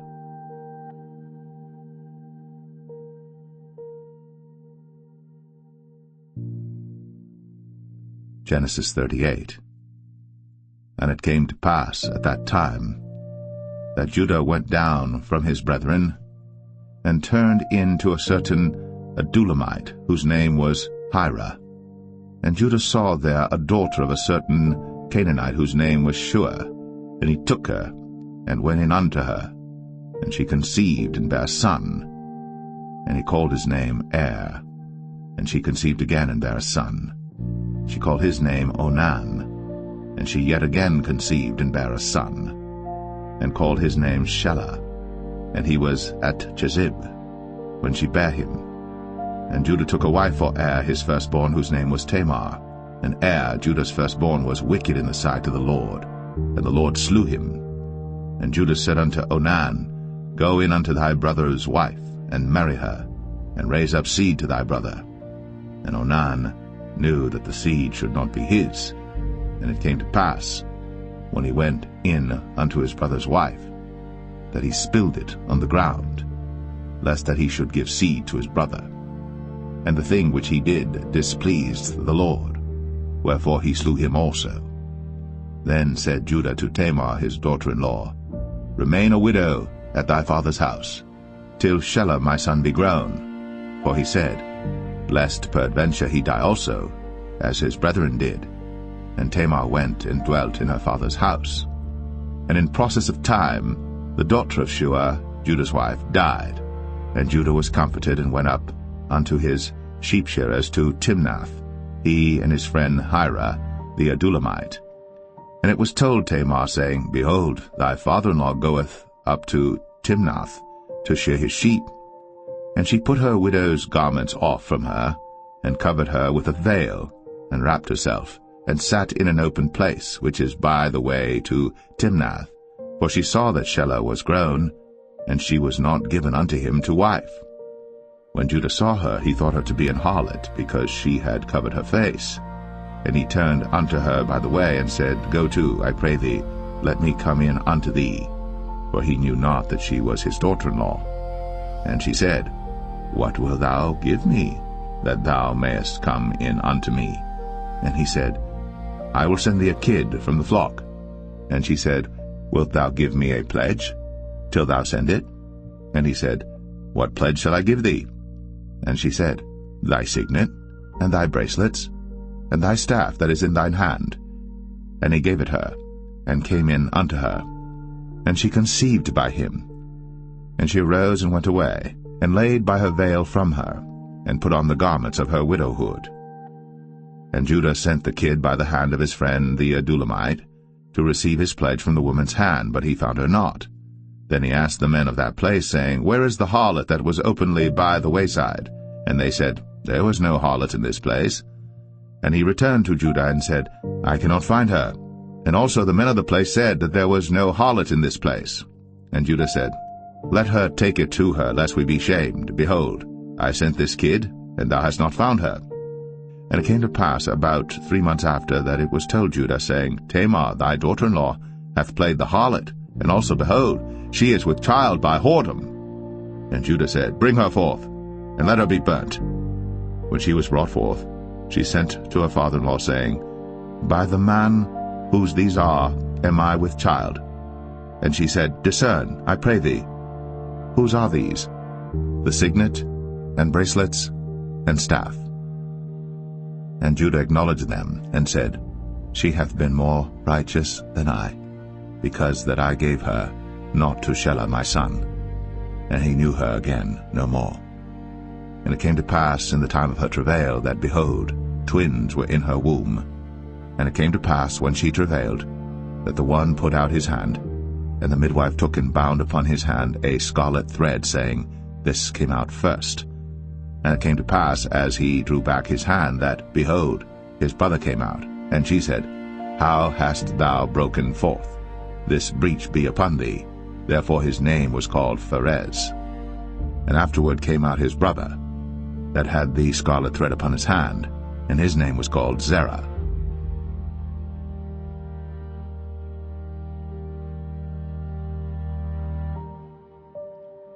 Genesis 39. And Joseph was brought down to Egypt, and Potiphar, an officer of Pharaoh, captain of the guard, an Egyptian, bought him of the hands of the Ishmaelites, which had brought him down thither. And the Lord was with Joseph, and he was a prosperous man. And he was in the house of his master the Egyptian. And his master saw that the Lord was with him, and that the Lord made all that he did to prosper in his hand. And Joseph found grace in his sight, and he served him, and he made him overseer over his house. And all that he had he put into his hand. And it came to pass from the time that he had made him overseer in his house, and over all that he had, that the Lord blessed the Egyptian's house for Joseph's sake. And the blessing of the Lord was upon all that he had in the house and in the field. And he left all that he had in Joseph's hand. And he knew not aught he had, save the bread which he did eat. And Joseph was a goodly person, and well-favored. And it came to pass after these things, that his master's wife cast her eyes upon Joseph, and she said, Lie with me. But he refused, and said unto his master's wife, Behold, my master wotteth not what is with me in the house, and he hath committed all that he hath to my hand. There is none greater in this house than I, neither hath he kept back anything from me but thee, because thou art his wife. How then can I do this great wickedness and sin against God? And it came to pass, as she spake to Joseph day by day, that he hearkened not unto her, to lie by her, or to be with her. And it came to pass about this time, that Joseph went into the house to do his business, and there was none of the men of the house there within. And she caught him by his garment, saying, Lie with me. And he left his garment in her hand, and fled, and got him out. And it came to pass, when she saw that he had left his garment in her hand, and was fled forth, that she called unto the men of her house, and spake unto them, saying, See, he hath brought in an Hebrew unto us to mock us. He came in unto me to lie with me, and I cried with a loud voice. And it came to pass, when he heard that I lifted up my voice and cried, that he left his garment with me, and fled, and got him out. And she laid up his garment by her, until his lord came home. And she spake unto him according to these words, saying, The Hebrew servant which thou hast brought unto us came in unto me to mock me. And it came to pass, as I lifted up my voice and cried, that he left his garment with me, and fled out. And it came to pass, when his master heard the words of his wife, which she spake unto him, saying, After this manner did thy servant to me, that his wrath was kindled. And Joseph's master took him, and put him into the prison, a place where the king's prisoners were bound. and he was there in the prison. But the Lord was with Joseph, and showed him mercy, and gave him favor in the sight of the keeper of the prison. And the keeper of the prison committed to Joseph's hand all the prisoners that were in the prison, and whatsoever they did there, he was the doer of it. The keeper of the prison looked not to anything that was under his hand, because the Lord was with him, and that which he did, the Lord made it to prosper.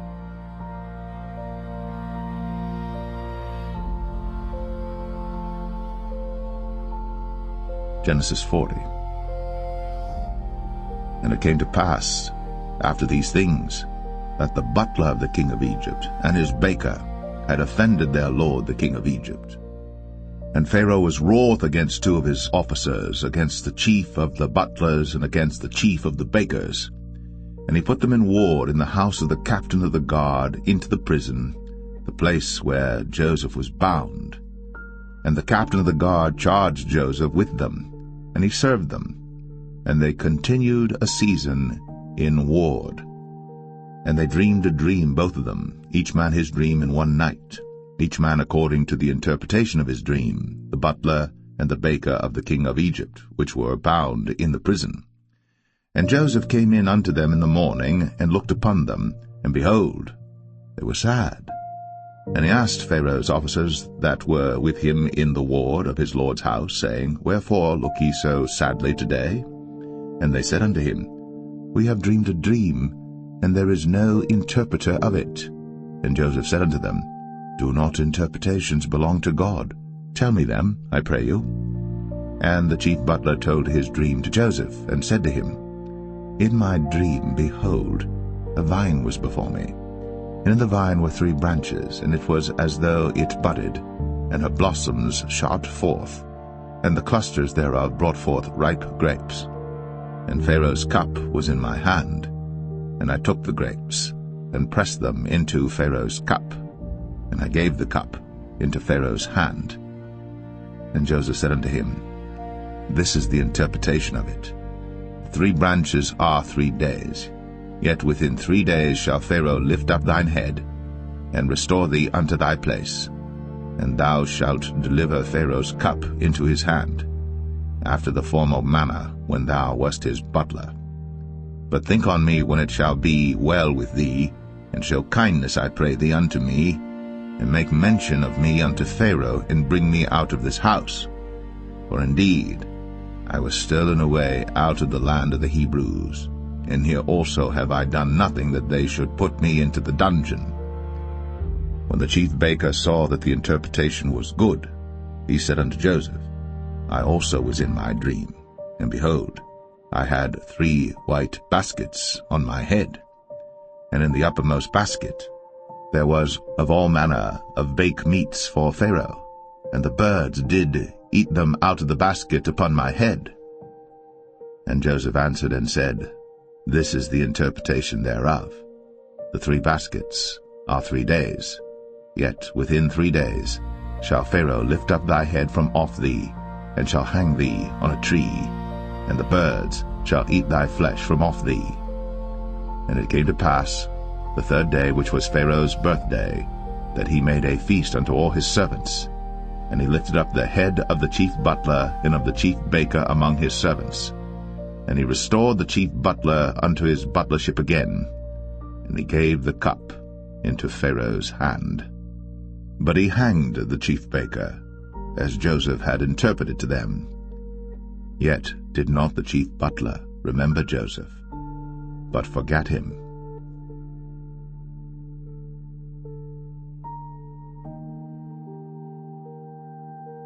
Genesis 41. And it came to pass at the end of 2 full years, that Pharaoh dreamed, and behold, he stood by the river. And behold, there came up out of the river 7 well-favored kine and fat-fleshed, and they fed in a meadow. And behold, 7 other kine came up after them out of the river, ill-favored and lean-fleshed, and stood by the other kine upon the brink of the river. And the ill-favored and lean-fleshed kine did eat up the 7 well-favored and fat kine.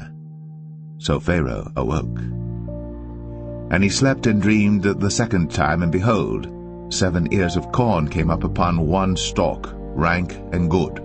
And behold, 7 thin ears, and blasted with the east wind, sprung up after them. And the 7 thin ears devoured the 7 rank and full ears. And Pharaoh awoke, and behold, it was a dream. And it came to pass in the morning that his spirit was troubled, and he sent and called for all the magicians of Egypt, and all the wise men thereof. And Pharaoh told them his dream, but there was none that could interpret them unto Pharaoh.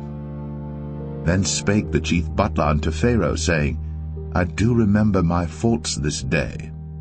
Pharaoh was wroth with his servants, and put me in ward of the captain of the guard's house, both me and the chief baker. And we dreamed a dream in one night, I and he. We dreamed each man according to the interpretation of his dream. And there was there with us a young man, an Hebrew, servant to the captain of the guard. And we told him, and he interpreted to us our dreams. To each man according to his dream he did interpret. And it came to pass, as he interpreted to us, so it was. Me he restored unto mine office, and him he hanged. Then Pharaoh sent and called Joseph, and they brought him hastily out of the dungeon. And he shaved himself, and changed his raiment, and came in unto Pharaoh. And Pharaoh said unto Joseph, I have dreamed a dream, and there is none that can interpret it. And I have heard say of thee, that thou canst understand a dream to interpret it. And Joseph answered Pharaoh, saying, It is not in me. God shall give Pharaoh an answer of peace. And Pharaoh said unto Joseph, In my dream, behold, I stood upon the bank of the river, and behold, there came up out of the river 7 kine, fat-fleshed, and well-favored, and they fed in a meadow, and behold, 7 other kine came up after them, poor, and very ill-favored, and lean-fleshed, such as I never saw in all the land of Egypt for badness. And the lean and the ill-favored kine did eat up the first 7 fat kine. And when they had eaten them up, it could not be known that they had eaten them, but they were still ill-favored, as at the beginning. So I awoke. And I saw in my dream, and behold, 7 ears came up in one stalk, full and good. And behold, 7 ears withered, thin, and blasted with the east wind, sprung up after them. And the thin ears devoured the 7 good ears. And I told this unto the magicians, but there was none that could declare it to me. And Joseph said unto Pharaoh, The dream of Pharaoh is one. God hath shown Pharaoh what he is about to do. The 7 good kine are 7 years, and the 7 good ears are 7 years. The dream is one. And the 7 thin and ill-favored kine that came up after them are 7 years, and the 7 empty ears blasted with the east wind shall be 7 years of famine. This is the thing which I have spoken unto Pharaoh. What God is about to do, he showeth unto Pharaoh. Behold, there come 7 years of great plenty throughout all the land of Egypt, and there shall arise after them 7 years of famine, and all the plenty shall be forgotten in the land of Egypt, and the famine shall consume the land, and the plenty shall not be known in the land by reason of that famine following, for it shall be very grievous. And for that the dream was doubled unto Pharaoh twice. It is because the thing is established by God, and God will shortly bring it to pass. Now therefore let Pharaoh look out a man discreet and wise, and set him over the land of Egypt. Let Pharaoh do this, and let him appoint officers over the land, and take up the 5th part of the land of Egypt in the 7 plenteous years, and let them gather all the food of those good years that come, and lay up corn under the hand of Pharaoh, and let them keep food in the cities. And that food shall be for store to the land against the 7 years of famine, which shall be in the land of Egypt, that the land perish not through the famine. And the thing was good in the eyes of Pharaoh, and in the eyes of all his servants. And Pharaoh said unto his servants, Can we find such a one as this is, a man in whom the Spirit of God is?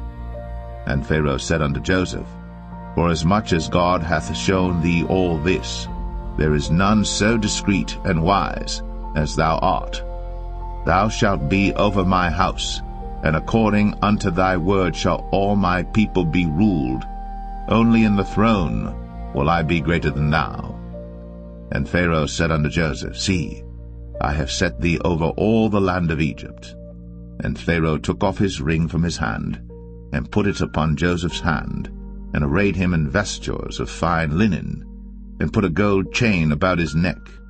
And he made him to ride in the second chariot which he had.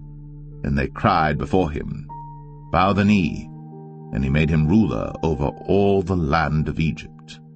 And Pharaoh said unto Joseph, I am Pharaoh, and without thee shall no man lift up his hand or foot in all the land of Egypt.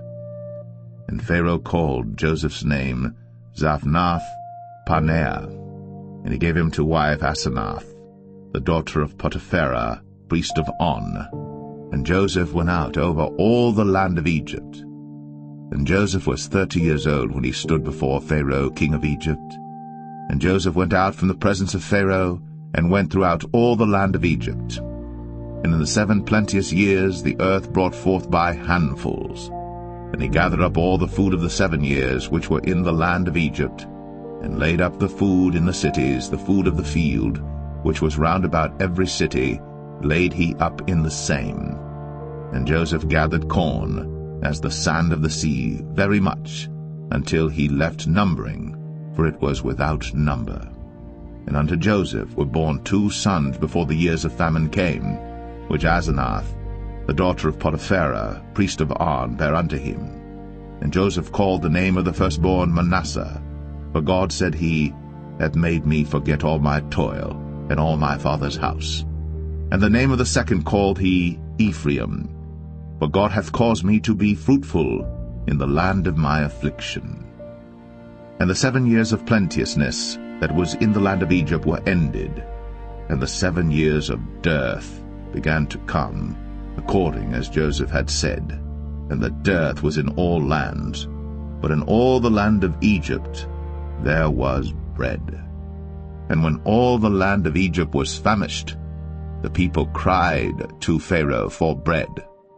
And Pharaoh said unto all the Egyptians, Go unto Joseph, what he saith to you, do. And the famine was over all the face of the earth. And Joseph opened all the storehouses, and sold unto the Egyptians, and the famine waxed sore in the land of Egypt. And all countries came into Egypt to Joseph for to buy corn, because that the famine was so sore in all lands.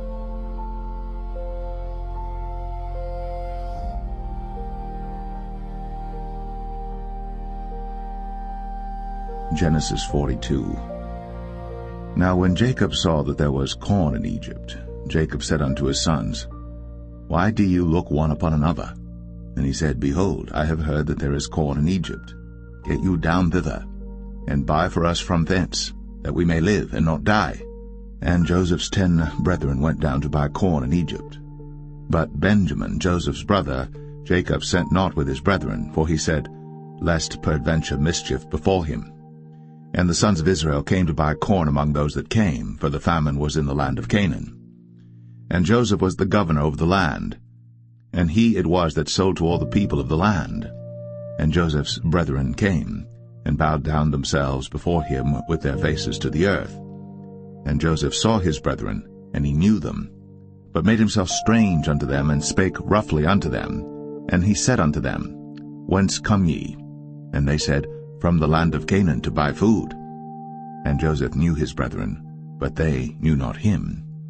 And Joseph remembered the dreams which he dreamed of them, and said unto them, Ye are spies, to see the nakedness of the land ye are come. And they said unto him, Nay, my lord, but to buy food are thy servants come. We are all one man's sons, we are true men, thy servants are no spies.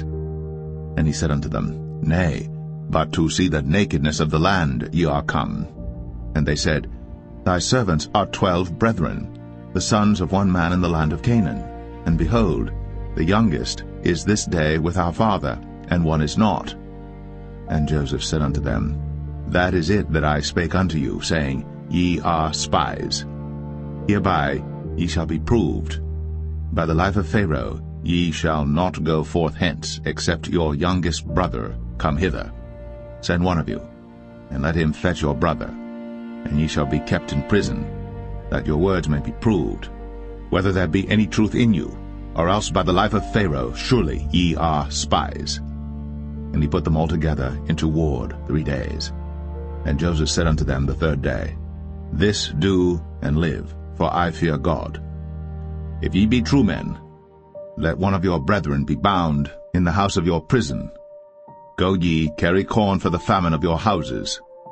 But bring your youngest brother unto me, so shall your words be verified, and ye shall not die. And they did so. And they said one to another, We are verily guilty concerning our brother, in that we saw the anguish of his soul when he besought us, and we would not hear. Therefore is this distress come upon us. And Reuben answered them, saying, Spake I not unto you, saying, Do not sin against the child? And ye would not hear. Therefore, behold, also his blood is required. And they knew not that Joseph understood them, for he spake unto them by an interpreter. And he turned himself about from them, and wept, and returned to them again, and communed with them, and took from them Simeon, and bound him before their eyes. Then Joseph commanded to fill their sacks with corn, and to restore every man's money into his sack, and to give them provision for the way. And thus did he unto them. And they laded their asses with the corn, and departed thence. And as one of them opened his sack, to give his ass provender in the inn, he espied his money, for behold, it was in his sack's mouth. And he said unto his brethren, My money is restored, and lo, it is even in my sack. And their heart failed them, and they were afraid, saying one to another, What is this that God hath done unto us? And they came unto Jacob their father unto the land of Canaan, and told him all that befell unto them, saying, The man who is the Lord of the land spake roughly to us, and took us for spies of the country. And we said unto him, We are true men, we are no spies. We be 12 brethren, sons of our father, one is not, and the youngest is this day with our father in the land of Canaan. And the man, the Lord of the country, said unto us, Hereby shall I know that ye are true men. Leave one of your brethren here with me, and take food for the famine of your households, and be gone. And bring your youngest brother unto me. Then shall I know that ye are no spies, but that ye are true men. So will I deliver you your brother, and ye shall traffic in the land. And it came to pass, as they emptied their sacks, that, behold, every man's bundle of money was in his sack. And when both they and their father saw the bundles of money, they were afraid. And Jacob their father said unto them, Me have ye bereaved my children. Joseph is not, and Simeon is not, and ye will take Benjamin away? All these things are against me. And Reuben spake unto his father, saying, Slay my 2 sons, if I bring him not to thee. Deliver him into my hand, and I will bring him to thee again. And he said, My son shall not go down with you, for his brother is dead, and he is left alone. If mischief befall him by the way in the which ye go, then shall ye bring down my gray hairs with sorrow to the grave.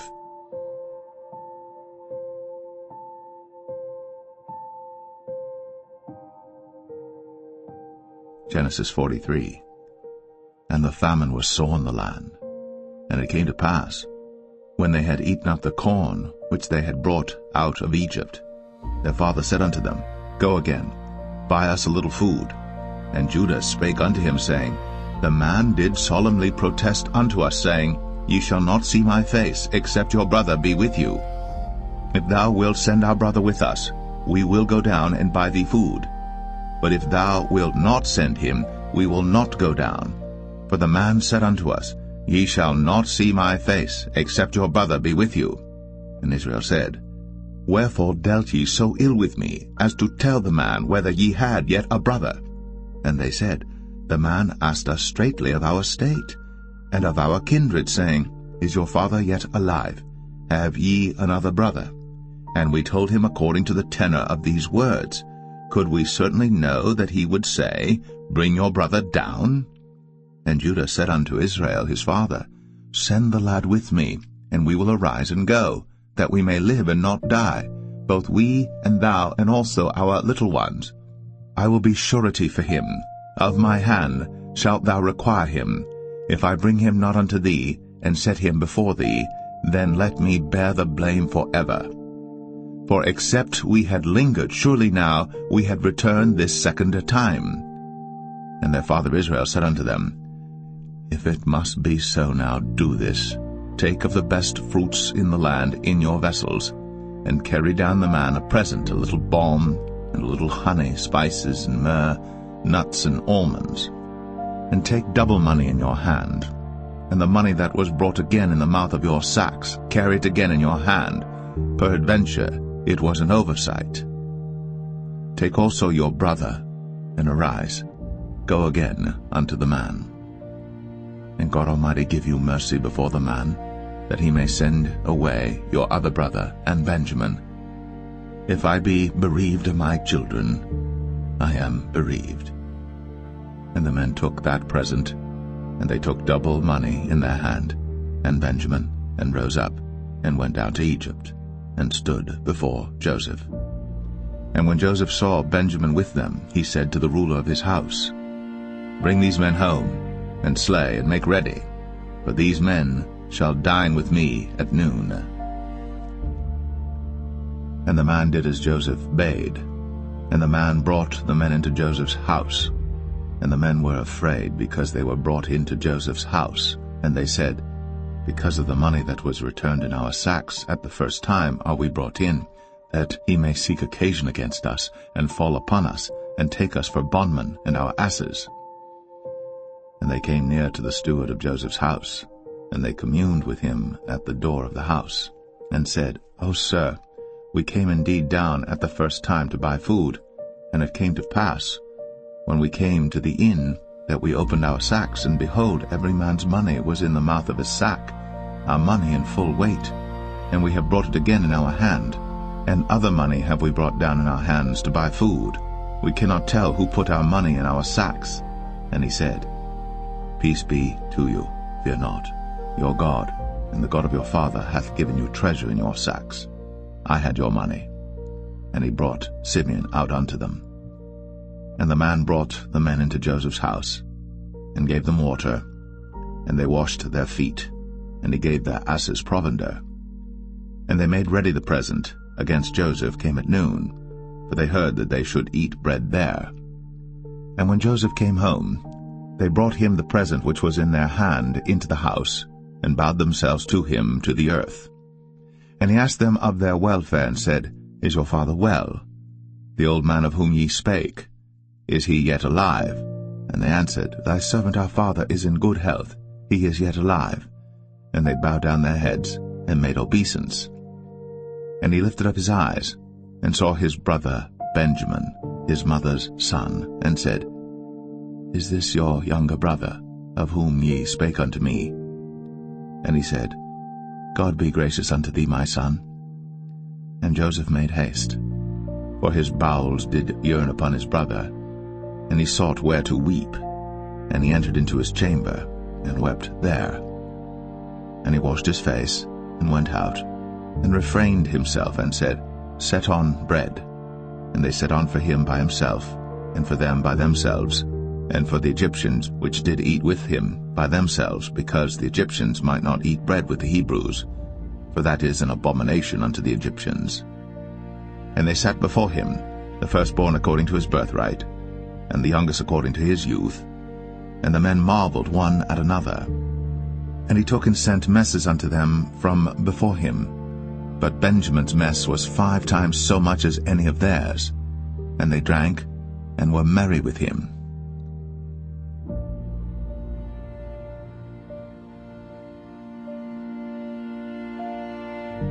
Genesis 44.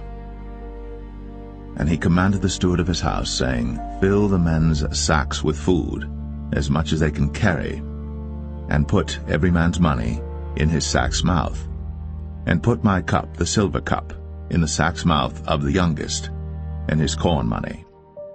And he did according to the word that Joseph had spoken. As soon as the morning was light, the men were sent away, they and their asses. And when they were gone out of the city, and not yet far off, Joseph said unto his steward, Up, follow after the men, and when thou dost overtake them, say unto them, Wherefore have ye rewarded evil for good? Is not this it in which my Lord drinketh, and whereby indeed he divineth? Ye have done evil in so doing. And he overtook them, and he spake unto them these same words. And they said unto him, Wherefore saith my Lord these words? God forbid that thy servants should do according to this thing. Behold, the money which we found in our sacks' mouths we brought again unto thee out of the land of Canaan. How then should we steal out of thy Lord's house silver or gold? With whomsoever of thy servants it be found, both let him die, and we also will be my Lord's bondmen. And he said, Now also let it be according unto your words. He with whom it is found shall be my servant, and ye shall be blameless. Then they speedily took down every man his sack to the ground, and opened every man his sack. And he searched, and began at the eldest, and left at the youngest, and the cup was found in Benjamin's sack. Then they rent their clothes, and laded every man his ass, and returned to the city. And Judah and his brethren came to Joseph's house, for he was yet there, and they fell before him on the ground. And Joseph said unto them, What deed is this that ye have done?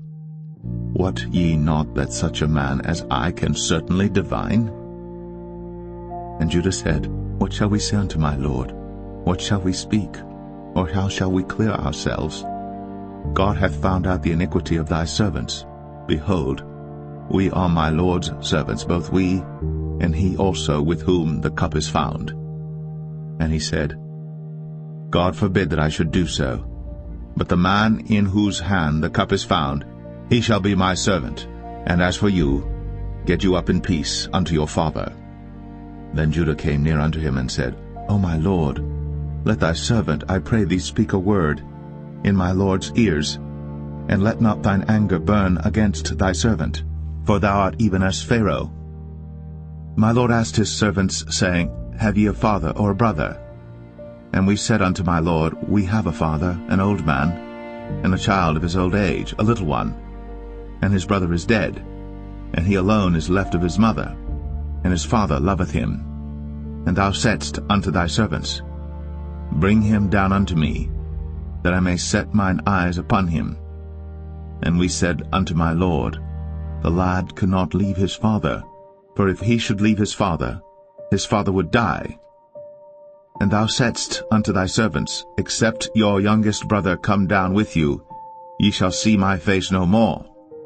And it came to pass, when we came up unto thy servant my father, we told him the words of my Lord. And our father said, Go again, and buy us a little food. And we said, We cannot go down. If our youngest brother be with us, then we will go down. For we may not see the man's face, except our youngest brother be with us. And thy servant my father said unto us, Ye know that my wife bare me 2 sons, and the one went out from me, and I said, Surely he is torn in pieces, and I saw him not since. And if ye take this also from me, and mischief before him, ye shall bring down my gray hairs with sorrow to the grave.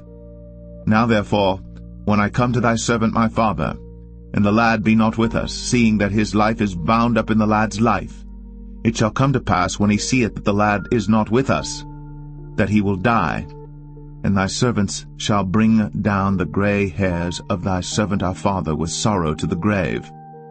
For thy servant became surety for the lad unto my father, saying, If I bring him not unto thee, then I shall bear the blame to my father forever. Now therefore, I pray thee, let thy servant abide instead of the lad, a bondman to my Lord, and let the lad go up with his brethren. For how shall I go up to my father, and the lad be not with me, lest peradventure I see the evil that shall come on my father?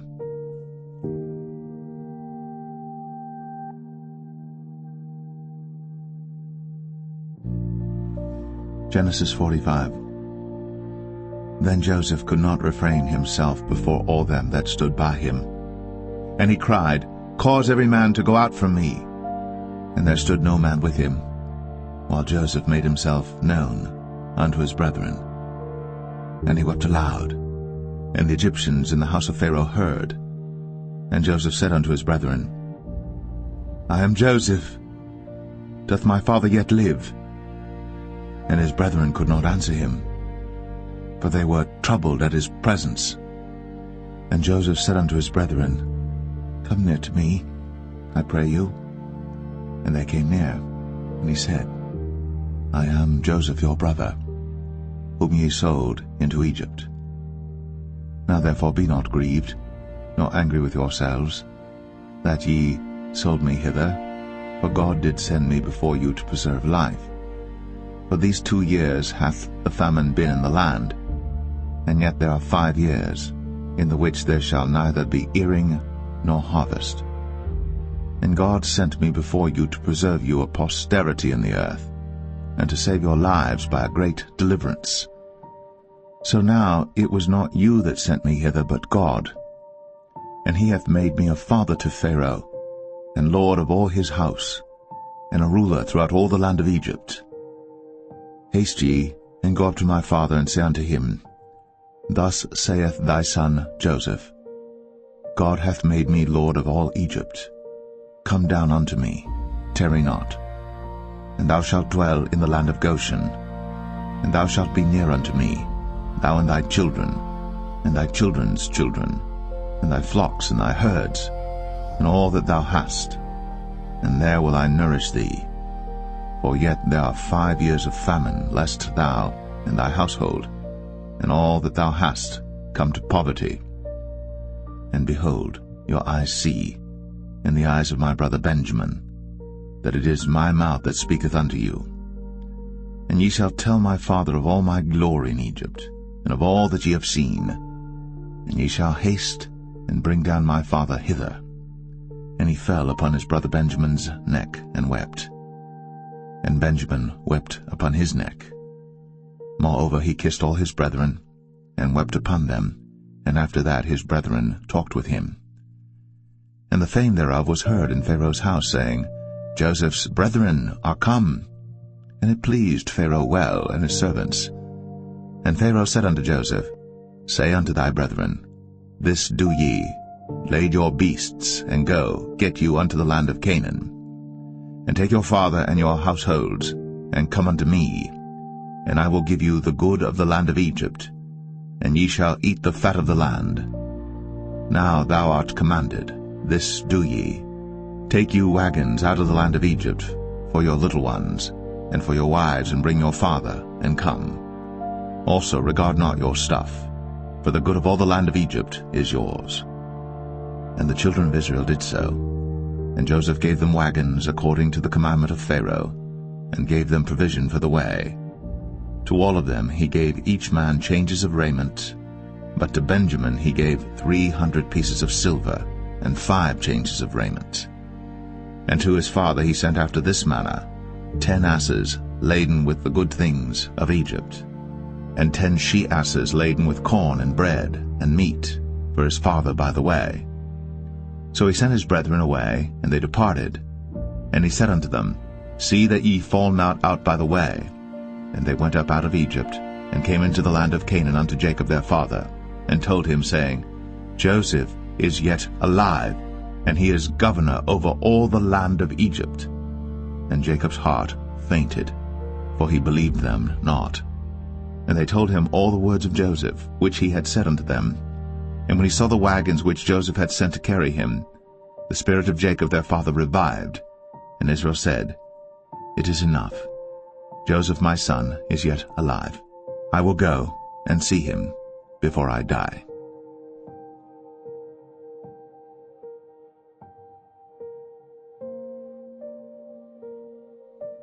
Genesis 46.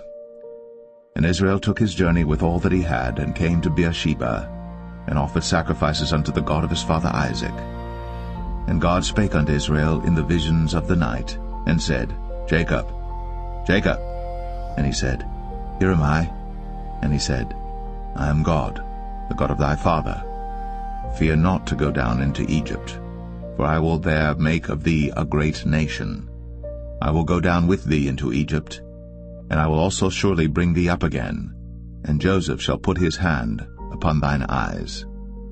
And Jacob rose up from Beersheba, and the sons of Israel carried Jacob their father, and their little ones, and their wives, in the wagons which Pharaoh had sent to carry him.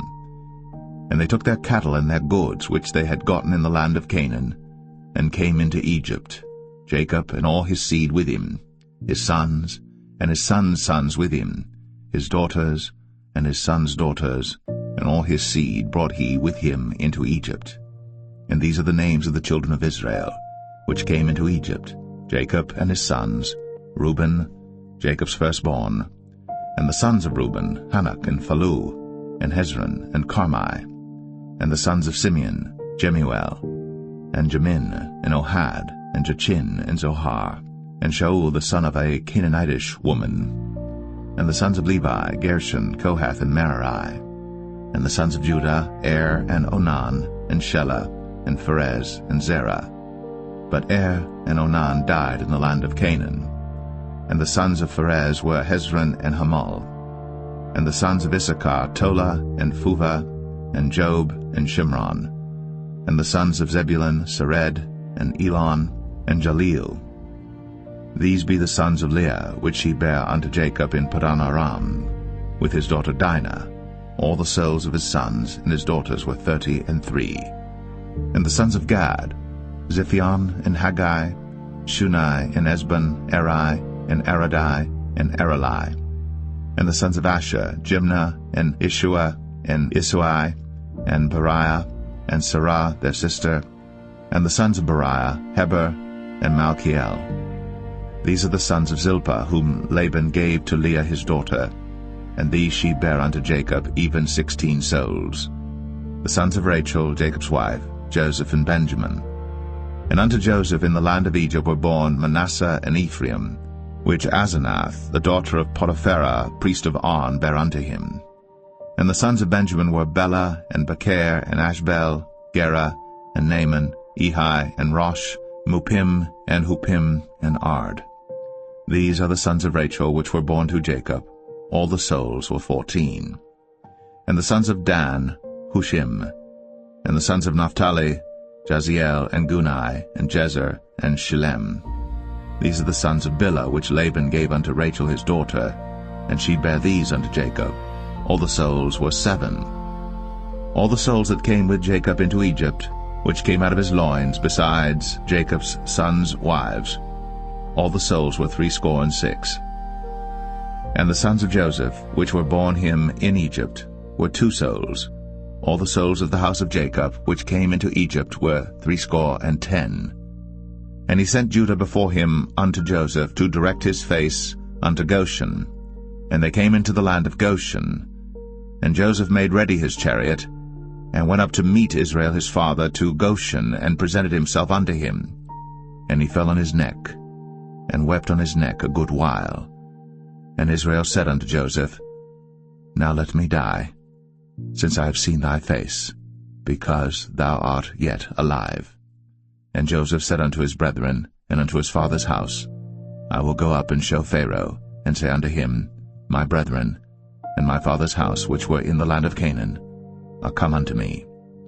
And the men are shepherds, for their trade hath been to feed cattle, and they have brought their flocks, and their herds, and all that they have. And it shall come to pass, when Pharaoh shall call you, and shall say, What is your occupation? That ye shall say, Thy servant's trade hath been about cattle from our youth, even until now, both we and also our fathers, that ye may dwell in the land of Goshen. For every shepherd is an abomination unto the Egyptians.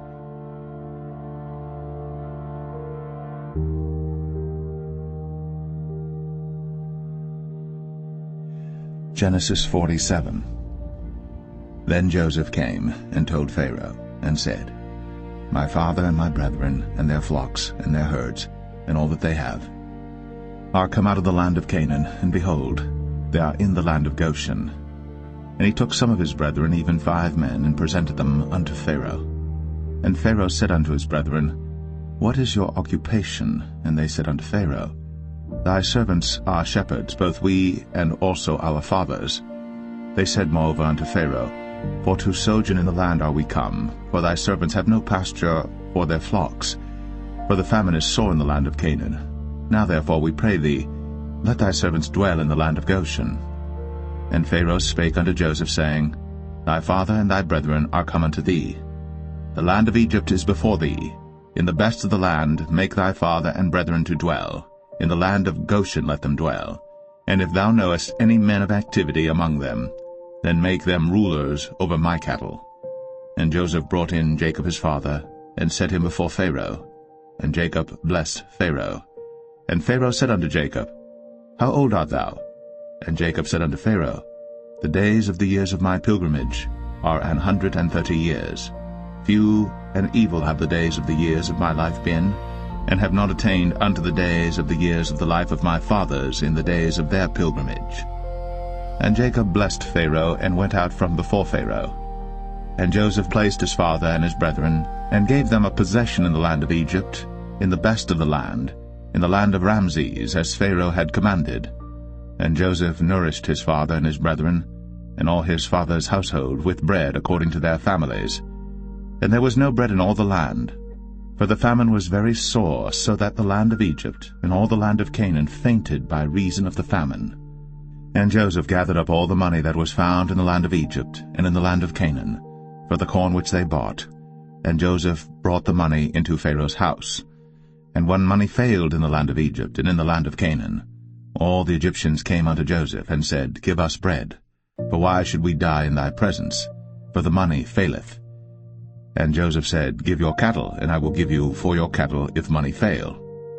And they brought their cattle unto Joseph, and Joseph gave them bread in exchange for horses, and for the flocks, and for the cattle of the herds, and for the asses, and he fed them with bread for all their cattle for that year. When that year was ended, they came unto him the second year, and said unto him, We will not hide it from my lord, how that our money is spent. My lord also hath our herds of cattle. There is not aught left in the sight of my lord, but our bodies and our lands. Wherefore shall we die before thine eyes, both we and our land? Buy us now land for bread, and we and our land will be servants unto Pharaoh, and give us seed, that we may live and not die, that the land be not desolate. And Joseph bought all the land of Egypt for Pharaoh. For the Egyptians sold every man his field, because the famine prevailed over them. So the land became Pharaoh's. And as for the people, he removed them to cities from one end of the borders of Egypt even to the other end thereof. Only the land of the priests bought he not, for the priests had a portion assigned them of Pharaoh, and did eat their portion which Pharaoh gave them, wherefore they sold not their lands. Then Joseph said unto the people, Behold, I have bought you this day and your land for Pharaoh. Lo, here is seed for you, and ye shall sow the land. And it shall come to pass in the increase that ye shall give the 5th part unto Pharaoh, and 4 parts shall be your own, for seed of the field, and for your food, and for them of your households, and for food for your little ones. And they said, Thou hast saved our lives. Let us find grace in the sight of my lord, and we will be Pharaoh's servants. And Joseph made it a law over the land of Egypt unto this day, that Pharaoh should have the 5th part, except the land of the priests only, which became not Pharaoh's. And Israel dwelt in the land of Egypt, in the country of Goshen. And they had possessions therein, and grew and multiplied exceedingly. And Jacob lived in the land of Egypt 17 years. So the whole age of Jacob was 147 years. And the time drew nigh that Israel must die. And he called his son Joseph, and said unto him, If now I have found grace in thy sight, put, I pray thee, thy hand under my thigh, and deal kindly and truly with me. Bury me not, I pray thee, in Egypt, but I will lie with my fathers, and thou shalt carry me out of Egypt, and bury me in their burying place. Then he said, I will do as thou hast said. And he said, Swear unto me. And he sware unto him. And Israel bowed himself upon the bed's head.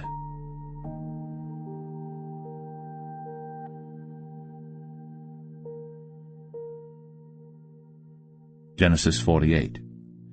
And it came to pass after these things, that one told Joseph, Behold, thy father is sick. And he took with him his 2 sons, Manasseh and Ephraim. And one told Jacob, and said, Behold, thy son Joseph cometh unto thee. And Israel strengthened himself, and sat upon the bed. And Jacob said unto Joseph, God Almighty appeared unto me at Luz in the land of Canaan, and blessed me, and said unto me, Behold, I will make thee fruitful, and multiply thee, and I will make of thee a multitude of people, and will give this land to thy seed after thee for an everlasting possession. And now thy 2 sons, Ephraim and Manasseh, which were born unto thee in the land of Egypt before I came unto thee into Egypt, are mine. As Reuben and Simeon they shall be mine. And thy issue which thou begettest after them shall be thine, and shall be called after the name of their brethren in their inheritance. And as for me, when I came from Padan, Rachel died by me in the land of Canaan in the way, when yet there was but a little way to come unto Ephrath. And I buried her there in the way of Ephrath, the same as Bethlehem. And Israel beheld Joseph's sons, and said, Who are these? And Joseph said unto his father, They are my sons, whom God hath given me in this place. And he said, Bring them, I pray thee, unto me, and I will bless them. Now the eyes of Israel were dim for age, so that he could not see. And he brought them near unto him, and he kissed them, and embraced them. And Israel said unto Joseph, I had not thought to see thy face, and lo, God hath shown me also thy seed. And Joseph brought them out from between his knees, and he bowed himself with his face to the earth. And Joseph took them both, Ephraim in his right hand toward Israel's left hand, and Manasseh in his left hand toward Israel's right hand, and brought them near unto him. And Israel stretched out his right hand, and laid it upon Ephraim's head, who was the younger, and his left hand upon Manasseh's head, guiding his hands wittingly, for Manasseh was the firstborn. And he blessed Joseph, and said, God, before whom my fathers Abraham and Isaac did walk, the God which fed me all my life long unto this day, the angel which redeemed me from all evil, bless the lads, and let my name be named on them, and the name of my fathers Abraham and Isaac, and let them grow into a multitude in the midst of the earth. And when Joseph saw that his father laid his right hand upon the head of Ephraim, it displeased him, and he held up his father's hand to remove it from Ephraim's head unto Manasseh's head. And Joseph said unto his father, Not so, my father, for this is the firstborn, put thy right hand upon his head. And his father refused, and said, I know it, my son, I know it. He also shall become a people, and he also shall be great. But truly his younger brother shall be greater than he, and his seed shall become a multitude of nations. And he blessed them that day, saying, In thee shall Israel bless, saying, God make thee as Ephraim and as Manasseh. And he set Ephraim before Manasseh. And Israel said unto Joseph, Behold, I die, but God shall be with you, and bring you again unto the land of your fathers. Moreover, I have given to thee one portion above thy brethren, which I took out of the hand of the Amorite with my sword and with my bow.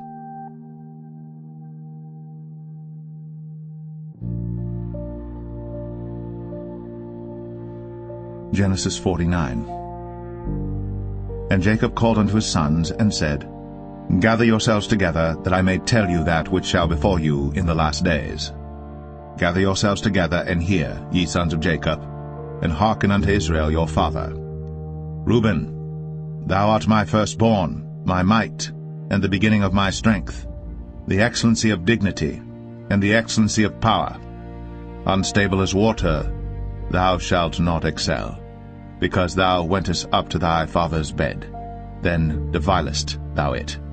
He went up to my couch. Simeon and Levi are brethren. Instruments of cruelty are in their habitations. O my soul, come not thou into their secret, unto their assembly. Mine honor, be not thou united. For in their anger they slew a man, and in their self-will they digged down a wall. Cursed be their anger, for it was fierce, and their wrath, for it was cruel. I will divide them in Jacob, and scatter them in Israel. Judah, thou art he whom thy brethren shall praise. Thy hand shall be in the neck of thine enemies. Thy father's children shall bow down before thee. Judah is a lion's whelp.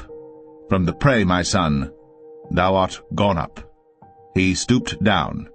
He couched as a lion, and as an old lion, who shall rouse him up?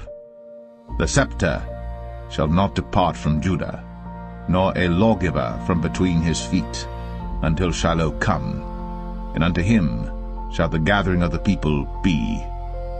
Binding his foal unto the vine, and his ass's colt unto the choice vine, he washed his garments in wine, and his clothes in the blood of grapes.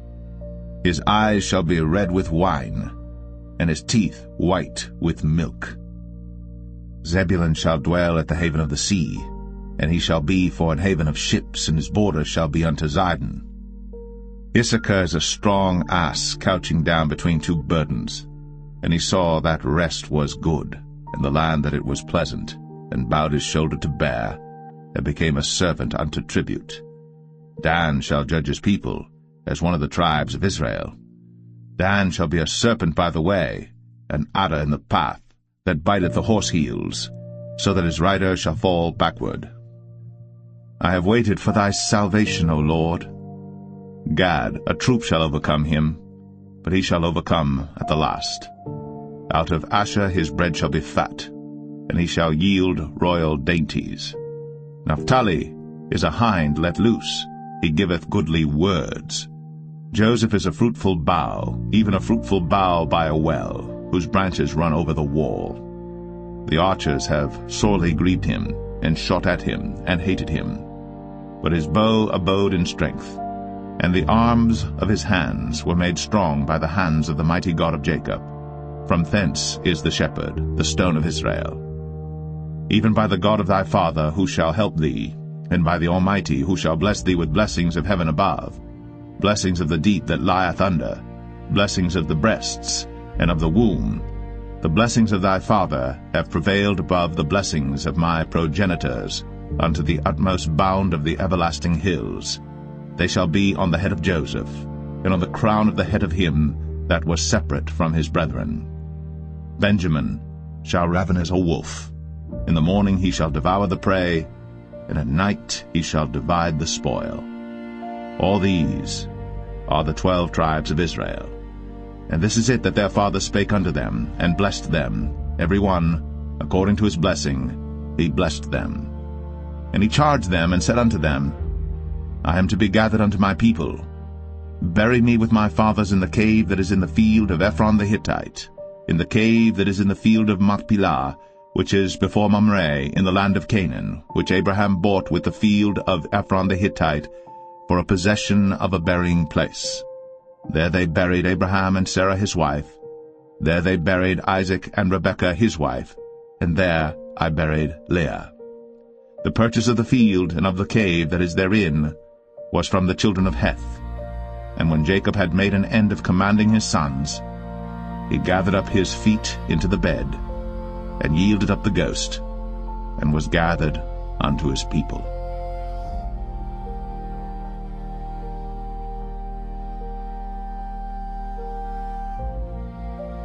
Genesis 50. And Joseph fell upon his father's face, and wept upon him, and kissed him. And Joseph commanded his servants, the physicians, to embalm his father, and the physicians embalmed Israel. And 40 days were fulfilled for him, for so are fulfilled the days of those which are embalmed. And the Egyptians mourned for him 60 days. And when the days of his mourning were past, Joseph spake unto the house of Pharaoh, saying, If now I have found grace in your eyes, speak, I pray you, in the ears of Pharaoh, saying, My father made me swear, saying, Lo, I die, in my grave which I have digged for me in the land of Canaan. There shalt thou bury me. Now therefore let me go up, I pray thee, and bury my father, and I will come again. And Pharaoh said, Go up, and bury thy father, according as he made thee swear. And Joseph went up to bury his father, and with him went up all the servants of Pharaoh, the elders of his house, and all the elders of the land of Egypt, and all the house of Joseph, and his brethren, and his father's house. Only their little ones, and their flocks, and their herds, they left in the land of Goshen. And there went up with him both chariots and horsemen, and it was a very great company.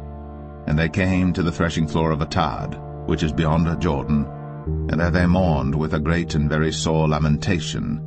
And he made a mourning for his father 7 days. And when the inhabitants of the land, the Canaanites, saw the mourning in the floor of Atad, they said, This is a grievous mourning to the Egyptians. Wherefore the name of it was called Abel Mizraim, which is beyond Jordan. And his sons did unto him according as he commanded them. For his sons carried him into the land of Canaan, and buried him in the cave of the field of Machpelah, which Abraham bought with the field for possession of a burying place of Ephron the Hittite before Mamre. And Joseph returned into Egypt, he and his brethren, and all that went up with him to bury his father, after he had buried his father. And when Joseph's brethren saw that their father was dead, they said, Joseph will peradventure hate us, and will certainly requite us all the evil which we did unto him. And they sent a messenger unto Joseph, saying, Thy father did command before he died, saying, So shall ye say unto Joseph, Forgive, I pray thee now, the trespass of thy brethren, and their sin. For they did unto thee evil, and now, we pray thee, forgive the trespass of the servants of the God of thy father. And Joseph wept when they spake unto him. And his brethren also went and fell down before his face, and they said, Behold, we be thy servants. And Joseph said unto them, Fear not, for am I in the place of God? But as for you, ye thought evil against me, but God meant it unto good, to bring to pass, as it is this day, to save much people alive. Now therefore fear ye not, I will nourish you, and your little ones. And he comforted them, and spake kindly unto them. And Joseph dwelt in Egypt, he and his father's house. And Joseph lived 110 years. And Joseph saw Ephraim's children of the 3rd generation. The children also of Machir, the son of Manasseh, were brought up upon Joseph's knees. And Joseph said unto his brethren, I die, and God will surely visit you, and bring you out of this land unto the land which he sware to Abraham, to Isaac, and to Jacob.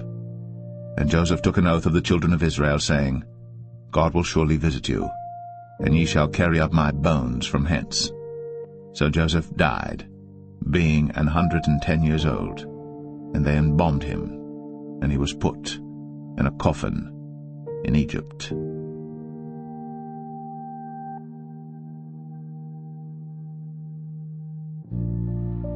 The Book of Exodus, chapter 1. Now these are the names of the children of Israel, which came into Egypt. Every man in his household came with Jacob: Reuben, Simeon, Levi, and Judah, Issachar, Zebulun, and Benjamin, Dan and Naphtali, Gad and Asher.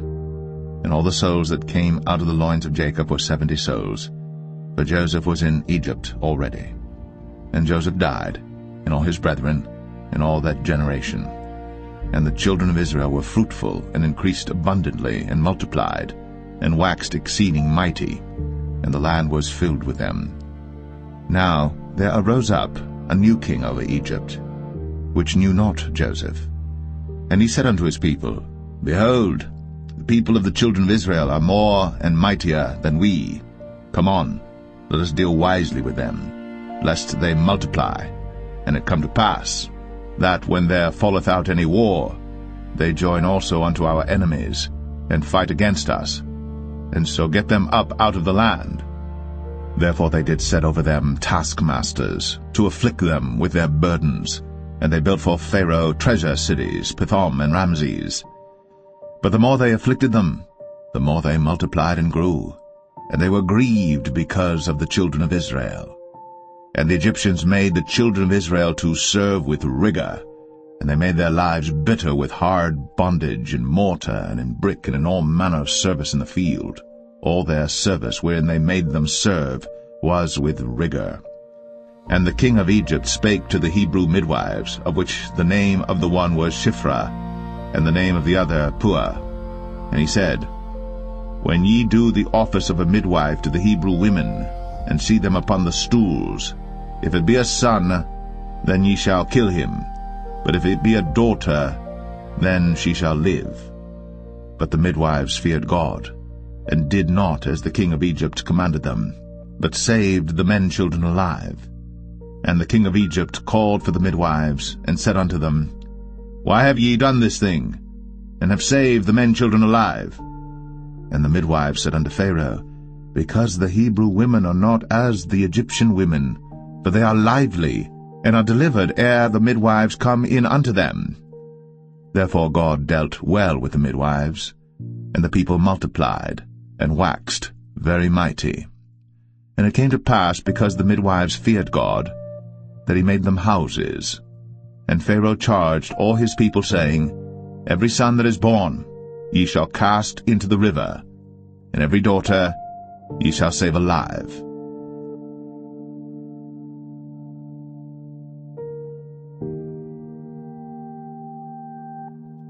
Exodus 2. And there went a man of the house of Levi, and took to wife a daughter of Levi. And the woman conceived, and bare a son. And when she saw him that he was a goodly child, she hid him 3 months. And when she could not longer hide him, she took for him an ark of bulrushes, and daubed it with slime, and with pitch, and put the child therein. And she laid it in the flags by the river's brink. And his sister stood afar off to wit what would be done to him. And the daughter of Pharaoh came down to wash herself at the river, and her maidens walked along by the river's side. And when she saw the ark among the flags, she sent her maid to fetch it. And when she had opened it, she saw the child, and behold, the babe wept. And she had compassion on him, and said, This is one of the Hebrews' children. Then said his sister to Pharaoh's daughter, Shall I go and call to thee a nurse of the Hebrew women, that she may nurse the child for thee? And Pharaoh's daughter said to her, Go. And the maid went, and called the child's mother. And Pharaoh's daughter said unto her, Take this child away, and nurse it for me, and I will give thee thy wages. And the woman took the child, and nursed it. And the child grew, and she brought him unto Pharaoh's daughter, and he became her son. And she called his name Moses. And she said, Because I drew him out of the water. And it came to pass in those days, when Moses was grown, that he went out unto his brethren, and looked on their burdens. And he spied an Egyptian smiting an Hebrew, one of his brethren. And he looked this way and that way. And when he saw that there was no man, he slew the Egyptian, and hid him in the sand. And when he went out the second day, behold, 2 men of the Hebrews strove together. And he said to him that did the wrong, Wherefore smitest thou thy fellow? And he said, Who made thee a prince and a judge over us? Intendest thou to kill me, as thou killedst the Egyptian? And Moses feared, and said, Surely this thing is known. Now when Pharaoh heard this thing, he sought to slay Moses. But Moses fled from the face of Pharaoh, and dwelt in the land of Midian, and he sat down by a well. Now the priest of Midian had 7 daughters, and they came and drew water, and filled the troughs to water their father's flock. And the shepherds came and drove them away. But Moses stood up and helped them, and watered their flock. And when they came to Reuel their father, he said, How is it that ye are come so soon today? And they said, An Egyptian delivered us out of the hand of the shepherds, and also drew water now for us, and watered the flock. And he said unto his daughters, And where is he? Why is it that ye have left the man? Call him, that he may eat bread. And Moses was content to dwell with the man. And he gave Moses Zipporah his daughter, and she bare him a son.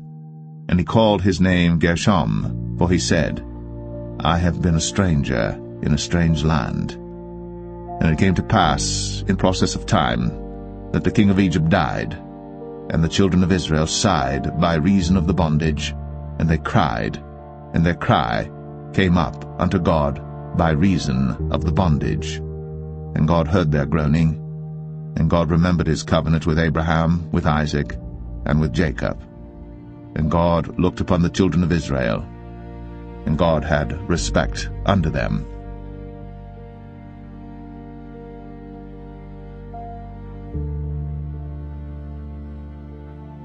Exodus 3. Now Moses kept the flock of Jethro his father-in-law, the priest of Midian. And he led the flock to the backside of the desert, and came to the mountain of God, even to Horeb. And the angel of the Lord appeared unto him in a flame of fire out of the midst of a bush. And he looked, and behold, the bush burned with fire, and the bush was not consumed. And Moses said, I will now turn aside and see this great sight, why the bush is not burnt. And when the Lord saw that he turned aside to see, God called unto him out of the midst of the bush, and said, Moses, Moses. And he said, Here am I. And he said, Draw not nigh hither. Put off thy shoes from off thy feet, for the place whereon thou standest is holy ground. Moreover, he said, I am the God of thy father, the God of Abraham, the God of Isaac, and the God of Jacob. And Moses hid his face, for he was afraid to look upon God. And the Lord said, I have surely seen the affliction of my people which are in Egypt, and have heard their cry by reason of their taskmasters. For I know their sorrows, and I am come down to deliver them out of the hand of the Egyptians, and to bring them up out of that land unto a good land, and a large, unto a land flowing with milk and honey, unto the place of the Canaanites, and the Hittites, and the Amorites, and the Perizzites, and the Hivites, and the Jebusites. Now therefore, behold, the cry of the children of Israel is come unto me, and I have also seen the oppression wherewith the Egyptians oppress them. Come now therefore, and I will send thee unto Pharaoh, that thou mayest bring forth my people the children of Israel out of Egypt. And Moses said unto God, Who am I that I should go unto Pharaoh, and that I should bring forth the children of Israel out of Egypt? And he said, Certainly I will be with thee, and this shall be a token unto thee, that I have sent thee. When thou hast brought forth the people out of Egypt, ye shall serve God upon this mountain. And Moses said unto God, Behold, when I come unto the children of Israel, and shall say unto them, The God of your fathers has sent me unto you, and they shall say to me, What is his name? What shall I say unto them? And God said unto Moses, I am that I am. And he said, Thus shalt thou say unto the children of Israel, I am hath sent me unto you. And God said moreover unto Moses, Thus shalt thou say unto the children of Israel, The Lord God of your fathers, the God of Abraham, the God of Isaac, and the God of Jacob, hath sent me unto you. This is my name forever, and this is my memorial unto all generations. Go and gather the elders of Israel together, and say unto them, The Lord God of your fathers, the God of Abraham, of Isaac, and of Jacob, appeared unto me, saying, I have surely visited you, and seen that which is done to you in Egypt. And I have said, I will bring you up out of the affliction of Egypt, unto the land of the Canaanites, and the Hittites, and the Amorites, and the Perizzites, and the Hivites, and the Jebusites, unto a land flowing with milk and honey. And they shall hearken to thy voice, and thou shalt come, thou and the elders of Israel, unto the king of Egypt, and ye shall say unto him, The Lord God of the Hebrews hath met with us.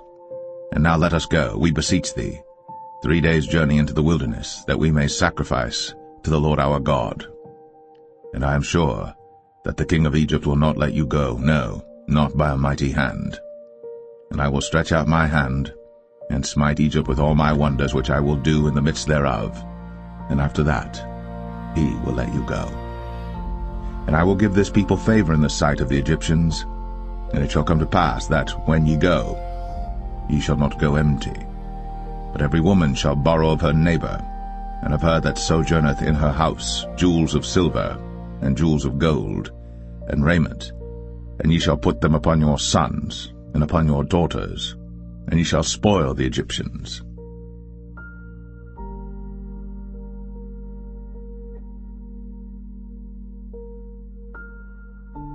Exodus 4. And Moses answered and said, But behold, they will not believe me, nor hearken unto my voice, for they will say, The Lord hath not appeared unto thee. And the Lord said unto him, What is that in thine hand? And he said, A rod. And he said, Cast it on the ground. And he cast it on the ground, and it became a serpent. And Moses fled from before it. And the Lord said unto Moses, Put forth thine hand, and take it by the tail. And he put forth his hand, and caught it, and it became a rod in his hand, that they may believe that the Lord God of their fathers, the God of Abraham, the God of Isaac, and the God of Jacob, hath appeared unto thee. And the Lord said furthermore unto him, Put now thine hand into thy bosom. And he put his hand into his bosom, and when he took it out, behold, his hand was leprous as snow. And he said, Put thine hand into thy bosom again. And he put his hand into his bosom again, and plucked it out of his bosom, and behold, it was turned again as his other flesh. And it shall come to pass, if they will not believe thee, neither hearken to the voice of the first sign, that they will believe the voice of the latter sign. And it shall come to pass, if they will not believe also these two signs, neither hearken unto thy voice, that thou shalt take of the water of the river, and pour it upon the dry land, and the water which thou takest out of the river shall become blood upon the dry land. And Moses said unto the Lord, O my Lord, I am not eloquent, neither heretofore nor since thou hast spoken unto thy servant, but I am slow of speech and of a slow tongue. And the Lord said unto him, Who hath made man's mouth? Or who maketh the dumb, or deaf, or the seeing, or the blind? Have not I the Lord? Now therefore go, and I will be with thy mouth, and teach thee what thou shalt say. And he said, O my Lord, send, I pray thee, by the hand of him whom thou wilt send. And the anger of the Lord was kindled against Moses, and he said, Is not Aaron the Levite thy brother? I know that he can speak well, and also, behold, he cometh forth to meet thee. And when he seeth thee, he will be glad in his heart. And thou shalt speak unto him, and put words in his mouth.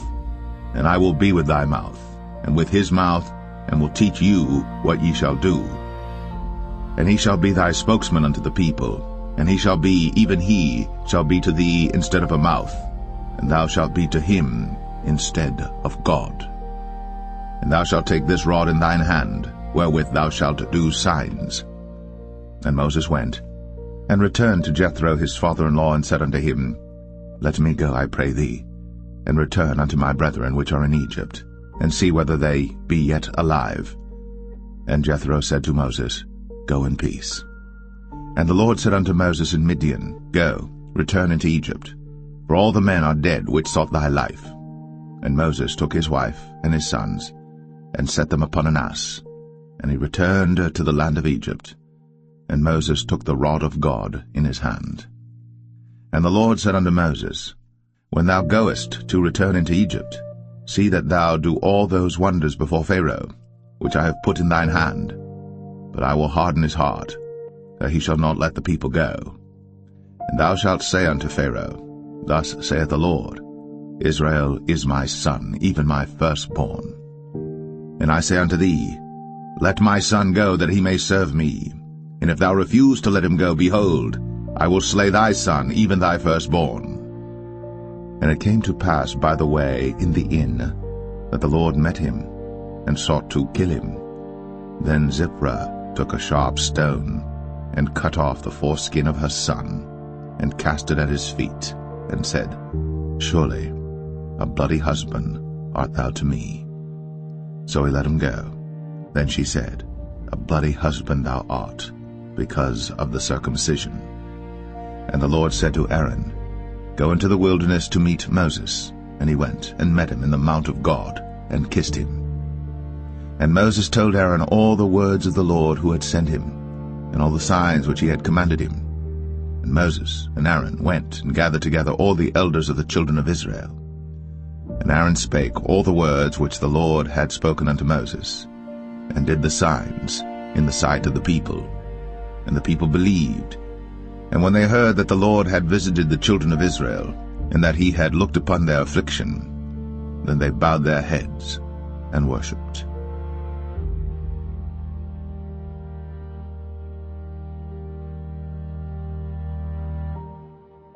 Exodus 5.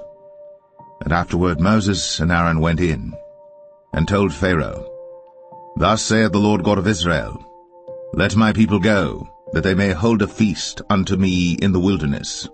And Pharaoh said, Who is the Lord that I should obey his voice to let Israel go? I know not the Lord, neither will I let Israel go. And they said, the God of the Hebrews, hath met with us. Let us go, we pray thee, 3 days' journey into the desert, and sacrifice unto the Lord our God, lest he fall upon us with pestilence, or with the sword. And the king of Egypt said unto them, Wherefore do ye, Moses and Aaron? Let the people from their works get you unto your burdens. And Pharaoh said, Behold, the people of the land now are many, and ye make them rest from their burdens. And Pharaoh commanded the same day the taskmasters of the people and their officers, saying, Ye shall no more give the people straw to make brick, as heretofore. Let them go and gather straw for themselves. And the tale of the bricks which they did make heretofore ye shall lay upon them. Ye shall not diminish aught thereof. For they be idle, therefore they cry, saying, Let us go and sacrifice to our God. Let their more work be laid upon the men, that they may labor therein, and let them not regard vain words. And the taskmasters of the people went out, and their officers, and they spake to the people, saying, Thus saith Pharaoh, I will not give you straw. Go ye, get you straw where you can find it, yet not aught of your work shall be diminished. So the people were scattered abroad throughout all the land of Egypt to gather stubble instead of straw. And the taskmasters hasted them, saying, Fulfill your works, your daily tasks, as when there was straw. And the officers of the children of Israel, which Pharaoh's taskmasters had set over them, were beaten, and demanded, Wherefore have ye not fulfilled your task in making brick both yesterday and today as heretofore? Then the officers of the children of Israel came and cried unto Pharaoh, saying, Wherefore dealest thou thus with thy servants? There is no straw given unto thy servants. And they say to us, Make brick. And behold, thy servants are beaten, but the fault is in thine own people. But he said, Ye are idle, ye are idle. Therefore ye say, Let us go and do sacrifice to the Lord. Go therefore now and work, for there shall no straw be given you. Yet shall ye deliver the tale of bricks. And the officers of the children of Israel did see that they were in evil case, after it was said, Ye shall not minish aught from your bricks of your daily task. And they met Moses and Aaron, who stood in the way, as they came forth from Pharaoh. And they said unto them, The Lord look upon you and judge, because ye have made our savour to be abhorred in the eyes of Pharaoh, and in the eyes of his servants, to put a sword in their hand to slay us. And Moses returned unto the Lord, and said, Lord, wherefore hast thou so evil entreated this people? Why is it that thou hast sent me? For since I came to Pharaoh to speak in thy name, he hath done evil to this people, neither hast thou delivered thy people at all.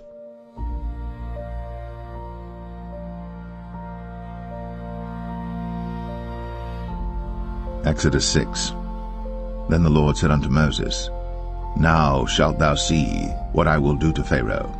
For with a strong hand shall he let them go, and with a strong hand shall he drive them out of his land. And God spake unto Moses, and said unto him, I am the Lord. And I appeared unto Abraham, unto Isaac, and unto Jacob, by the name of God Almighty, but by my name Jehovah was I not known to them. And I have also established my covenant with them, to give them the land of Canaan, the land of their pilgrimage wherein they were strangers. And I have also heard the groaning of the children of Israel, whom the Egyptians keep in bondage, and I have remembered my covenant.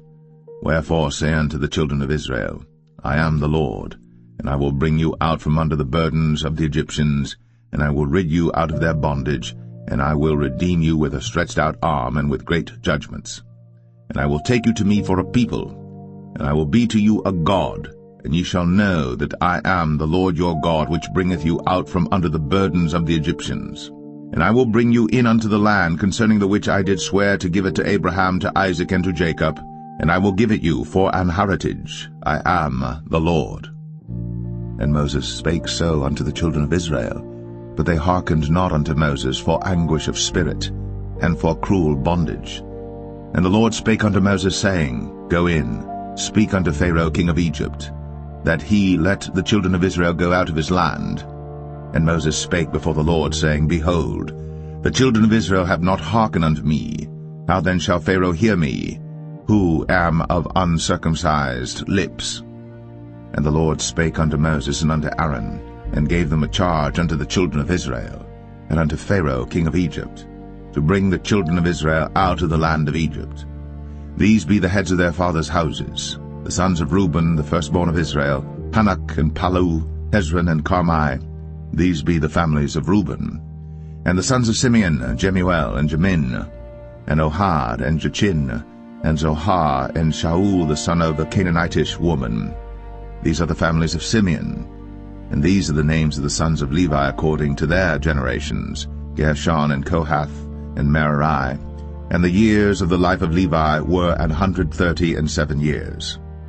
The sons of Gershon, Libni and Shimei, according to their families. And the sons of Kohath, Amram and Izhar, and Hebron and Uzziel. And the years of the life of Kohath were 133 years. And the sons of Merari, Mahalai and Mushai. These are the families of Levi according to their generations. And Amram took him Jochebed, his father's sister, to wife, and she bare him, Aaron and Moses. And the years of the life of Amram were 137 years. And the sons of Izhar, Korah and Nepheg and Zichri. And the sons of Uzziel, Mishael and Elzaphan and Zithri. And Aaron took him Elisheba, daughter of Aminadab, sister of Nahshon, to wife, and she bare him Nadab and Abihu, Eleazar and Ithamar.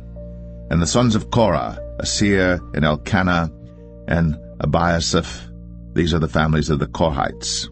And Eleazar, Aaron's son, took him one of the daughters of Putiel to wife, and she bare him Phinehas. These are the heads of the fathers of the Levites according to their families. These are that Aaron and Moses, to whom the Lord said, Bring out the children of Israel from the land of Egypt, according to their armies. These are they which spake to Pharaoh king of Egypt, to bring out the children of Israel from Egypt. These are that Moses and Aaron. And it came to pass on the day when the Lord spake unto Moses in the land of Egypt, that the Lord spake unto Moses, saying, I am the Lord. Speak thou unto Pharaoh king of Egypt all that I say unto thee. And Moses said before the Lord, Behold, I am of uncircumcised lips, and how shall Pharaoh hearken unto me?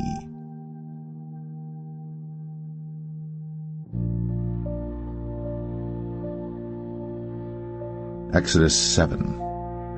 And the Lord said unto Moses, See, I have made thee a god to Pharaoh, and Aaron thy brother shall be thy prophet. Thou shalt speak all that I command thee, and Aaron thy brother shall speak unto Pharaoh, that he send the children of Israel out of his land. And I will harden Pharaoh's heart, and multiply my signs and my wonders in the land of Egypt. But Pharaoh shall not hearken unto you, that I may lay my hand upon Egypt, and bring forth mine armies and my people the children of Israel out of the land of Egypt by great judgments. And the Egyptians shall know that I am the Lord, when I stretch forth mine hand upon Egypt, and bring out the children of Israel from among them. And Moses and Aaron did as the Lord commanded them, so did they. And Moses was 80 years old, and Aaron 83 years old, when they spake unto Pharaoh. And the Lord spake unto Moses and unto Aaron, saying, When Pharaoh shall speak unto you, saying, Show a miracle for you, then thou shalt say unto Aaron, Take thy rod, and cast it before Pharaoh, and it shall become a serpent. And Moses and Aaron went in unto Pharaoh, and they did so as the Lord had commanded. And Aaron cast down his rod before Pharaoh, and before his servants, and it became a serpent. Then Pharaoh also called the wise men and the sorcerers. Now the magicians of Egypt they also did in like manner with their enchantments. For they cast down every man his rod, and they became serpents.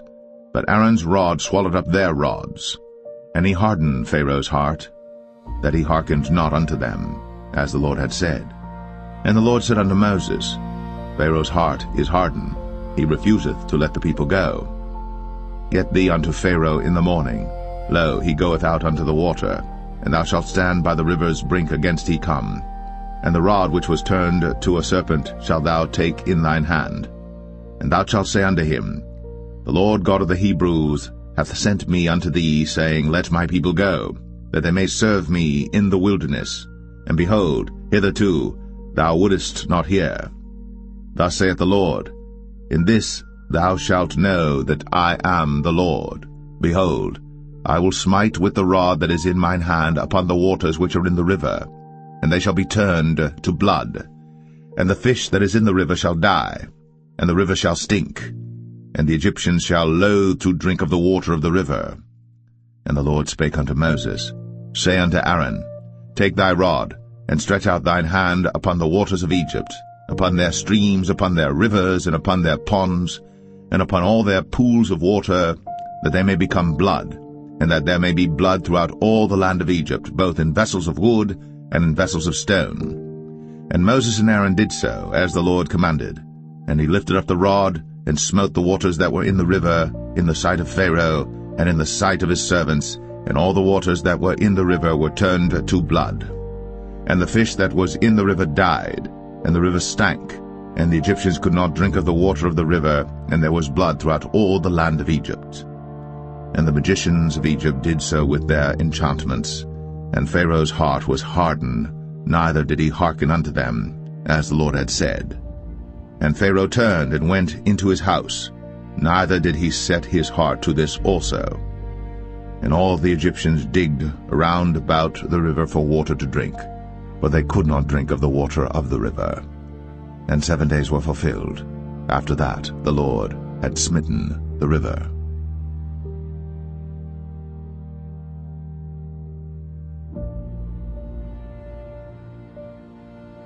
Exodus 8.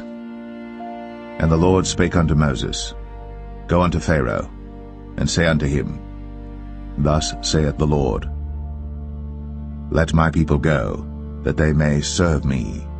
And if thou refuse to let them go, behold, I will smite all thy borders with frogs, and the river shall bring forth frogs abundantly, which shall go up and come into thine house, and into thy bedchamber, and upon thy bed, and into the house of thy servants, and upon thy people, and into thine ovens, and into thy kneading troughs. And the frogs shall come up both on thee, and upon thy people, and upon all thy servants. And the Lord spake unto Moses, Say unto Aaron, Stretch forth thine hand with thy rod over the streams, over the rivers, and over the ponds, and cause frogs to come up upon the land of Egypt. And Aaron stretched out his hand over the waters of Egypt, and the frogs came up and covered the land of Egypt. And the magicians did so with their enchantments, and brought up frogs upon the land of Egypt. Then Pharaoh called for Moses and Aaron, and said, Entreat the Lord, that he may take away the frogs from me, and from my people, and I will let the people go, that they may do sacrifice unto the Lord.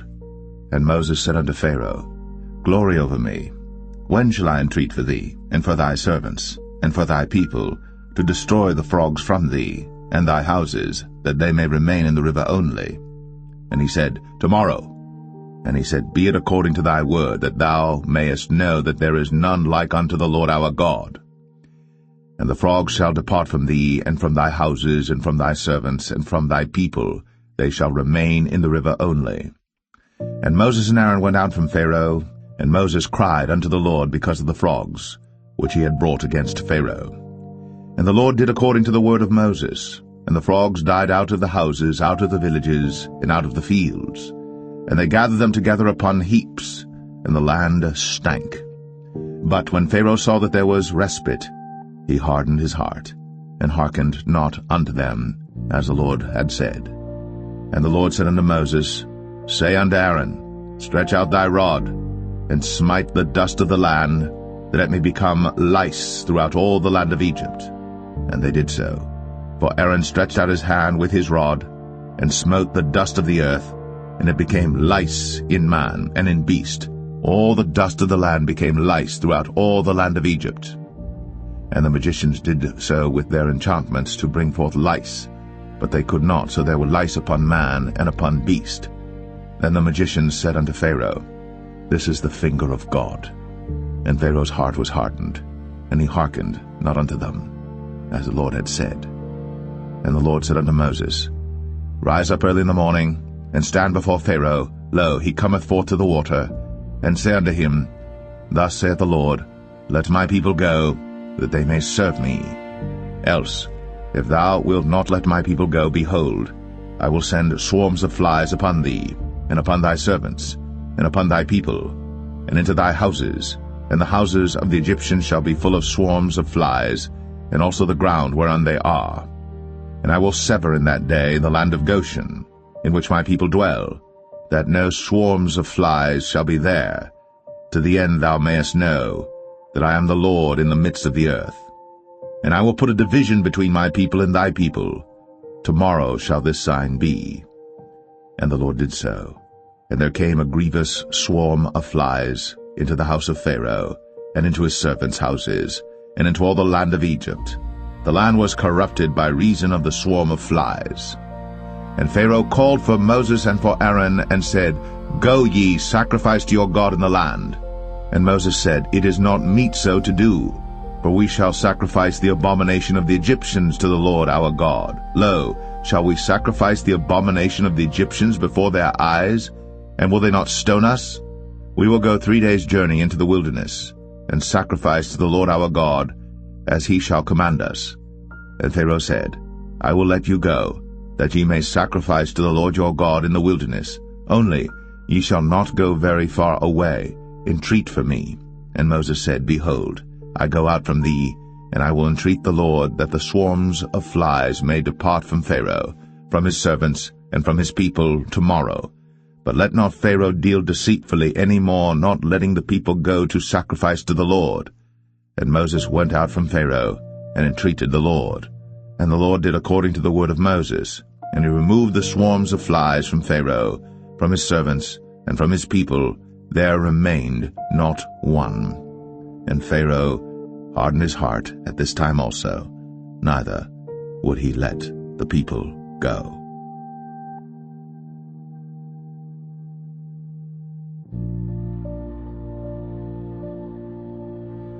Exodus 9. Then the Lord said unto Moses, Go in unto Pharaoh, and tell him, Thus saith the Lord God of the Hebrews, Let my people go, that they may serve me. For if thou refuse to let them go, and wilt hold them still, behold, the hand of the Lord is upon thy cattle which is in the field, upon the horses, upon the asses, upon the camels, upon the oxen, and upon the sheep. There shall be a very grievous murrain. And the Lord shall sever between the cattle of Israel and the cattle of Egypt, and there shall nothing die of all that is the children's of Israel. And the Lord appointed a set time, saying, Tomorrow the Lord shall do this thing in the land. And the Lord did that thing on the morrow, and all the cattle of Egypt died, but of the cattle of the children of Israel died not one. And Pharaoh sent, and behold, there was not one of the cattle of the Israelites dead, and the heart of Pharaoh was hardened, and he did not let the people go. And the Lord said unto Moses and unto Aaron, Take to you handfuls of ashes of the furnace, and let Moses sprinkle it toward the heaven in the sight of Pharaoh. And it shall become small dust in all the land of Egypt, and shall be a boil breaking forth with blains upon man and upon beast throughout all the land of Egypt. Then they took ashes of the furnace, and stood before Pharaoh. And Moses sprinkled it up toward heaven, and it became a boil, breaking forth with blains upon man and upon beast. And the magicians could not stand before Moses because of the boils, for the boil was upon the magicians and upon all the Egyptians. And the Lord hardened the heart of Pharaoh, and he hearkened not unto them, as the Lord had spoken unto Moses. And the Lord said unto Moses, Rise up early in the morning, and stand before Pharaoh, and say unto him, Thus saith the Lord God of the Hebrews, Let my people go, that they may serve me. For I will at this time send all my plagues upon thine heart, and upon thy servants, and upon thy people, that thou mayest know that there is none like me in all the earth. For now I will stretch out my hand, that I may smite thee and thy people with pestilence, and thou shalt be cut off from the earth. And in very deed for this cause have I raised thee up, for to show in thee my power, and that my name may be declared throughout all the earth. As yet exaltest thou thyself against my people, that thou wilt not let them go. Behold, tomorrow about this time I will cause it to rain a very grievous hail, such as hath not been in Egypt since the foundation thereof even until now. Send therefore now, and gather thy cattle, and all that thou hast in the field. For upon every man and beast which shall be found in the field, and shall not be brought home, the hail shall come down upon them, and they shall die. He that feared the word of the Lord among the servants of Pharaoh made his servants and his cattle flee into the houses. And he that regarded not the word of the Lord left his servants and his cattle in the field. And the Lord said unto Moses, Stretch forth thine hand toward heaven, that there may be hail in all the land of Egypt, upon man, and upon beast, and upon every herb of the field, throughout the land of Egypt. And Moses stretched forth his rod toward heaven, and the Lord sent thunder and hail, and the fire ran along upon the ground, and the Lord rained hail upon the land of Egypt. So there was hail, and fire mingled with the hail, very grievous, such as there was none like it in all the land of Egypt since it became a nation. And the hail smote throughout all the land of Egypt all that was in the field, both man and beast. And the hail smote every herb of the field, and brake every tree of the field. Only in the land of Goshen, where the children of Israel were, was there no hail. And Pharaoh sent and called for Moses and Aaron, and said unto them, I have sinned at this time. The Lord is righteous, and I and my people are wicked. Entreat the Lord, for it is enough that there be no more mighty thunderings and hail, and I will let you go, and ye shall stay no longer. And Moses said unto him, As soon as I am gone out of the city, I will spread abroad my hands unto the Lord, and the thunder shall cease, neither shall there be any more hail, that thou mayest know how that the earth is the Lord's. But as for thee and thy servants, I know that ye will not yet fear the Lord God. And the flax and the barley were smitten, for the barley was in the ear, and the flax was bold. But the wheat and the rye were not smitten, for they were not grown up. And Moses went out of the city from Pharaoh, and spread abroad his hands unto the Lord, and the thunders and hail ceased, and the rain was not poured upon the earth. And when Pharaoh saw that the rain and the hail and the thunders were ceased, he sinned yet more, and hardened his heart, he and his servants. And the heart of Pharaoh was hardened, neither would he let the children of Israel go, as the Lord had spoken by Moses.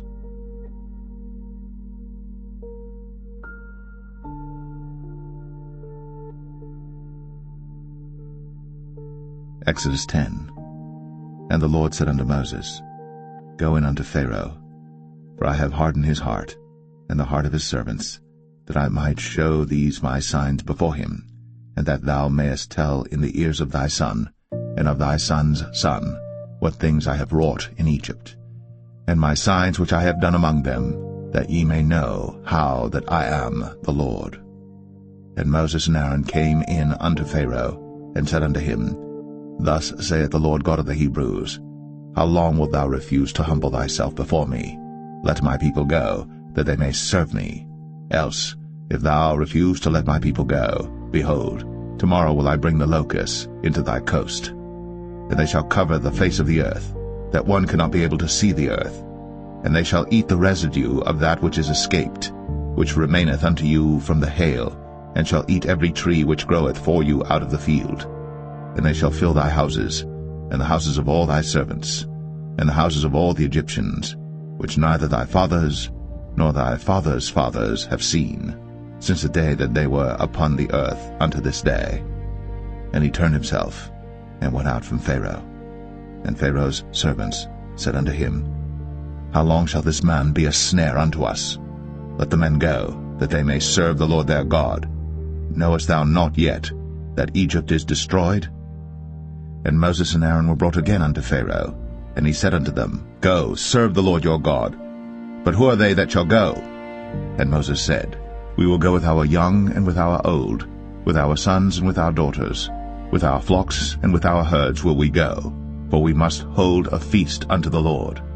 And he said unto them, Let the Lord be so with you, as I will let you go, and your little ones. Look to it, for evil is before you. Not so. Go now, ye that are men, and serve the Lord, for that ye did desire. And they were driven out from Pharaoh's presence. And the Lord said unto Moses, Stretch out thine hand over the land of Egypt for the locusts, that they may come up upon the land of Egypt, and eat every herb of the land, even all that the hail hath left. And Moses stretched forth his rod over the land of Egypt. And the Lord brought an east wind upon the land all that day, and all that night. And when it was morning, the east wind brought the locusts. And the locusts went up over all the land of Egypt, and rested in all the coasts of Egypt. Very grievous were they. Before them there were no such locusts as they, neither after them shall be such. For they covered the face of the whole earth, so that the land was darkened. And they did eat every herb of the land, and all the fruit of the trees which the hail had left. And there remained not any green thing in the trees, or in the herbs of the field, through all the land of Egypt. Then Pharaoh called for Moses and Aaron in haste, and he said, I have sinned against the Lord your God and against you. Now therefore forgive, I pray thee, my sin only this once, and entreat the Lord your God, that he may take away from me this death only. And he went out from Pharaoh, and entreated the Lord. And the Lord turned a mighty strong west wind, which took away the locusts, and cast them into the Red Sea. There remained not one locust in all the coasts of Egypt. But the Lord hardened Pharaoh's heart, so that he would not let the children of Israel go. And the Lord said unto Moses, Stretch out thine hand toward heaven, that there may be darkness over the land of Egypt, even darkness which may be felt. And Moses stretched forth his hand toward heaven, and there was a thick darkness in all the land of Egypt 3 days. They saw not one another, neither rose any from his place for 3 days. But all the children of Israel had light in their dwellings. And Pharaoh called unto Moses and said, Go ye, serve the Lord.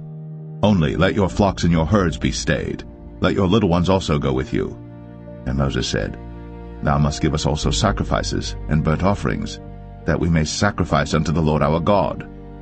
Our cattle also shall go with us. There shall not an hoof be left behind. For thereof must we take to serve the Lord our God, and we know not with what we must serve the Lord until we come thither. But the Lord hardened Pharaoh's heart, and he would not let them go. And Pharaoh said unto him, Get thee from me, take heed to thyself, see my face no more, for in that day thou seest my face, thou shalt die. And Moses said, Thou hast spoken well. I will see thy face again no more.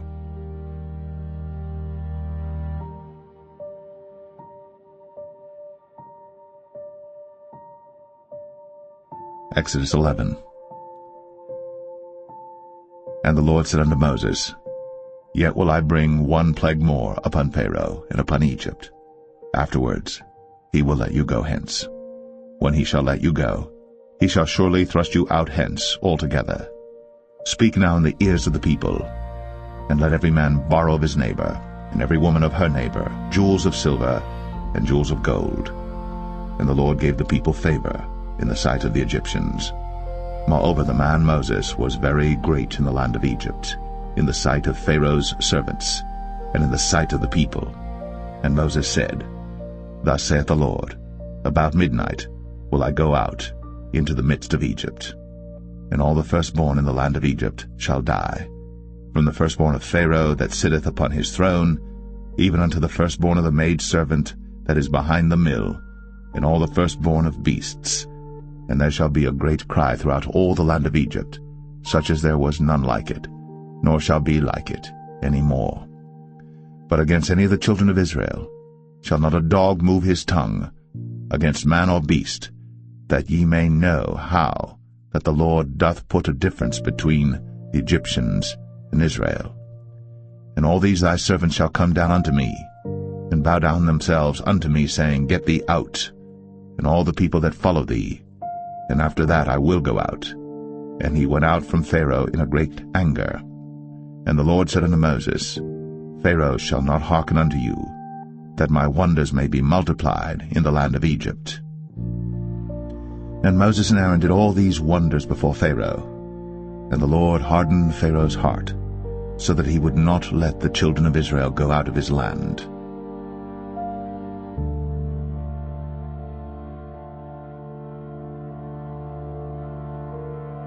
Exodus 12. And the Lord spake unto Moses and Aaron in the land of Egypt, saying, This month shall be unto you the beginning of months. It shall be the first month of the year to you. Speak ye unto all the congregation of Israel, saying, In the 10th day of this month they shall take to them every man a lamb, according to the house of their fathers, a lamb for an house. And if the household be too little for the lamb, let him and his neighbor next unto his house take it according to the number of the souls. Every man according to his eating shall make your count for the lamb. Your lamb shall be without blemish, a male of the first year. Ye shall take it out from the sheep or from the goats. And ye shall keep it up until the 14th day of the same month. And the whole assembly of the congregation of Israel shall kill it in the evening. And they shall take of the blood, and strike it on the 2 side posts, and on the upper door post of the houses wherein they shall eat it. And they shall eat the flesh in that night, roast with fire, and unleavened bread, and with bitter herbs they shall eat it. Eat not of it raw, nor sodden it all with water, but roast with fire, his head with his legs, and with the purtenance thereof. And ye shall let nothing of it remain until the morning. And that which remaineth of it until the morning ye shall burn with fire.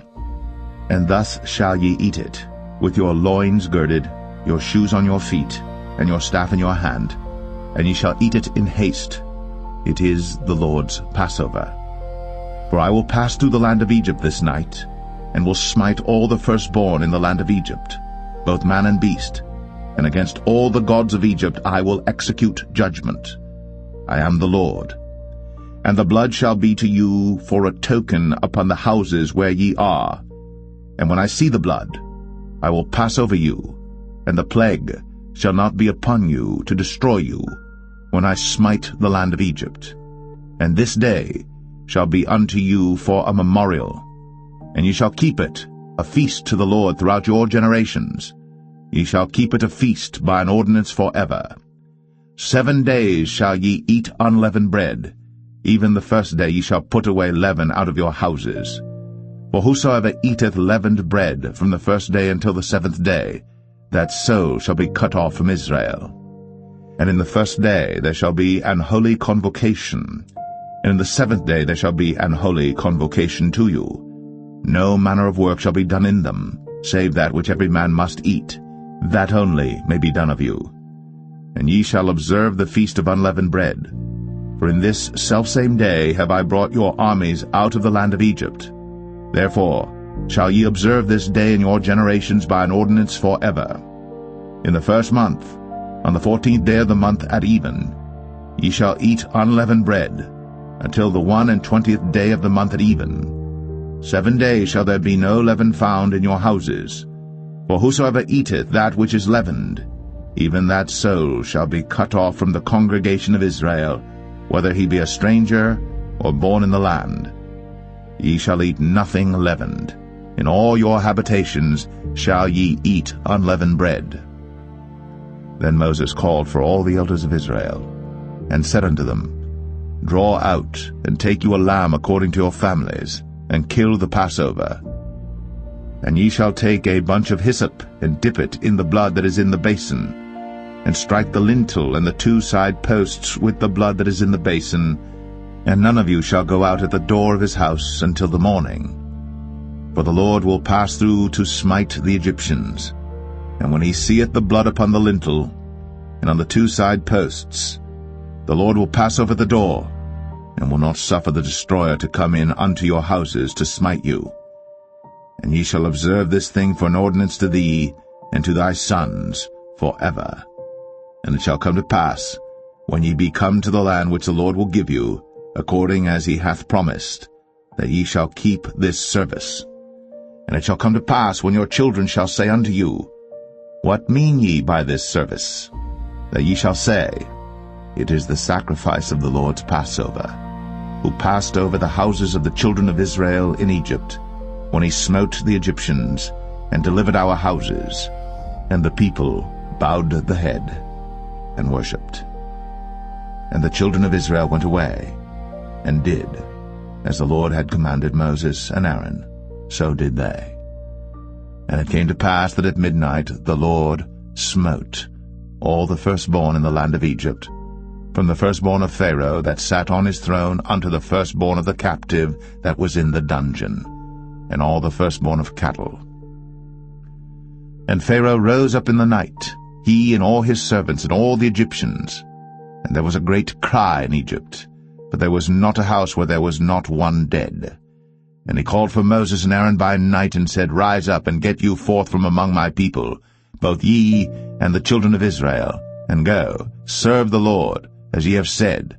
Also take your flocks and your herds, as ye have said, and be gone, and bless me also. And the Egyptians were urgent upon the people, that they might send them out of the land in haste. For they said, We be all dead men.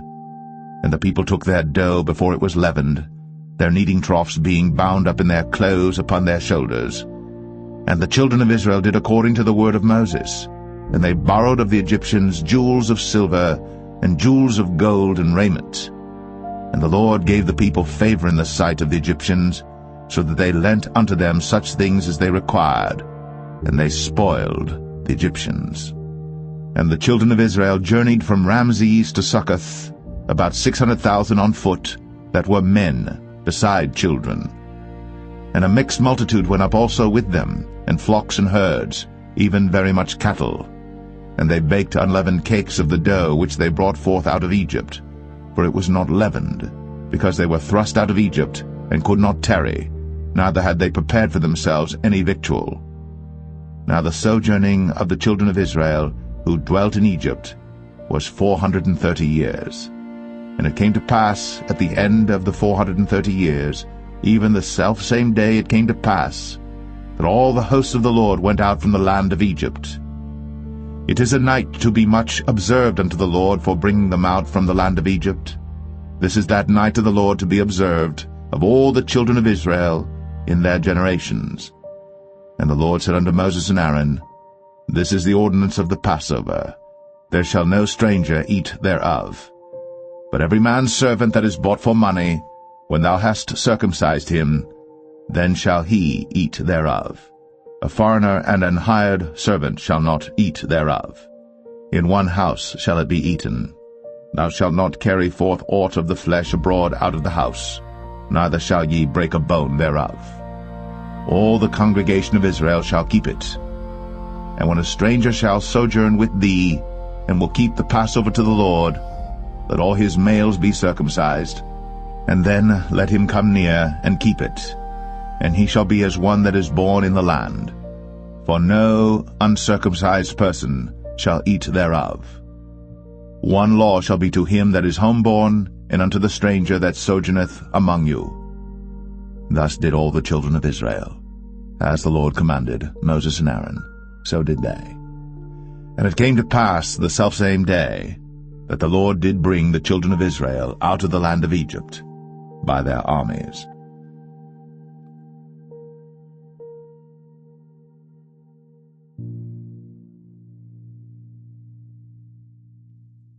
Exodus 13. And the Lord spake unto Moses, saying, Sanctify unto me all the firstborn, whatsoever openeth the womb among the children of Israel, both of man and of beast, it is mine. And Moses said unto the people, Remember this day in which ye came out from Egypt, out of the house of bondage, for by strength of hand the Lord brought you out from this place. There shall no leavened bread be eaten. This day came ye out in the month Abib. And it shall be, when the Lord shall bring thee into the land of the Canaanites, and the Hittites, and the Amorites, and the Hivites, and the Jebusites, which he sware unto thy fathers to give thee, a land flowing with milk and honey, that thou shalt keep this service in this month. 7 days thou shalt eat unleavened bread, and in the 7th day shall be a feast to the Lord. Unleavened bread shall be eaten 7 days, and there shall no leavened bread be seen with thee, neither shall there be leaven seen with thee in all thy quarters. And thou shalt show thy son in that day, saying, This is done because of that which the Lord did unto me, when I came forth out of Egypt. And it shall be for a sign unto thee upon thine hand, and for a memorial between thine eyes, that the Lord's law may be in thy mouth. For with a strong hand hath the Lord brought thee out of Egypt. Thou shalt therefore keep this ordinance in his season from year to year. And it shall be, when the Lord shall bring thee into the land of the Canaanites, as he sware unto thee and to thy fathers, and shall give it thee, that thou shalt set apart unto the Lord all that openeth the matrix, and every firstling that cometh of a beast which thou hast, the males shall be the Lord's. And every firstling of an ass thou shalt redeem with a lamb, and if thou wilt not redeem it, then thou shalt break his neck. And all the firstborn of man among thy children shalt thou redeem. And it shall be, when thy son asketh thee in time to come, saying, What is this? That thou shalt say unto him, By strength of hand the Lord brought us out from Egypt, from the house of bondage. And it came to pass, when Pharaoh would hardly let us go, that the Lord slew all the firstborn in the land of Egypt, both the firstborn of man and the firstborn of beast. Therefore I sacrifice to the Lord all that openeth the matrix, being males, but all the firstborn of my children I redeem. And it shall be for a token upon thine hand, and for frontlets between thine eyes, for by strength of hand the Lord brought us forth out of Egypt. And it came to pass, when Pharaoh had let the people go, that God led them not through the way of the land of the Philistines, although that was near, for God said, Lest peradventure the people repent when they see war, and they return to Egypt. But God led the people about through the way of the wilderness of the Red Sea, and the children of Israel went up harnessed out of the land of Egypt. And Moses took the bones of Joseph with him, for he had straitly sworn the children of Israel, saying, God will surely visit you, and ye shall carry up my bones away hence with you. And they took their journey from Succoth, and encamped in Etham in the edge of the wilderness. And the Lord went before them by day in a pillar of a cloud, to lead them the way, and by night in a pillar of fire, to give them light, to go by day and night. He took not away the pillar of the cloud by day, nor the pillar of fire by night, from before the people.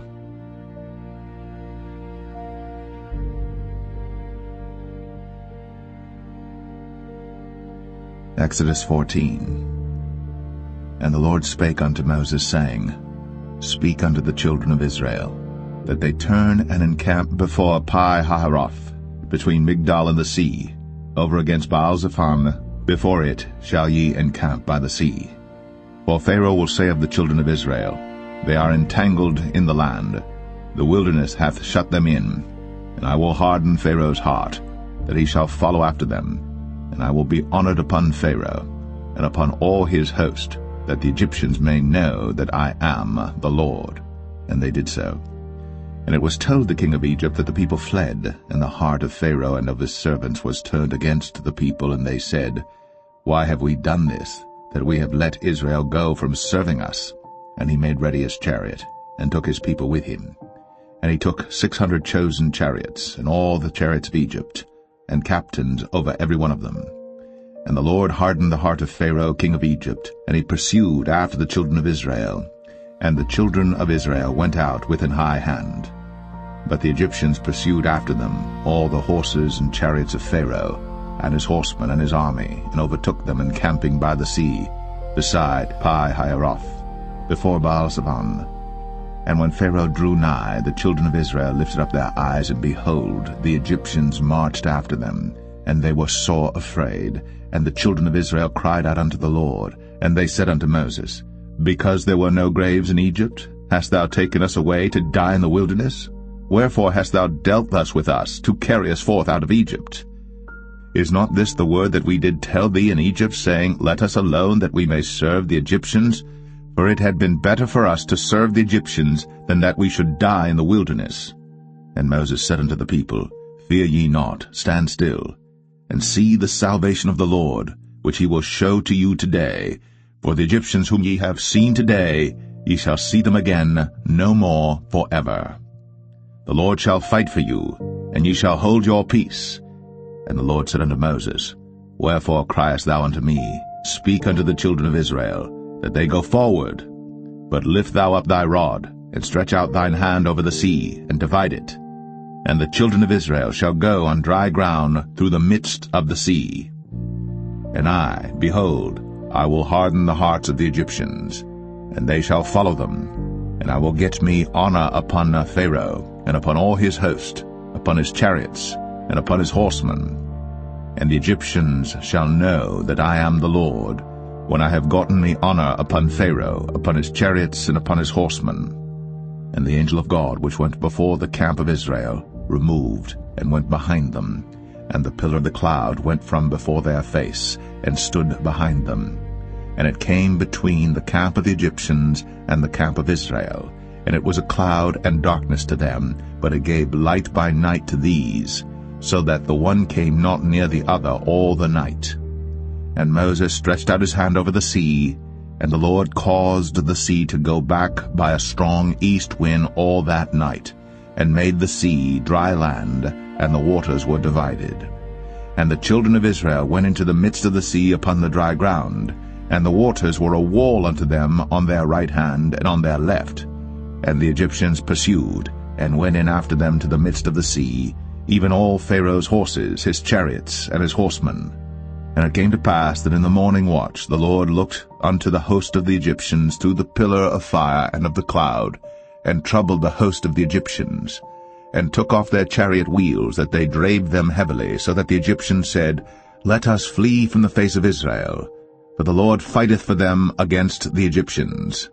And the Lord said unto Moses, Stretch out thine hand over the sea, that the waters may come again upon the Egyptians, upon their chariots, and upon their horsemen. And Moses stretched forth his hand over the sea, and the sea returned to his strength when the morning appeared, and the Egyptians fled against it. And the Lord overthrew the Egyptians in the midst of the sea. And the waters returned and covered the chariots, and the horsemen, and all the host of Pharaoh that came into the sea after them. There remained not so much as one of them. But the children of Israel walked upon dry land in the midst of the sea, and the waters were a wall unto them on their right hand and on their left. Thus the Lord saved Israel that day out of the hand of the Egyptians, and Israel saw the Egyptians dead upon the seashore. And Israel saw that great work which the Lord did upon the Egyptians, and the people feared the Lord, and believed the Lord and his servant Moses.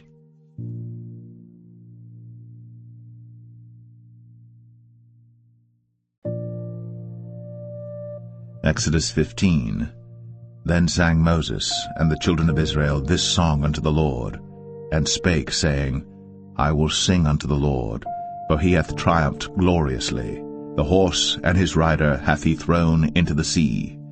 The Lord is my strength and song, and he is become my salvation. He is my God, and I will prepare him an habitation, my father's God, and I will exalt him. The Lord is a man of war, the Lord is his name. Pharaoh's chariots and his host hath he cast into the sea. His chosen captains also are drowned in the Red Sea. The depths have covered them, they sank into the bottom as a stone. Thy right hand, O Lord, is become glorious in power. Thy right hand, O Lord, hath dashed in pieces the enemy. And in the greatness of thine excellency thou hast overthrown them that rose up against thee. Thou sentest forth thy wrath, which consumed them as stubble. And with the blast of thy nostrils the waters were gathered together. The floods stood upright as an heap, and the depths were congealed in the heart of the sea. The enemy said, I will pursue, I will overtake, I will divide the spoil. My lust shall be satisfied upon them. I will draw my sword, my hand shall destroy them. Thou didst blow with thy wind, the sea covered them. They sank as lead in the mighty waters.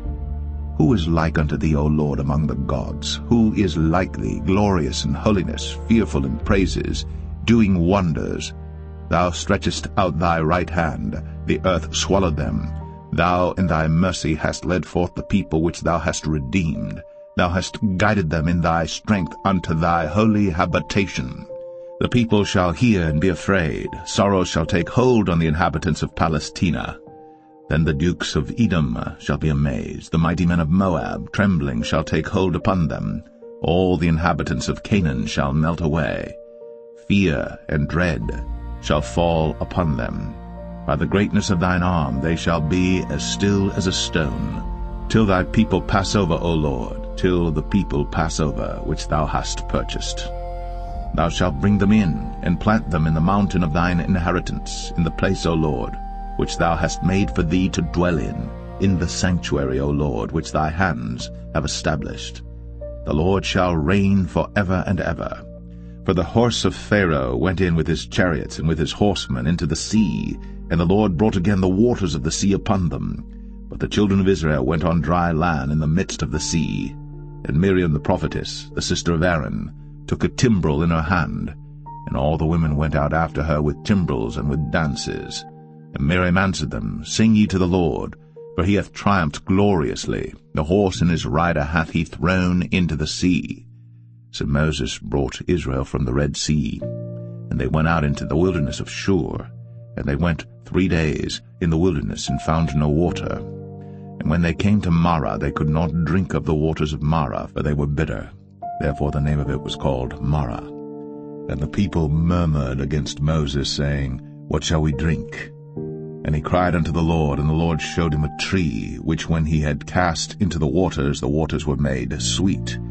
There he made for them a statute and an ordinance, and there he proved them, and said, If thou wilt diligently hearken to the voice of the Lord thy God, and wilt do that which is right in his sight, and wilt give ear to his commandments, and keep all his statutes, I will put none of these diseases upon thee, which I have brought upon the Egyptians, for I am the Lord that healeth thee.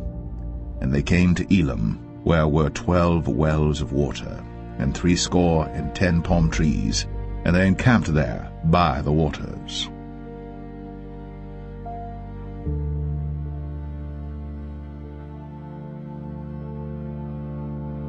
Exodus 16. And they took their journey from Elim, and all the congregation of the children of Israel came unto the wilderness of Sin, which is between Elim and Sinai, on the 15th day of the 2nd month, after their departing out of the land of Egypt.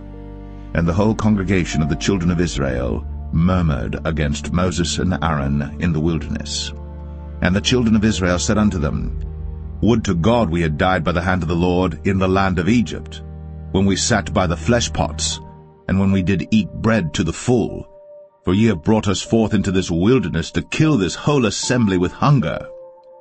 Then said the Lord unto Moses, Behold, I will rain bread from heaven for you, and the people shall go out and gather a certain rate every day, that I may prove them, whether they will walk in my law or no. And it shall come to pass that on the 6th day they shall prepare that which they bring in, and it shall be twice as much as they gather daily. And Moses and Aaron said unto all the children of Israel, At even then ye shall know that the Lord hath brought you out from the land of Egypt. And in the morning then ye shall see the glory of the Lord, for that he heareth your murmurings against the Lord. And what are we that ye murmur against us? And Moses said, This shall be when the Lord shall give you in the evening flesh to eat, and in the morning bread to the full, for that the Lord heareth your murmurings, which ye murmur against him. And what are we? Your murmurings are not against us, but against the Lord. And Moses spake unto Aaron, Say unto all the congregation of the children of Israel, Come near before the Lord, for he hath heard your murmurings. And it came to pass, as Aaron spake unto the whole congregation of the children of Israel, that they looked toward the wilderness, and behold, the glory of the Lord appeared in the cloud. And the Lord spake unto Moses, saying, I have heard the murmurings of the children of Israel. Speak unto them, saying, At even ye shall eat flesh, and in the morning ye shall be filled with bread, and ye shall know that I am the Lord your God. And it came to pass that at even the quails came up and covered the camp, and in the morning the dew lay round about the host. And when the dew that lay was gone up, behold, upon the face of the wilderness there lay a small round thing, as small as the hoarfrost on the ground. And when the children of Israel saw it, they said one to another, It is manna, for they wist not what it was. And Moses said unto them, This is the bread which the Lord hath given you to eat. This is the thing which the Lord hath commanded. Gather of it every man according to his eating, an omer for every man according to the number of your persons. Take ye every man for them which are in his tents. And the children of Israel did so, and gathered some more, some less. And when they did meet it with an omer, he that gathered much had nothing over, and he that gathered little had no lack. they gathered every man according to his eating. And Moses said, Let no man leave of it till the morning. Notwithstanding they hearkened not unto Moses, but some of them left of it until the morning, and it bred worms, and stank. And Moses was wroth with them. And they gathered it every morning, every man according to his eating. And when the sun waxed hot, it melted. And it came to pass that on the 6th day they gathered twice as much bread, 2 omers for one man. And all the rulers of the congregation came and told Moses. And he said unto them, This is that which the Lord hath said. Tomorrow is the rest of the holy Sabbath unto the Lord. Bake that which ye shall bake today, and seethe that ye will seethe, and that which remaineth overlay up for you to be kept until the morning. And they laid it up till the morning, as Moses bade, and it did not stink, neither was there any worm therein.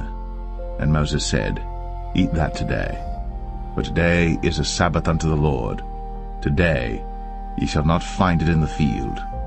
6 days ye shall gather it, but on the 7th day, which is the Sabbath, in it there shall be none. And it came to pass that there went out some of the people on the 7th day for to gather, and they found none. And the Lord said unto Moses, How long refuse ye to keep my commandments and my laws? See, for that the Lord hath given you the Sabbath. Therefore he giveth you on the 6th day the bread of 2 days. Abide ye every man in his place. Let no man go out of his place on the 7th day. So the people rested on the 7th day. And the house of Israel called the name thereof Manna. And it was like coriander seed, white, and the taste of it was like wafers made with honey. And Moses said, This is the thing which the Lord commandeth. Fill an omer of it to be kept for your generations, that they may see the bread wherewith I have fed you in the wilderness, when I brought you forth from the land of Egypt. And Moses said unto Aaron, Take a pot, and put an omer full of manna therein, and lay it up before the Lord, to be kept for your generations. As the Lord commanded Moses, so Aaron laid it up before the testimony to be kept. And the children of Israel did eat manna 40 years, until they came to a land inhabited. They did eat manna until they came unto the borders of the land of Canaan. Now an omer is the 10th part of an ephah.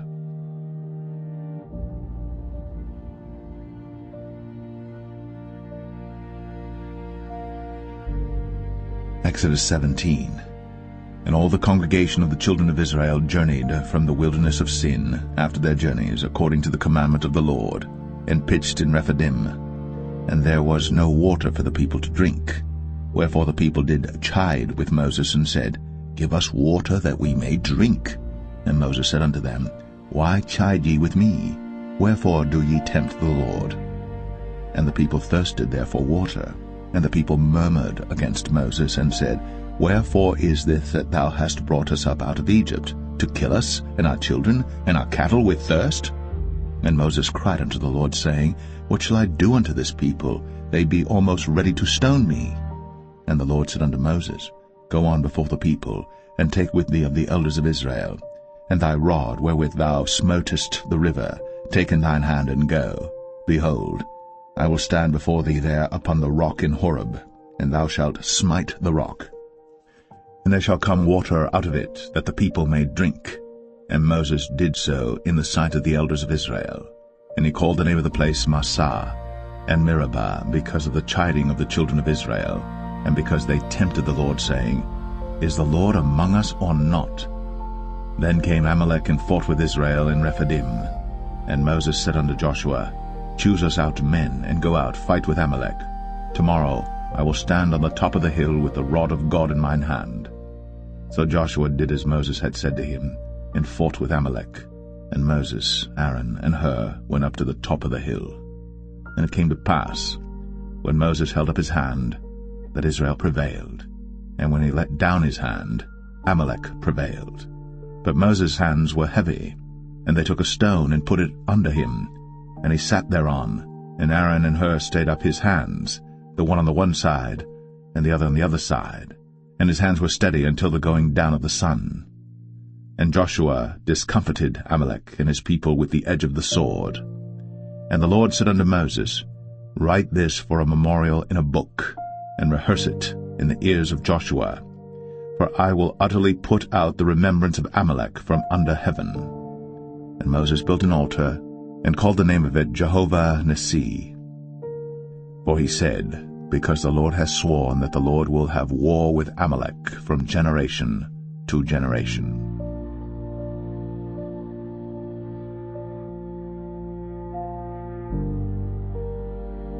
Exodus 18. When Jethro, the priest of Midian, Moses' father-in-law, heard of all that God had done for Moses, and for Israel his people, and that the Lord had brought Israel out of Egypt, then Jethro, Moses' father-in-law, took Zipporah, Moses' wife, after he'd sent her back, and her 2 sons, of which the name of the one was Gershom, for he said, I have been an alien in a strange land. And the name of the other was Eleazar, for the God of my fathers, said he, was mine help, and delivered me from the sword of Pharaoh. And Jethro, Moses' father-in-law, came with his sons and his wife unto Moses into the wilderness, where he encamped at the mount of God. And he said unto Moses, I thy father-in-law Jethro am come unto thee, and thy wife and her 2 sons with her. And Moses went out to meet his father-in-law, and did obeisance, and kissed him. And they asked each other of their welfare, and they came into the tent. And Moses told his father-in-law all that the Lord had done unto Pharaoh and to the Egyptians for Israel's sake, and all the travail that had come upon them by the way, and how the Lord delivered them. And Jethro rejoiced for all the goodness which the Lord had done to Israel, whom he had delivered out of the hand of the Egyptians. And Jethro said, Blessed be the Lord, who hath delivered you out of the hand of the Egyptians, and out of the hand of Pharaoh, who hath delivered the people from under the hand of the Egyptians. Now I know that the Lord is greater than all gods, for in the thing wherein they dealt proudly he was above them. And Jethro, Moses' father-in-law, took a burnt offering and sacrifices for God. And Aaron came, and all the elders of Israel, to eat bread with Moses' father-in-law before God. And it came to pass on the morrow that Moses sat to judge the people, and the people stood by Moses from the morning unto the evening. And when Moses' father-in-law saw all that he did to the people, he said, What is this thing that thou doest to the people? Why sittest thou thyself alone, and all the people stand by thee from morning unto even? And Moses said unto his father-in-law, Because the people come unto me to inquire of God. When they have a matter they come unto me, and I judge between one and another, and I do make them know the statutes of God and his laws. And Moses' father-in-law said unto him, The thing that thou doest is not good. Thou wilt surely wear away both thou and this people that is with thee. For this thing is too heavy for thee. Thou art not able to perform it thyself alone. Hearken now unto my voice. I will give thee counsel, and God shall be with thee. Be thou for the people to Godward, that thou mayest bring the causes unto God. And thou shalt teach them ordinances and laws, and shalt show them the way wherein they must walk, and the work that they must do. Moreover, thou shalt provide out of all the people able men, such as fear God, men of truth, hating covetousness, and place such over them to be rulers of thousands, and rulers of hundreds, rulers of 50s, and rulers of 10s. And let them judge the people at all seasons. And it shall be that every great matter they shall bring unto thee, but every small matter they shall judge. So shall it be easier for thyself, and they shall bear the burden with thee. If thou shalt do this thing, and God command thee so, then thou shalt be able to endure, and all this people shall also go to their place in peace. So Moses hearkened to the voice of his father-in-law, and did all that he had said. And Moses chose able men out of all Israel, and made them heads over the people, rulers of thousands, rulers of hundreds, rulers of 50s, and rulers of 10s. And they judged the people at all seasons. The hard causes they brought unto Moses, but every small matter they judged themselves. And Moses let his father-in-law depart, and he went his way into his own land.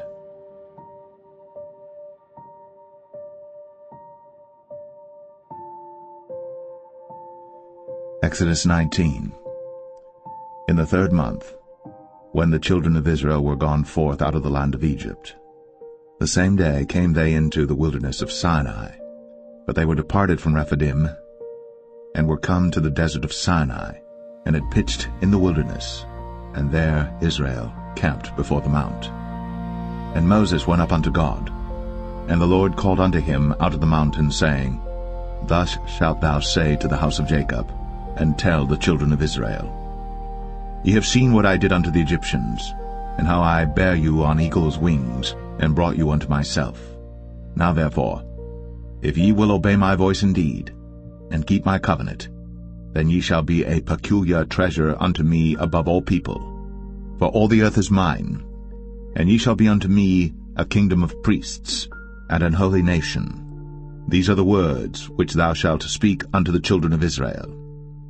And Moses came and called for the elders of the people, and laid before their faces all these words which the Lord commanded him.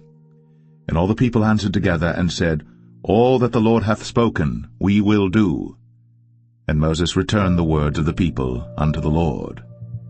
And the Lord said unto Moses, Lo, I come unto thee in a thick cloud, that the people may hear when I speak with thee, and believe thee forever.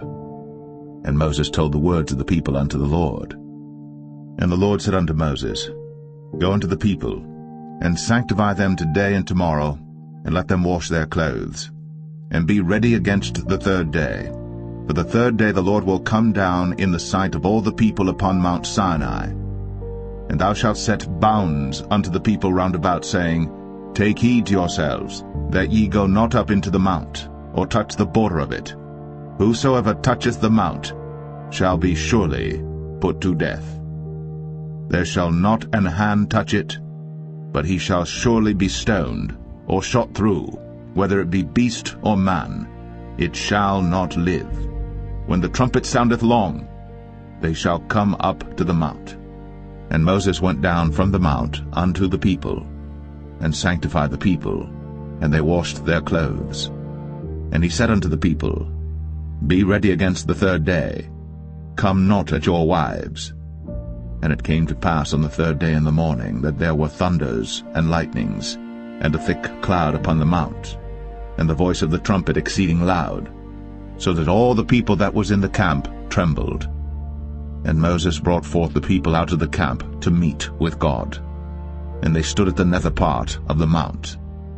And Mount Sinai was altogether on a smoke, because the Lord descended upon it in fire, and the smoke thereof ascended as the smoke of a furnace, and the whole mount quaked greatly. And when the voice of the trumpet sounded long, and waxed louder and louder, Moses spake, and God answered him by a voice. And the Lord came down upon Mount Sinai, on the top of the mount, and the Lord called Moses up to the top of the mount, and Moses went up. And the Lord said unto Moses, Go down, charge the people, lest they break through unto the Lord to gaze, and many of them perish. And let the priests also which come near to the Lord sanctify themselves, lest the Lord break forth upon them. And Moses said unto the Lord, The people cannot come up to Mount Sinai, for thou chargest us, saying, Set bounds about the mount, and sanctify it. And the Lord said unto him, Away, get thee down, and thou shalt come up, thou and Aaron with thee. But let not the priests and the people break through to come up unto the Lord, lest he break forth upon them. So Moses went down unto the people, and spake unto them.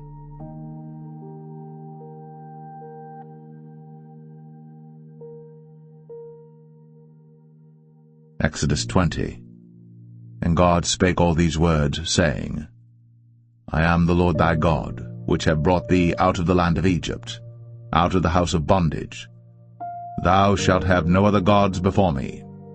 Thou shalt not make unto thee any graven image, or any likeness of any thing that is in heaven above, or that is in the earth beneath, or that is in the water under the earth. Thou shalt not bow down thyself to them, nor serve them.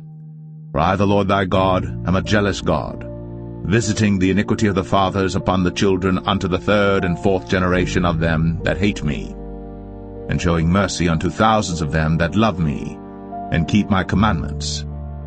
Thou shalt not take the name of the Lord thy God in vain. For the Lord will not hold him guiltless that taketh his name in vain. Remember the Sabbath day, to keep it holy.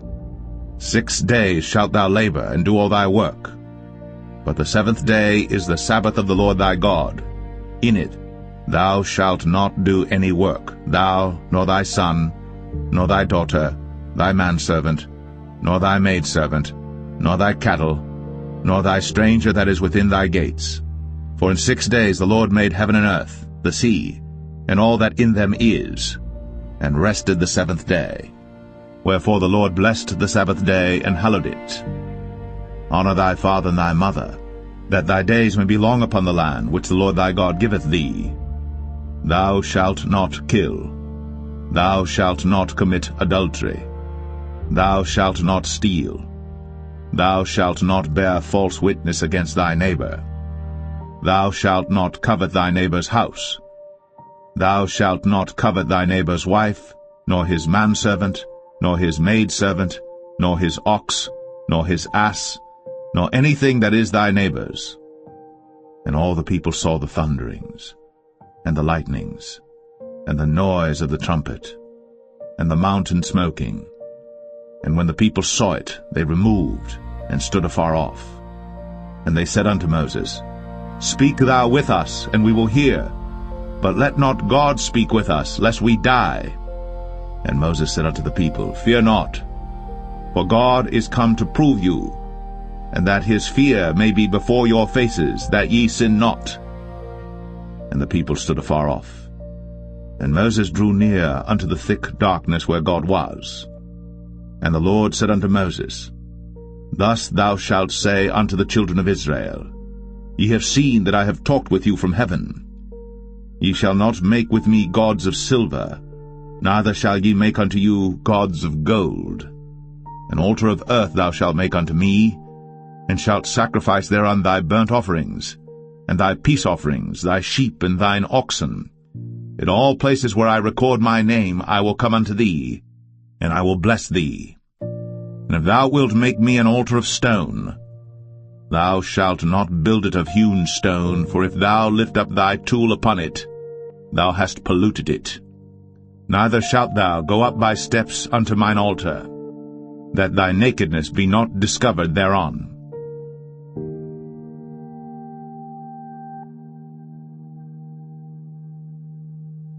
Exodus 21. Now these are the judgments which thou shalt set before them. If thou buy an Hebrew servant, 6 years he shall serve, and in the 7th he shall go out free for nothing. If he came in by himself, he shall go out by himself. If he were married, then his wife shall go out with him. If his master have given him a wife, and she have borne him sons or daughters, the wife and her children shall be her master's, and he shall go out by himself. And if the servant shall plainly say, I love my master, my wife, and my children, I will not go out free, then his master shall bring him unto the judges. He shall also bring him to the door, or unto the doorpost, and his master shall bore his ear through with an awl, and he shall serve him forever. And if a man sell his daughter to be a maidservant, she shall not go out as the men servants do. If she please not her master, who hath betrothed her to himself, then shall he let her be redeemed. To sell her unto a strange nation, he shall have no power, seeing he hath dealt deceitfully with her. And if he have betrothed her unto his son, he shall deal with her after the manner of daughters. If he take him another wife, her food, her raiment, and her duty of marriage, shall he not diminish? And if he do not these 3 unto her, then shall she go out free without money. He that smiteth a man so that he die shall be surely put to death. And if a man lie not in wait, but God deliver him into his hand, then I will appoint thee a place whither he shall flee. But if a man come presumptuously upon his neighbor, to slay him with guile, thou shalt take him from mine altar, that he may die. And he that smiteth his father or his mother shall be surely put to death. And he that stealeth a man and selleth him, or if he be found in his hand, he shall surely be put to death. And he that curseth his father or his mother shall surely be put to death. And if men strive together, and one smite another with a stone, or with his fist, and he die not, but keepeth his bed, if he rise again and walk abroad upon his staff, then shall he that smote him be quit, only he shall pay for the loss of his time, and shall cause him to be thoroughly healed. And if a man smite his servant or his maid with a rod, and he die under his hand, he shall be surely punished. Notwithstanding, if he continue a day or two, he shall not be punished, for he is his money. If men strive and hurt a woman with child, so that her fruit depart from her, and yet no mischief follow, he shall be surely punished, according as the woman's husband will lay upon him, and he shall pay as the judges determine. And if any mischief follow, then thou shalt give life for life, eye for eye, tooth for tooth, hand for hand, foot for foot, burning for burning, wound for wound, stripe for stripe. And if a man smite the eye of his servant, or the eye of his maid, that it perish, he shall let him go free for his eye's sake. And if he smite out his manservant's tooth, or his maidservant's tooth, he shall let him go free for his tooth's sake.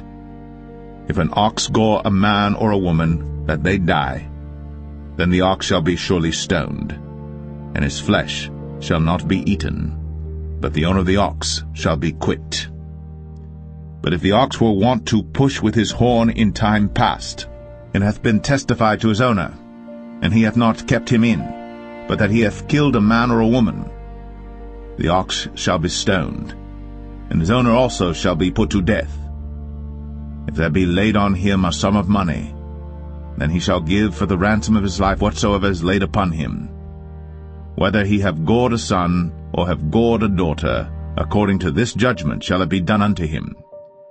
If the ox shall push a manservant or a maidservant, he shall give unto their master 30 shekels of silver, and the ox shall be stoned.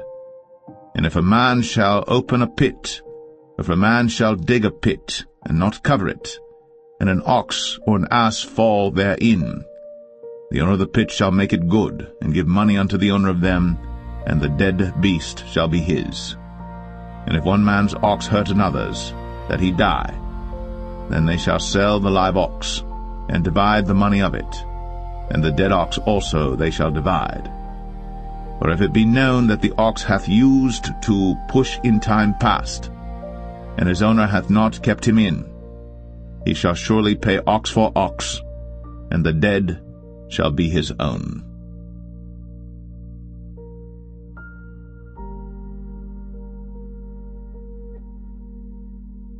Exodus 22. If a man shall steal an ox or a sheep and kill it or sell it, he shall restore 5 oxen for an ox and 4 sheep for a sheep. If a thief be found breaking up, and be smitten that he die, there shall no blood be shed for him. If the sun be risen upon him, there shall be blood shed for him, for he should make full restitution. If he have nothing, then he shall be sold for his theft. If the theft be certainly found in his hand alive, whether it be ox or ass or sheep, he shall restore double. If a man shall cause a field or vineyard to be eaten, and shall put in his beast, and shall feed in another man's field, of the best of his own field and of the best of his own vineyard, shall he make restitution. If fire break out and catch in thorns, so that stacks of corn or the standing corn of the field be consumed therewith, he that kindled the fire shall surely make restitution. If a man shall deliver unto his neighbor money or stuff to keep, and it be stolen out of the man's house, if the thief be found, let him pay double. If the thief be not found, then the master of the house shall be brought unto the judges to see whether he have put his hand unto his neighbor's goods. For all manner of trespass, whether it be for ox, for ass, for sheep, for raiment, or for any manner of lost thing, which another challengeth to be his, the cause of both parties shall come before the judges, and whom the judges shall condemn, he shall pay double, unto his neighbor. If a man deliver unto his neighbor an ass, or an ox, or a sheep, or any beast to keep, and it die, or be hurt, or driven away, no man seeing it, then shall an oath of the Lord be between them both, that he hath not put his hand unto his neighbor's goods, and the owner of it shall accept thereof, and he shall not make it good. And if it be stolen from him, he shall make restitution unto the owner thereof. If it be torn in pieces, then let him bring it for witness, and he shall not make good that which was torn. And if a man borrow aught of his neighbor, and it be hurt or die, the owner thereof being not with it, he shall surely make it good. But if the owner thereof be with it, he shall not make it good. If it be an hired thing, it came for his hire. And if a man entice a maid that is not betrothed, and lie with her, he shall surely endow her to be his wife. If her father utterly refuse to give her unto him, he shall pay money according to the dowry of virgins. Thou shalt not suffer a witch to live. Whosoever lieth with a beast shall surely be put to death. He that sacrificeth unto any god, save unto the Lord only, he shall be utterly destroyed. Thou shalt neither vex a stranger nor oppress him, for ye were strangers in the land of Egypt. Ye shall not afflict any widow or fatherless child. If thou afflict them in any wise, and they cry at all unto me, I will surely hear their cry, and my wrath shall wax hot, and I will kill you with the sword, and your wives shall be widows, and your children fatherless. If thou lend money to any of my people that is poor by thee, thou shalt not be to him as an usurer, neither shalt thou lay upon him usury. If thou at all take thy neighbor's raiment to pledge, thou shalt deliver it unto him by that the sun goeth down. For that is his covering only, it is his raiment for his skin. Wherein shall he sleep? And it shall come to pass, when he crieth unto me, that I will hear, for I am gracious. Thou shalt not revile the gods, nor curse the ruler of thy people. Thou shalt not delay to offer the first of thy ripe fruits, and of thy liquors, the firstborn of thy sons shalt thou give unto me. Likewise shalt thou do with thine oxen, and with thy sheep. 7 days it shall be with his dam.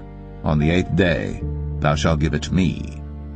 And ye shall be holy men unto me. Neither shall ye eat any flesh that is torn of beasts in the field. Ye shall cast it to the dogs.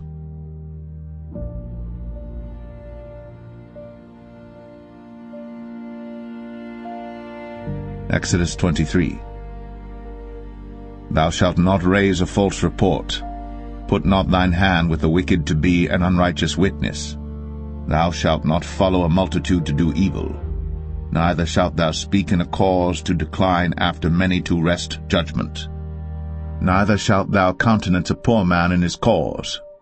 If thou meet thine enemy's ox or his ass going astray, thou shalt surely bring it back to him again.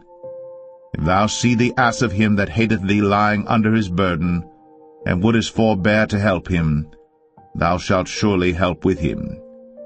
Thou shalt not wrest the judgment of thy poor in his cause.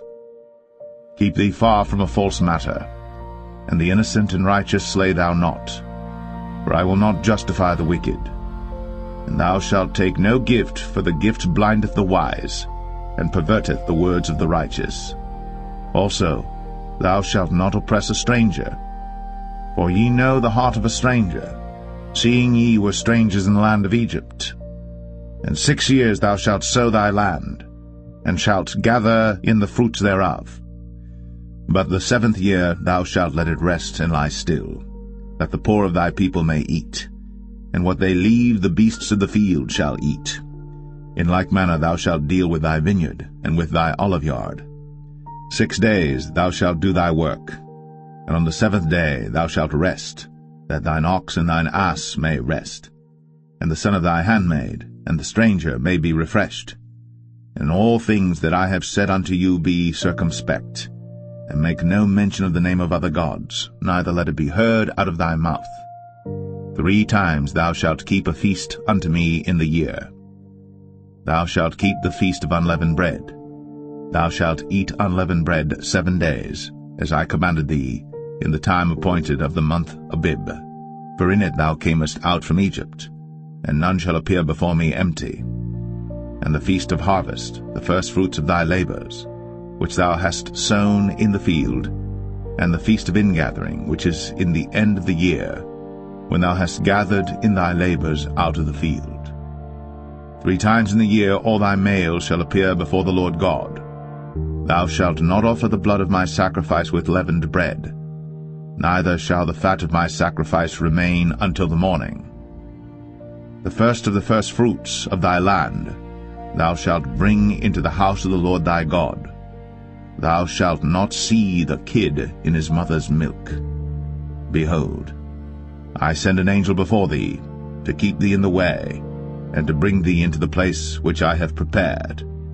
Beware of him, and obey his voice. Provoke him not, for he will not pardon your transgressions, for my name is in him.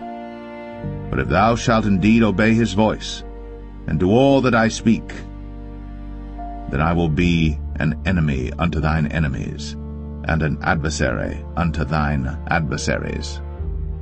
For mine angel shall go before thee, and bring thee in unto the Amorites, and the Hittites, and the Perizzites, and the Canaanites, the Hivites, and the Jebusites, and I will cut them off. Thou shalt not bow down to their gods, nor serve them, nor do after their works, but thou shalt utterly overthrow them, and quite break down their images. And ye shall serve the Lord your God, and he shall bless thy bread and thy water, and I will take sickness away from the midst of thee. There shall nothing cast their young, nor be barren in thy land. The number of thy days I will fulfill. I will send my fear before thee, and will destroy all the people to whom thou shalt come. And I will make all thine enemies turn their backs unto thee. And I will send hornets before thee, which shall drive out the Hivite, the Canaanite, and the Hittite from before thee. I will not drive them out from before thee in 1 year, lest the land become desolate, and the beasts of the field multiply against thee. By little and little I will drive them out from before thee, until thou be increased and inherit the land. And I will set thy bounds from the Red Sea even unto the sea of the Philistines, and from the desert unto the river. For I will deliver the inhabitants of the land into your hand, and thou shalt drive them out before thee. Thou shalt make no covenant with them, nor with their gods. They shall not dwell in thy land, lest they make thee sin against me. For if thou serve their gods, it will surely be a snare unto thee.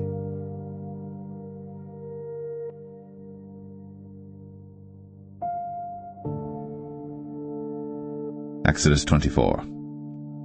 And he said unto Moses, Come up unto the Lord, thou and Aaron, Nadab and Abihu, and 70 of the elders of Israel, and worship ye afar off.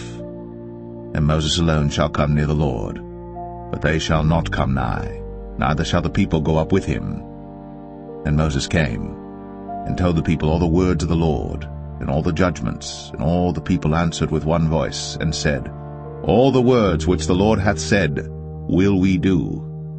And Moses wrote all the words of the Lord, and rose up early in the morning, and builded an altar under the hill, and 12 pillars according to the 12 tribes of Israel. And he sent young men of the children of Israel, which offered burnt offerings, and sacrificed peace offerings of oxen unto the Lord. And Moses took half of the blood, and put it in basins, and half of the blood he sprinkled on the altar. And he took the book of the covenant, and read in the audience of the people, and they said, All that the Lord hath said will we do, and be obedient. And Moses took the blood, and sprinkled it on the people, and said, Behold, the blood of the covenant which the Lord hath made with you concerning all these words. Then went up Moses, and Aaron, Nadab and Abihu, and 70 of the elders of Israel. And they saw the God of Israel. And there was under his feet, as it were, a paved work of a sapphire stone, and as it were the body of heaven in his clearness. And upon the nobles of the children of Israel he laid not his hand. Also they saw God, and did eat and drink. And the Lord said unto Moses, Come up to me into the mount, and be there. And I will give thee tables of stone, and a law and commandments which I have written, that thou mayest teach them. And Moses rose up, and his minister Joshua. And Moses went up into the mount of God. And he said unto the elders, Tarry ye here for us, until we come again unto you. And behold, Aaron and Hur are with you. If any man have any matters to do, let him come unto them. And Moses went up into the mount, and a cloud covered the mount. And the glory of the Lord abode upon Mount Sinai, and the cloud covered it 6 days. And the 7th day he called unto Moses out of the midst of the cloud. And the sight of the glory of the Lord was like devouring fire on the top of the mount in the eyes of the children of Israel. And Moses went into the midst of the cloud, and gat him up into the mount. And Moses was in the mount 40 days and 40 nights.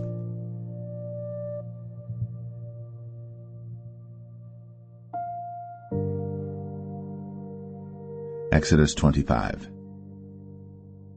And the Lord spake unto Moses, saying, Speak unto the children of Israel, that they bring me an offering of every man that giveth it willingly with his heart. Ye shall take my offering. And this is the offering which ye shall take of them, gold and silver and brass, and blue and purple and scarlet, and fine linen, and goat's hair, and rams' skins dyed red, and badgers' skins, and shittim wood, oil for the light, spices for anointing oil, and for sweet incense, onyx stones, and stones to be set in the ephod, and in the breastplate. And let them make me a sanctuary, that I may dwell among them, according to all that I show thee, after the pattern of the tabernacle, and the pattern of all the instruments thereof, even so shall ye make it. And they shall make an ark of shittim wood. 2 cubits and a half shall be the length thereof, and 1 cubit and a half the breadth thereof, and 1 cubit and a half the height thereof. And thou shalt overlay it with pure gold, within and without shalt thou overlay it. And shalt make upon it a crown of gold round about. And thou shalt cast 4 rings of gold for it, and put them in the 4 corners thereof. And 2 rings shall be in the one side of it, and 2 rings in the other side of it. And thou shalt make staves of shittim wood, and overlay them with gold. And thou shalt put the staves into the rings by the sides of the ark, that the ark may be borne with them. The staves shall be in the rings of the ark, they shall not be taken from it. And thou shalt put into the ark the testimony which I shall give thee. And thou shalt make a mercy seat of pure gold. 2 cubits and a half shall be the length thereof, and 1 cubit and a half the breadth thereof. And thou shalt make 2 cherubims of gold. Of beaten work shalt thou make them, in the 2 ends of the mercy seat. And make 1 cherub on the one end, and the other cherub on the other end. Even of the mercy seat shall ye make the cherubims on the 2 ends thereof. And the cherubims shall stretch forth their wings on high, covering the mercy seat with their wings, and their faces shall look one to another. Toward the mercy seat shall the faces of the cherubims be. And thou shalt put the mercy seat above upon the ark, and in the ark thou shalt put the testimony that I shall give thee. And there I will meet with thee, and I will commune with thee from above the mercy seat, from between the 2 cherubims which are upon the ark of the testimony, of all things which I will give thee in commandment unto the children of Israel. Thou shalt also make a table of shittim wood. 2 cubits shall be the length thereof, and 1 cubit the breadth thereof, and 1 cubit and a half the height thereof. And thou shalt overlay it with pure gold, and make thereto a crown of gold round about. And thou shalt make unto it a border of an handbreadth round about, and thou shalt make a golden crown to the border thereof round about. And thou shalt make for it 4 rings of gold, and put the rings in the 4 corners that are on the 4 feet thereof. Over against the border shall the rings be for places of the staves to bear the table. And thou shalt make the staves of shittim wood, and overlay them with gold, that the table may be borne with them. And thou shalt make the dishes thereof, and spoons thereof, and covers thereof, and bowls thereof, to cover withal. Of pure gold shalt thou make them. And thou shalt set upon the table showbread before me always. And thou shalt make a candlestick of pure gold, Of beaten work shall the candlestick be made, his shaft and his branches, his bowls, his knobs and his flowers shall be of the same. And 6 branches shall come out of the sides of it, 3 branches of the candlestick out of the one side, and 3 branches of the candlestick out of the other side. 3 bowls made like unto almonds, with a knob and a flower in one branch, and 3 bowls made like almonds in the other branch, with a knob and a flower. So in the 6 branches that come out of the candlestick. And in the candlestick shall be 4 bowls made like unto almonds, with their knobs and their flowers. And there shall be a knob under 2 branches of the same, and a knob under 2 branches of the same, and a knob under 2 branches of the same, according to the 6 branches that proceed out of the candlestick. Their knobs and their branches shall be of the same. All it shall be one beaten work of pure gold. And thou shalt make the 7 lamps thereof, and they shall light the lamps thereof, that they may give light over against it. And the tongs thereof, and the snuff dishes thereof, shall be of pure gold. Of a talent of pure gold shall he make it with all these vessels. And look that thou make them after their pattern, which was shown thee in the mount.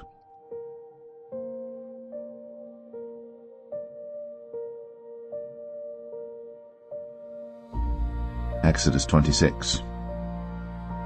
Moreover, thou shalt make the tabernacle with 10 curtains of fine twined linen, and blue, and purple, and scarlet. With cherubims of cunning work shalt thou make them. The length of one curtain shall be 28 cubits, and the breadth of one curtain 4 cubits, and every one of the curtains shall have one measure. The 5 curtains shall be coupled together one to another, and other 5 curtains shall be coupled one to another. And thou shalt make loops of blue upon the edge of the one curtain, from the selvage in the coupling. And likewise shalt thou make in the uttermost edge of another curtain, in the coupling of the second. 50 loops shalt thou make in the one curtain, and 50 loops shalt thou make in the edge of the curtain that is in the coupling of the second, that the loops may take hold one of another. And thou shalt make 50 taches of gold, and couple the curtains together with the taches, and it shall be one tabernacle. And thou shalt make curtains of goat's hair to be a covering upon the tabernacle. 11 curtains shalt thou make. The length of one curtain shall be 30 cubits, and the breadth of one curtain 4 cubits, and the 11 curtains shall be all of one measure. And thou shalt couple 5 curtains by themselves, and 6 curtains by themselves, and shalt double the 6 curtain in the forefront of the tabernacle. And thou shalt make 50 loops on the edge of the one curtain that is outmost in the coupling, and 50 loops in the edge of the curtain which coupleth the second. And thou shalt make 50 taches of brass, and put the taches into the loops, and couple the tent together, that it may be one. And the remnant that remaineth of the curtains of the tent, the half curtain that remaineth, shall hang over the backside of the tabernacle, and a cubit on the one side, and a cubit on the other side of that which remaineth in the length of the curtains of the tent. It shall hang over the sides of the tabernacle on this side, and on that side to cover it. And thou shalt make a covering for the tent of ram's skins dyed red, and a covering above of badger's skins. And thou shalt make boards for the tabernacle of shittim wood standing up. 10 cubits shall be the length of a board, and a cubit and a half shall be the breadth of one board. 2 tenons shall there be in one board, set in order, one against another. Thus shalt thou make for all the boards of the tabernacle. And thou shalt make the boards for the tabernacle 20 boards on the south side southward. And thou shalt make 40 sockets of silver under the 20 boards, 2 sockets under one board for his 2 tenons, and 2 sockets under another board for his 2 tenons. And for the second side of the tabernacle on the north side there shall be 20 boards, and there 40 sockets of silver, 2 sockets under one board, and 2 sockets under another board. And for the sides of the tabernacle westward thou shalt make 6 boards. And 2 boards shalt thou make for the corners of the tabernacle in the 2 sides. And they shall be coupled together beneath, and they shall be coupled together above the head of it unto one ring. Thus shall it be for them both. They shall be for the 2 corners. And they shall be 8 boards, and their sockets of silver 16 sockets, 2 sockets under one board, and 2 sockets under another board. And thou shalt make bars of shittim wood, 5 for the boards of the one side of the tabernacle, and 5 bars for the boards of the other side of the tabernacle, and 5 bars for the boards of the side of the tabernacle for the 2 sides westward.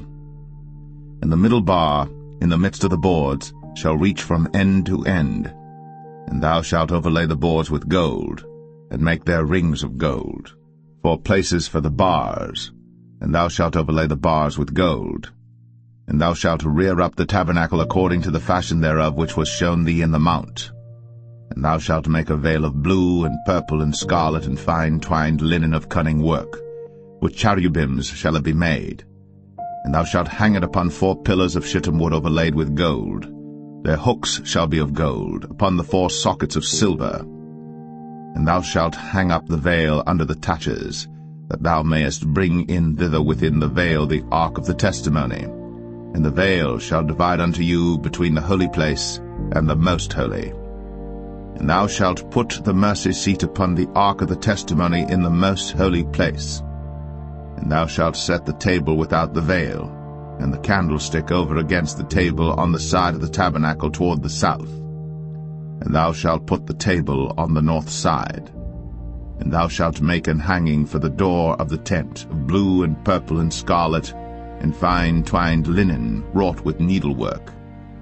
And thou shalt make for the hanging 5 pillars of shittim wood, and overlay them with gold, and their hooks shall be of gold, and thou shalt cast 5 sockets of brass for them.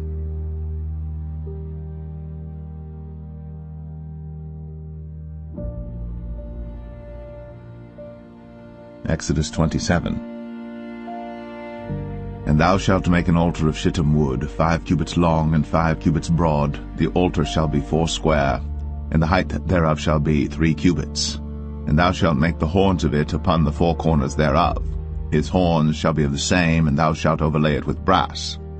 And thou shalt make his pans to receive his ashes, and his shovels, and his basins, and his flesh hooks, and his fire pans. All the vessels thereof thou shalt make of brass. And thou shalt make for it a grate of network of brass, and upon the net shalt thou make 4 brazen rings in the 4 corners thereof. And thou shalt put it under the compass of the altar beneath, that the net may be even to the midst of the altar. And thou shalt make staves for the altar, staves of shittim wood, and overlay them with brass. And the staves shall be put into the rings, and the staves shall be upon the 2 sides of the altar to bear it. Hollow with boards shalt thou make it, as it was shown thee in the mount, so shall they make it. And thou shalt make the court of the tabernacle for the south side. Southward there shall be hangings for the court of fine twined linen, of 100 cubits long for one side. And the 20 pillars thereof, and their 20 sockets shall be of brass. The hooks of the pillars, and their fillets, shall be of silver. And likewise for the north side in length there shall be hangings of 100 cubits long, and his 20 pillars, and their 20 sockets of brass, the hooks of the pillars, and their fillets of silver. And for the breadth of the court on the west side shall be hangings of 50 cubits, their pillars 10, and their sockets 10. And the breadth of the court on the east side eastward shall be 50 cubits. The hangings of one side of the gate shall be 15 cubits, their pillars 3, and their sockets 3. And on the other side shall be hangings 15 cubits, their pillars 3, and their sockets 3.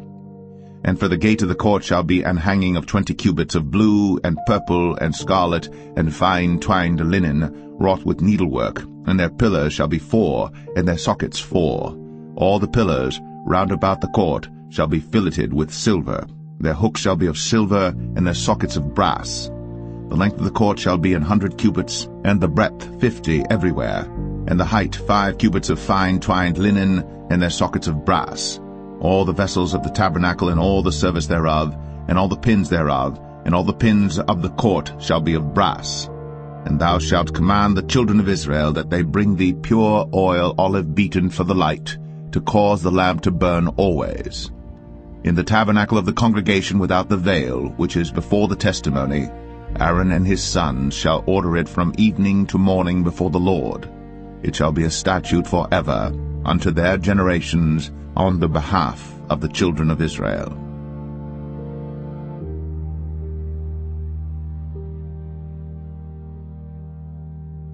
Exodus 28.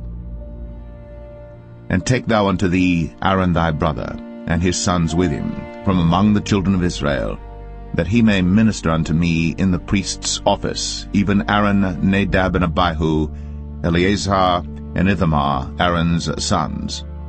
And thou shalt make holy garments for Aaron thy brother, for glory and for beauty. And thou shalt speak unto all that are wise-hearted, whom I have filled with the spirit of wisdom, that they may make Aaron's garments to consecrate him, that he may minister unto me in the priest's office. And these are the garments which they shall make, a breastplate, and an ephod, and a robe, and a broidered coat, a mitre, and a girdle. And they shall make holy garments for Aaron thy brother, and his sons, that he may minister unto me in the priest's office. And they shall take gold, and blue, and purple, and scarlet, and fine linen. And they shall make the ephod of gold, of blue, and of purple, of scarlet, and fine twined linen with cunning work. It shall have the 2 shoulder pieces thereof joined at the 2 edges thereof, and so it shall be joined together. And the curious girdle of the ephod which is upon it shall be of the same, according to the work thereof, even of gold, of blue, and purple, and scarlet, and fine twined linen. And thou shalt take 2 onyx stones, and grave on them the names of the children of Israel, 6 of their names on one stone, and the other 6 names of the rest on the other stone, according to their birth. With the work of an engraver in stone, like the engravings of a signet, shalt thou engrave the 2 stones with the names of the children of Israel. Thou shalt make them to be set in ouches of gold.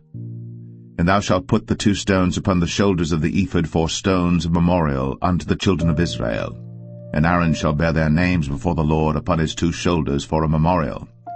And thou shalt make ouches of gold, and 2 chains of pure gold at the ends. Of wreathen work shalt thou make them, and fasten the wreathen chains to the ouches. And thou shalt make the breastplate of judgment with cunning work. After the work of the ephod thou shalt make it, of gold, of blue, and of purple, and of scarlet, and of fine twined linen shalt thou make it. 4 square it shall be, being doubled. A span shall be the length thereof, and a span shall be the breadth thereof. And thou shalt set in it settings of stones, even 4 rows of stones. The first row shall be a sardius, a topaz, and a carbuncle. This shall be the first row. And the second row shall be an emerald, a sapphire, and a diamond. And the third row a ligure, an agate, and an amethyst. And the 4th row a beryl, and an onyx, and a jasper. They shall be set in gold in their enclosings. And the stones shall be with the names of the children of Israel, 12 according to their names, like the engravings of a signet. Every one with his name shall they be according to the 12 tribes. And thou shalt make upon the breastplate chains at the ends of wreathen work of pure gold. And thou shalt make upon the breastplate 2 rings of gold, and shalt put the 2 rings on the 2 ends of the breastplate.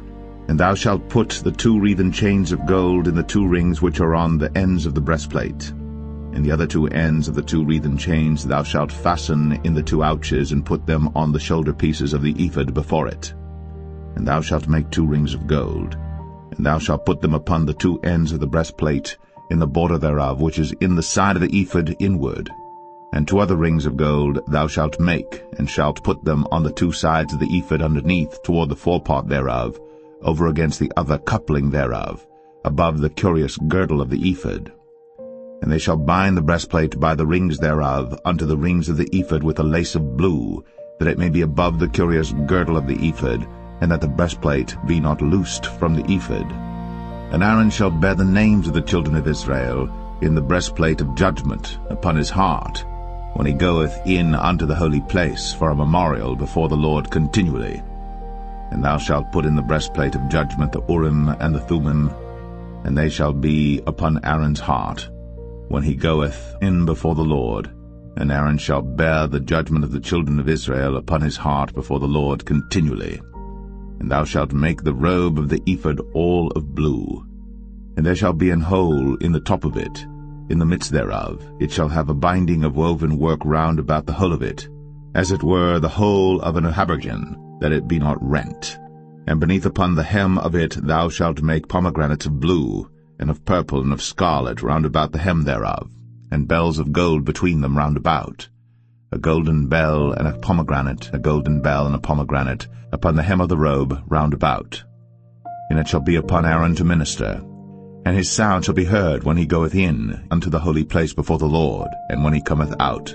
that he die not. And thou shalt make a plate of pure gold, and grave upon it, like the engravings of a signet, holiness to the Lord. And thou shalt put it on a blue lace, that it may be upon the mitre, upon the forefront of the mitre it shall be. And it shall be upon Aaron's forehead, that Aaron may bear the iniquity of the holy things, which the children of Israel shall hallow in all their holy gifts.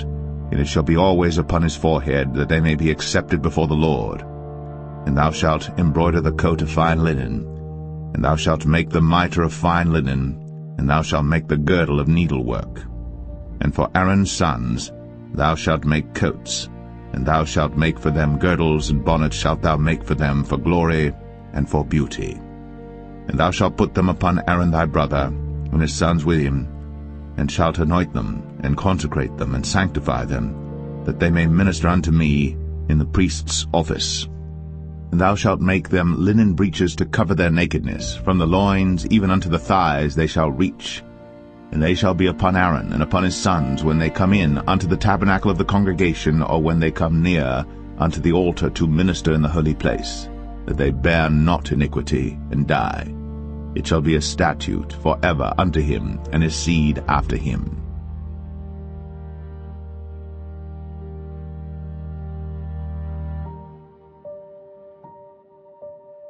Exodus 29. And this is the thing that thou shalt do unto them to hallow them, to minister unto me in the priest's office. Take 1 young bullock, and 2 rams without blemish, and unleavened bread and cakes unleavened tempered with oil, and wafers unleavened anointed with oil, of wheaten flour shalt thou make them. And thou shalt put them into 1 basket, and bring them in the basket, with the bullock and the 2 rams. And Aaron and his sons thou shalt bring unto the door of the tabernacle of the congregation, and shalt wash them with water. And thou shalt take the garments, and put upon Aaron the coat, and the robe of the ephod, and the breastplate, and gird him with the curious girdle of the ephod. And thou shalt put the mitre upon his head, and put the holy crown upon the mitre. Then shalt thou take the anointing oil, and pour it upon his head, and anoint him. And thou shalt bring his sons, and put coats upon them. And thou shalt gird them with girdles, Aaron and his sons, and put the bonnets on them, and the priest's office shall be theirs for a perpetual statute. And thou shalt consecrate Aaron and his sons. And thou shalt cause a bullock to be brought before the tabernacle of the congregation, and Aaron and his sons shall put their hands upon the head of the bullock. And thou shalt kill the bullock before the Lord, by the door of the tabernacle of the congregation. And thou shalt take of the blood of the bullock, and put it upon the horns of the altar with thy finger, and pour all the blood beside the bottom of the altar. And thou shalt take all the fat that covereth the inwards, and the caul that is above the liver, and the 2 kidneys, and the fat that is upon them, and burn them upon the altar. But the flesh of the bullock, and his skin, and his dung, shalt thou burn with fire without the camp. It is a sin offering. Thou shalt also take 1 ram, and Aaron and his sons shall put their hands upon the head of the ram. And thou shalt slay the ram, and thou shalt take his blood, and sprinkle it round about upon the altar. And thou shalt cut the ram in pieces, and wash the inwards of him and his legs, and put them unto his pieces and unto his head. And thou shalt burn the whole ram upon the altar. It is a burnt offering unto the Lord. It is a sweet savour, an offering made by fire unto the Lord. And thou shalt take the other ram, and Aaron and his sons shall put their hands upon the head of the ram. Then shalt thou kill the ram, and take of his blood, and put it upon the tip of the right ear of Aaron, and upon the tip of the right ear of his sons, and upon the thumb of their right hand, and upon the great toe of their right foot, and sprinkle the blood upon the altar round about. And thou shalt take of the blood that is upon the altar, and of the anointing oil, and sprinkle it upon Aaron, and upon his garments, and upon his sons, and upon the garments of his sons with him. And he shall be hallowed, and his garments, and his sons' garments with him. Also thou shalt take of the ram the fat and the rump, and the fat that covereth the inwards, and the caul above the liver, and the 2 kidneys, and the fat that is upon them, and the right shoulder, for it is a ram of consecration. And 1 loaf of bread, and 1 cake of oiled bread, and 1 wafer out of the basket of the unleavened bread that is before the Lord. And thou shalt put all in the hands of Aaron, and in the hands of his sons, and shalt wave them for a wave offering before the Lord. And thou shalt receive them of their hands, and burn them upon the altar for a burnt offering, for a sweet savour before the Lord. It is an offering made by fire unto the Lord. And thou shalt take the breast of the ram of Aaron's consecration, and wave it for a wave offering before the Lord, and it shall be thy part. And thou shalt sanctify the breast of the wave offering, and the shoulder of the heave offering which is waved, and which is heaved up, of the ram of the consecration, even of that which is for Aaron, and of that which is for his sons. And it shall be Aaron's and his sons by a statute for ever from the children of Israel. For it is an heave offering, and it shall be an heave offering from the children of Israel of the sacrifice of their peace offerings, even their heave offering unto the Lord. And the holy garments of Aaron shall be his sons after him, to be anointed therein, and to be consecrated in them. And that son that is priest in his stead shall put them on 7 days, when he cometh into the tabernacle of the congregation to minister in the holy place. And thou shalt take the ram of the consecration, and seethe his flesh in the holy place. And Aaron and his sons shall eat the flesh of the ram, and the bread that is in the basket by the door of the tabernacle of the congregation. And they shall eat those things wherewith the atonement was made, to consecrate and to sanctify them. But a stranger shall not eat thereof, because they are holy. And if aught of the flesh of the consecrations, or of the bread, remain unto the morning, then thou shalt burn the remainder with fire. It shall not be eaten, because it is holy. And thus shalt thou do unto Aaron and to his sons, according to all things which I have commanded thee. 7 days shalt thou consecrate them. And thou shalt offer every day a bullock for a sin offering, for atonement. And thou shalt cleanse the altar, when thou hast made an atonement for it. And thou shalt anoint it, to sanctify it. 7 days thou shalt make an atonement for the altar, and sanctify it. And it shall be an altar most holy. Whatsoever toucheth the altar shall be holy. Now this is that which thou shalt offer upon the altar: 2 lambs of the first year, day by day, continually. The one lamb thou shalt offer in the morning, and the other lamb thou shalt offer at even. And with the one lamb 1/10 deal of flour mingled with the 4th part of an hin of beaten oil, and the 4th part of an hin of wine for a drink offering. And the other lamb thou shalt offer at even, and shalt do thereto according to the meat offering of the morning, and according to the drink offering thereof, for a sweet savour, an offering made by fire unto the Lord. This shall be a continual burnt offering throughout your generations at the door of the tabernacle of the congregation before the Lord, where I will meet you, to speak there unto thee. And there I will meet with the children of Israel, and the tabernacle shall be sanctified by my glory. And I will sanctify the tabernacle of the congregation and the altar. I will sanctify also both Aaron and his sons to minister to me in the priest's office. And I will dwell among the children of Israel, and will be their God.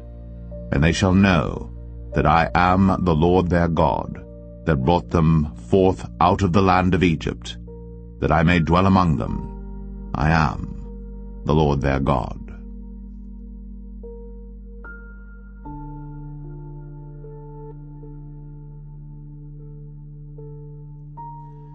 Exodus 30. And thou shalt make an altar to burn incense upon. Of shittim wood shalt thou make it. A cubit shall be the length thereof, and a cubit the breadth thereof. 4 square shall it be. And 2 cubits shall be the height thereof. The horns thereof shall be of the same. And thou shalt overlay it with pure gold, the top thereof and the sides thereof round about, and the horns thereof. And thou shalt make unto it a crown of gold round about. And 2 golden rings shalt thou make to it under the crown of it. By the 2 corners thereof upon the 2 sides of it shalt thou make it. And they shall be for places for the staves to bear it withal. And thou shalt make the staves of shittim wood, and overlay them with gold. And thou shalt put it before the veil that is by the ark of the testimony, before the mercy seat that is over the testimony, where I will meet with thee. And Aaron shall burn thereon sweet incense every morning. When he dresseth the lamps, he shall burn incense upon it. And when Aaron lighteth the lamps at even, he shall burn incense upon it, a perpetual incense before the Lord throughout your generations. Ye shall offer no strange incense thereon, nor burnt sacrifice, nor meat offering, neither shall ye pour drink offering thereon. And Aaron shall make an atonement upon the horns of it once in a year with the blood of the sin offering of atonements. Once in the year shall he make atonement upon it throughout your generations. It is most holy unto the Lord. And the Lord spake unto Moses, saying, When thou takest the sum of the children of Israel after their number, then shall they give every man a ransom for his soul unto the Lord, when thou numberest them, that there be no plague among them, when thou numberest them. This they shall give every one that passeth among them that are numbered, half a shekel after the shekel of the sanctuary. A shekel is 20 gerahs, and half shekel shall be the offering of the Lord. Every one that passeth among them that are numbered, from 20 years old and above, shall give an offering unto the Lord. The rich shall not give more, and the poor shall not give less than half a shekel, when they give an offering unto the Lord to make an atonement for your souls. And thou shalt take the atonement money of the children of Israel, and shalt appoint it for the service of the tabernacle of the congregation, that it may be a memorial unto the children of Israel before the Lord, to make an atonement for your souls. And the Lord spake unto Moses, saying, Thou shalt also make a laver of brass, and his foot also of brass, to wash withal. And thou shalt put it between the tabernacle of the congregation and the altar, and thou shalt put water therein. For Aaron and his sons shall wash their hands and their feet thereat. When they go into the tabernacle of the congregation, they shall wash with water, that they die not, or when they come near to the altar to minister, to burn offering made by fire unto the Lord. So they shall wash their hands and their feet, that they die not. And it shall be a statute forever to them, even to him and to his seed throughout their generations. Moreover the Lord spake unto Moses, saying, Take thou also unto thee principal spices, of pure myrrh 500 shekels, and of sweet cinnamon half so much, even 250 shekels, and of sweet calamus 250 shekels, and of cassia 500 shekels after the shekel of the sanctuary, and of oil olive and hin. And thou shalt make it an oil of holy ointment, an ointment compound after the art of the apothecary. It shall be an holy anointing oil. And thou shalt anoint the tabernacle of the congregation therewith, and the ark of the testimony, and the table and all his vessels, and the candlestick and his vessels, and the altar of incense, and the altar of burnt offering with all his vessels, and the laver and his foot. And thou shalt sanctify them, that they may be most holy. Whatsoever touches them shall be holy. And thou shalt anoint Aaron and his sons, and consecrate them, that they may minister unto me in the priest's office. And thou shalt speak unto the children of Israel, saying, This shall be an holy anointing oil unto me throughout your generations. Upon man's flesh shall it not be poured, neither shall ye make any other like it, after the composition of it. It is holy, and it shall be holy unto you. Whosoever compoundeth any like it, or whosoever putteth any of it upon a stranger, shall even be cut off from his people. And the Lord said unto Moses, Take unto thee sweet spices, stacte, and onycha, and galbanum, these sweet spices with pure frankincense, of each shall there be a like weight. And thou shalt make it a perfume, a confection after the art of the apothecary, tempered together pure and holy. And thou shalt beat some of it very small, and put of it before the testimony in the tabernacle of the congregation, where I will meet with thee. It shall be unto you most holy. And as for the perfume which thou shalt make, ye shall not make to yourselves according to the composition thereof. It shall be unto thee holy for the Lord. Whosoever shall make like unto that, to smell thereto, shall even be cut off from his people.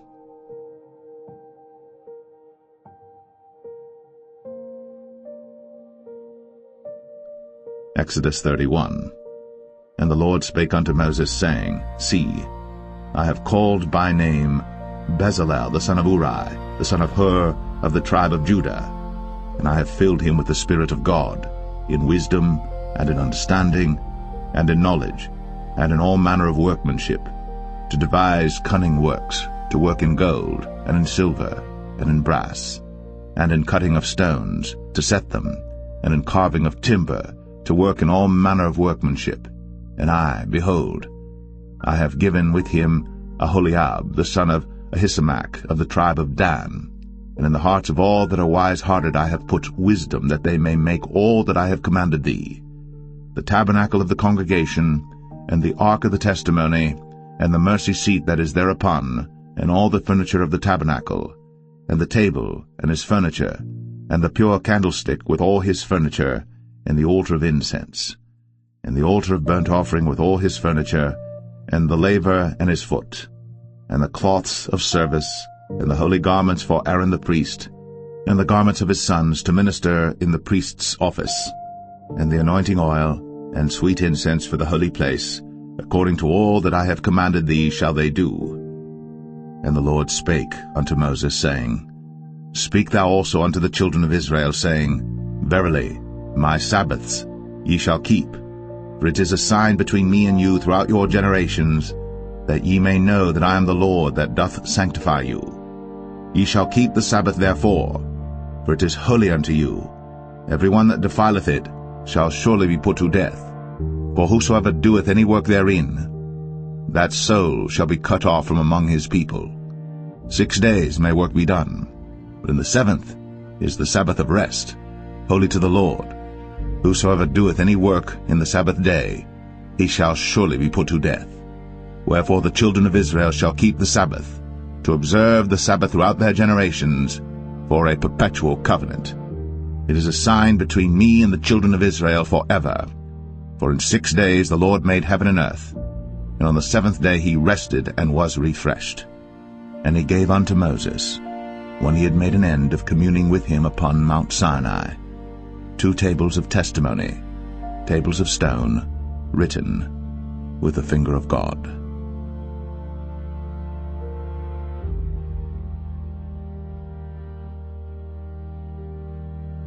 Exodus 32. And when the people saw that Moses delayed to come down out of the mount, the people gathered themselves together unto Aaron, and said unto him, Up, make us gods, which shall go before us. For as for this Moses, the man that brought us up out of the land of Egypt, we wot not what is become of him. And Aaron said unto them, Break off the golden earrings which are in the ears of your wives, of your sons, and of your daughters, and bring them unto me. And all the people brake off the golden earrings which were in their ears, and brought them unto Aaron. And he received them at their hand, and fashioned it with a graving tool, after he had made it a molten calf. And they said, These be thy gods, O Israel, which brought thee up out of the land of Egypt. And when Aaron saw it, he built an altar before it. And Aaron made proclamation and said, Tomorrow is a feast to the Lord. And they rose up early on the morrow, and offered burnt offerings, and brought peace offerings. And the people sat down to eat and to drink, and rose up to play.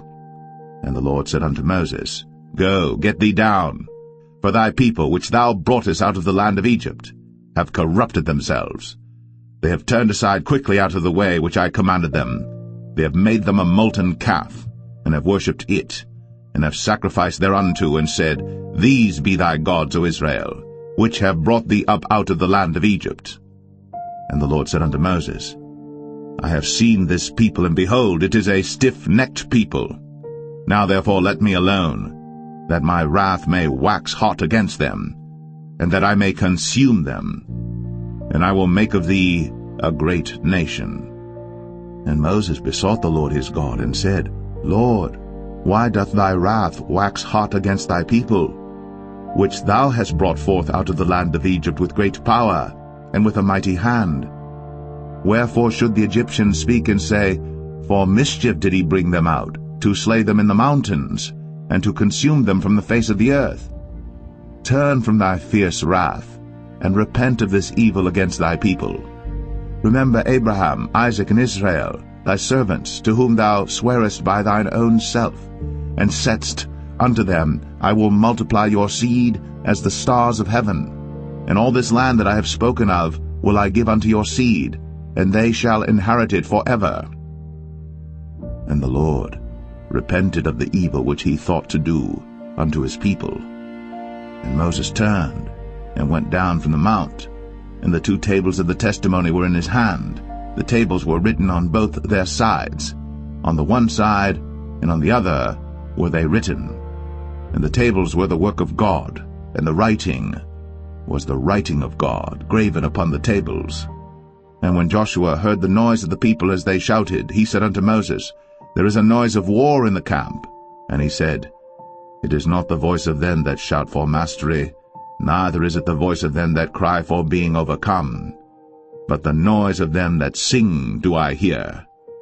And it came to pass, as soon as he came nigh unto the camp, that he saw the calf and the dancing. And Moses' anger waxed hot, and he cast the tables out of his hands, and brake them beneath the mount. And he took the calf which they had made, and burnt it in the fire, and ground it to powder, and strawed it upon the water, and made the children of Israel drink of it. And Moses said unto Aaron, What did this people unto thee, that thou hast brought so great a sin upon them? And Aaron said, Let not the anger of my Lord wax hot. Thou knowest the people, that they are set on mischief. For they said unto me, Make us gods, which shall go before us. For as for this Moses, the man that brought us up out of the land of Egypt, we wot not what is become of him. And I said unto them, Whosoever hath any gold, let them break it off. So they gave it to me. Then I cast it into the fire, and there came out this calf. And when Moses saw that the people were naked, for Aaron had made them naked unto their shame among their enemies, then Moses stood in the gate of the camp, and said, Who is on the Lord's side? Let him come unto me. And all the sons of Levi gathered themselves together unto him. And he said unto them, Thus saith the Lord God of Israel, Put every man his sword by his side, and go in and out from gate to gate throughout the camp, and slay every man his brother, and every man his companion, and every man his neighbor. And the children of Levi did according to the word of Moses. And there fell of the people that day about 3,000 men. For Moses had said, Consecrate yourselves today to the Lord, even every man upon his son, and upon his brother, that he may bestow upon you a blessing this day. And it came to pass on the morrow, that Moses said unto the people, Ye have sinned a great sin, and now I will go up unto the Lord. Peradventure I shall make an atonement for your sin. And Moses returned unto the Lord, and said, O this people have sinned a great sin, and have made them gods of gold. Yet now, if thou wilt forgive their sin, and if not, blot me, I pray thee, out of thy book, which thou hast written. And the Lord said unto Moses, Whosoever hath sinned against me, him will I blot out of my book. Therefore now go, lead the people unto the place of which I have spoken unto thee. Behold, mine angel shall go before thee. Nevertheless, in the day when I visit, I will visit their sin upon them. And the Lord plagued the people, because they made the calf which Aaron made.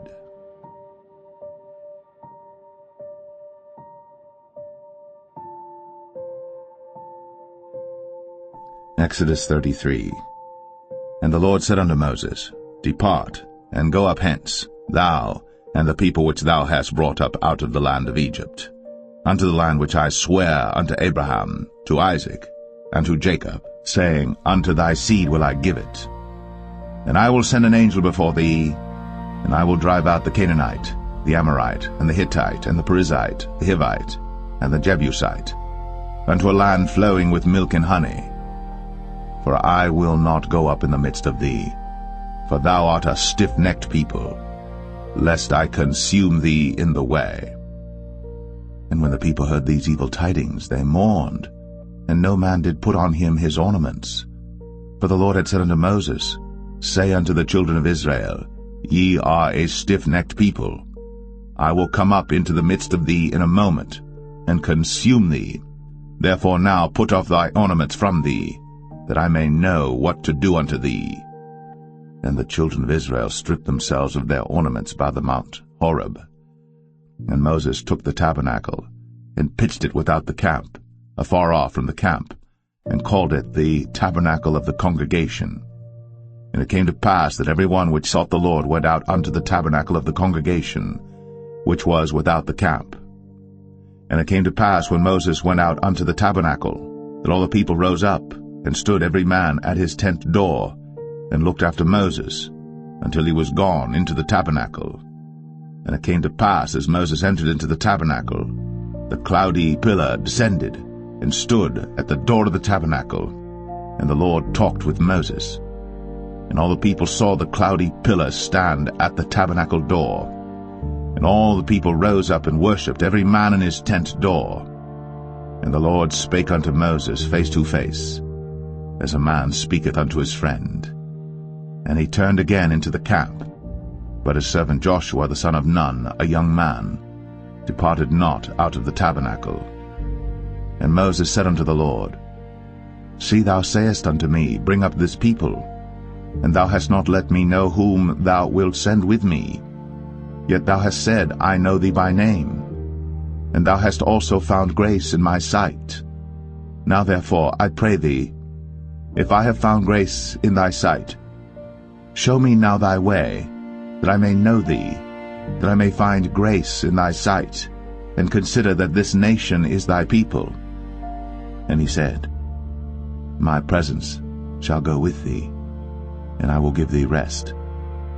And he said unto him, If thy presence go not with me, carry us not up hence. For wherein shall it be known here that I and thy people have found grace in thy sight? Is it not in that thou goest with us? So shall we be separated, I and thy people, from all the people that are upon the face of the earth. And the Lord said unto Moses, I will do this thing also that thou hast spoken, for thou hast found grace in my sight, and I know thee by name. And he said, I beseech thee, show me thy glory. And he said, I will make all my goodness pass before thee, and I will proclaim the name of the Lord before thee, and will be gracious to whom I will be gracious, and will show mercy on whom I will show mercy. And he said, Thou canst not see my face, for there shall no man see me and live. And the Lord said, Behold, there is a place by me, and thou shalt stand upon a rock.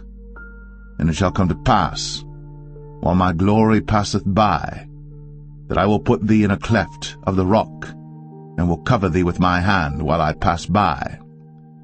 And I will take away mine hand, and thou shalt see my back parts, but my face shall not be seen.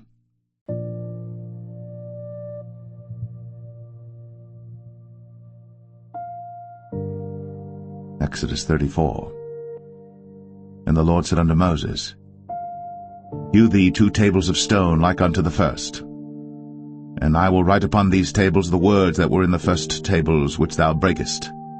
And be ready in the morning, and come up in the morning unto Mount Sinai, and present thyself there to me in the top of the mount.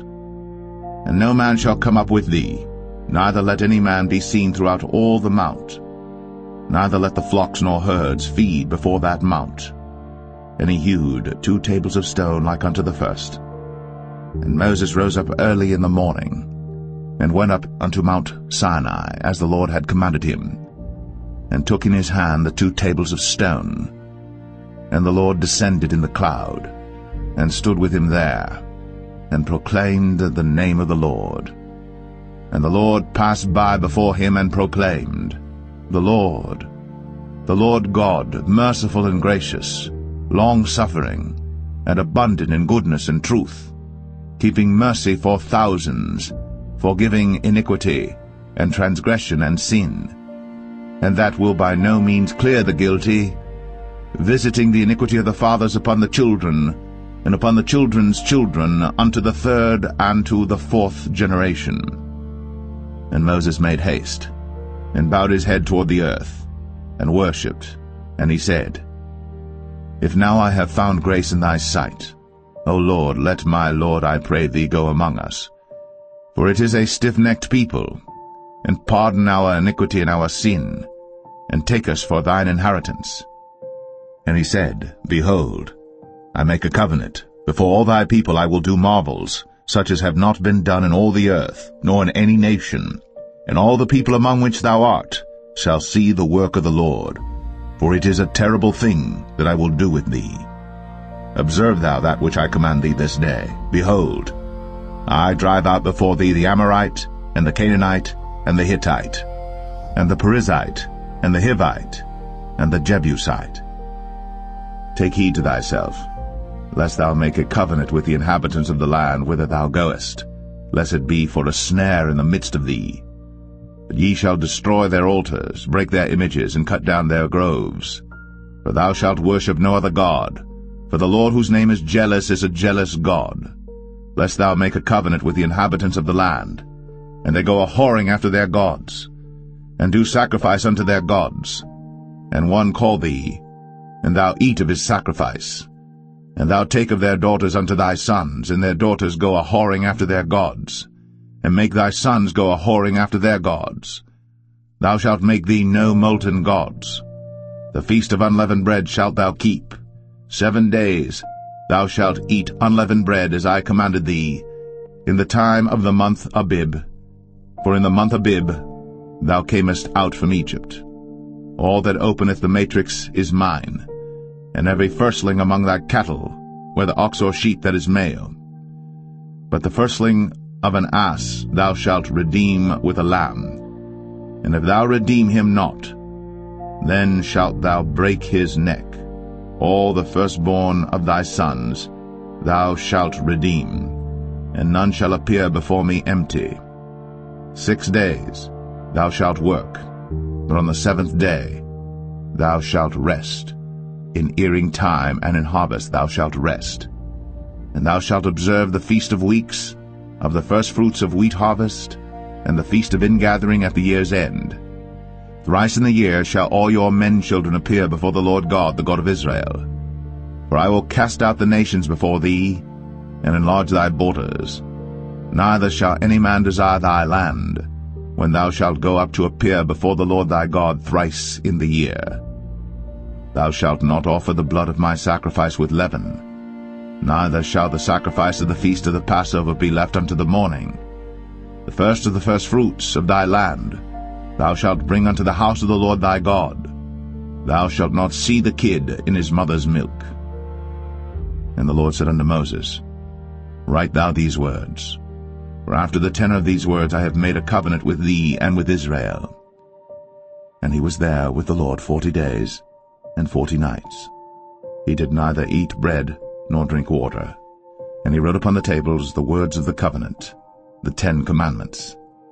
And it came to pass, when Moses came down from Mount Sinai, with the 2 tables of testimony in Moses' hand, when he came down from the mount, that Moses wist not that the skin of his face shone, while he talked with them. And when Aaron and all the children of Israel saw Moses, behold, the skin of his face shone, and they were afraid to come nigh him. And Moses called unto them, and Aaron and all the rulers of the congregation returned unto him. And Moses talked with them, and afterward all the children of Israel came nigh, and he gave them in commandment all that the Lord had spoken with him in Mount Sinai. Until Moses had done speaking with them, he put a veil on his face. But when Moses went in before the Lord to speak with him, he took the veil off until he came out. And he came out, and spake unto the children of Israel that which he was commanded. And the children of Israel saw the face of Moses, that the skin of Moses' face shone. And Moses put the veil upon his face again, until he went in to speak with him.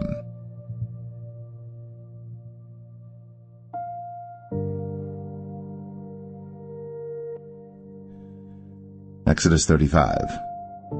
And Moses gathered all the congregation of the children of Israel together, and said unto them, These are the words which the Lord hath commanded, that ye should do them. 6 days shall work be done, but on the 7th day there shall be to you an holy day, a Sabbath of rest to the Lord. Whosoever doeth work therein shall be put to death. Ye shall kindle no fire throughout your habitations upon the Sabbath day. And Moses spake unto all the congregation of the children of Israel, saying, This is the thing which the Lord commanded, saying, Take ye from among you an offering unto the Lord. Whosoever is of a willing heart, let him bring it, an offering of the Lord, gold and silver and brass, and blue and purple and scarlet and fine linen and goat's hair, and rams' skins dyed red, and badgers' skins, and shittim wood, and oil for the light, and spices for anointing oil, and for the sweet incense, and onyx stones, and stones to be set for the ephod and for the breastplate. And every wise-hearted among you shall come, and make all that the Lord hath commanded, the tabernacle, his tent, and his covering, his taches, and his boards, his bars, his pillars, and his sockets, the ark and the staves thereof, with the mercy seat and the veil of the covering, the table and his staves, and all his vessels, and the showbread, the candlestick also for the light, and his furniture, and his lamps, with the oil for the light, and the incense altar, and his staves, and the anointing oil, and the sweet incense, and the hanging for the door at the entering in of the tabernacle, the altar of burnt offering, with his brazen grate, his staves, and all his vessels, the laver and his foot, the hangings of the court, his pillars and their sockets, and the hanging for the door of the court, the pins of the tabernacle, and the pins of the court, and their cords, the cloths of service, to do service in the holy place, the holy garments for Aaron the priest, and the garments of his sons to minister in the priest's office. And all the congregation of the children of Israel departed from the presence of Moses. And they came, every one whose heart stirred him up, and every one whom his spirit made willing. And they brought the Lord's offering to the work of the tabernacle of the congregation, and for all his service, and for the holy garments. And they came, both men and women, as many as were willing-hearted, and brought bracelets and earrings and rings and tablets, all jewels of gold. And every man that offered an offering of gold unto the Lord. And every man with whom was found blue and purple and scarlet and fine linen and goat's hair, and red skins of rams and badgers' skins brought them. Every one that did offer an offering of silver and brass brought the Lord's offering, and every man with whom was found shittim wood for any work of the service brought it. And all the women that were wise-hearted did spin with their hands, and brought that which they had spun, both of blue and of purple and of scarlet and of fine linen. And all the women whose heart stirred them up in wisdom spun goat's hair. And the rulers brought onyx stones, and stones to be set for the ephod and for the breastplate, and spice, and oil for the light, and for the anointing oil, and for the sweet incense. The children of Israel brought a willing offering unto the Lord, every man and woman whose heart made them willing to bring for all manner of work, which the Lord had commanded to be made by the hand of Moses. And Moses said unto the children of Israel, See, the Lord hath called by name Bezalel the son of Uri, the son of Hur, of the tribe of Judah. And he hath filled him with the Spirit of God in wisdom, in understanding, and in knowledge, and in all manner of workmanship, and to devise curious works, to work in gold, and in silver, and in brass, and in the cutting of stones, to set them, and in carving of wood, to make any manner of cunning work. And he hath put in his heart that he may teach, both he and Aholiab, the son of Ahisamach, of the tribe of Dan. Them hath he filled with wisdom of heart, to work all manner of work, of the engraver, and of the cunning workman, and of the embroiderer, in blue, and in purple, and scarlet, and in fine linen, and of the weaver, even of them that do any work, and of those that devise cunning work.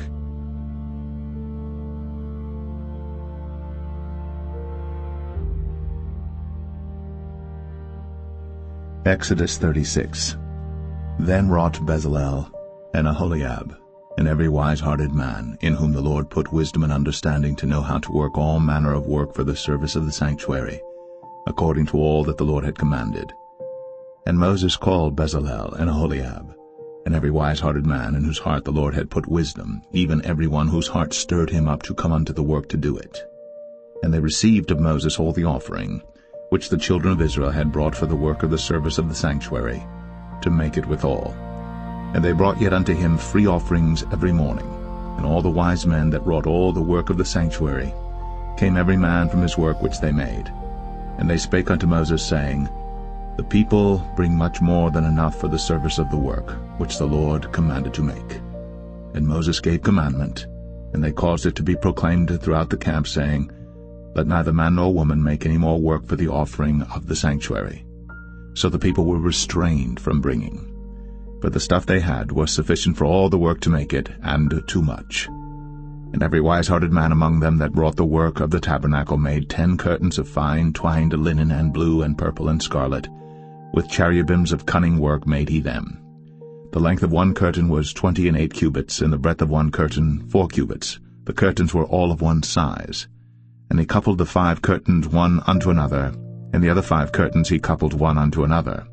And he made loops of blue on the edge of one curtain from the selvage in the coupling. Likewise he made in the uttermost side of another curtain in the coupling of the second. 50 loops made he in one curtain, and 50 loops made he in the edge of the curtain which was in the coupling of the second.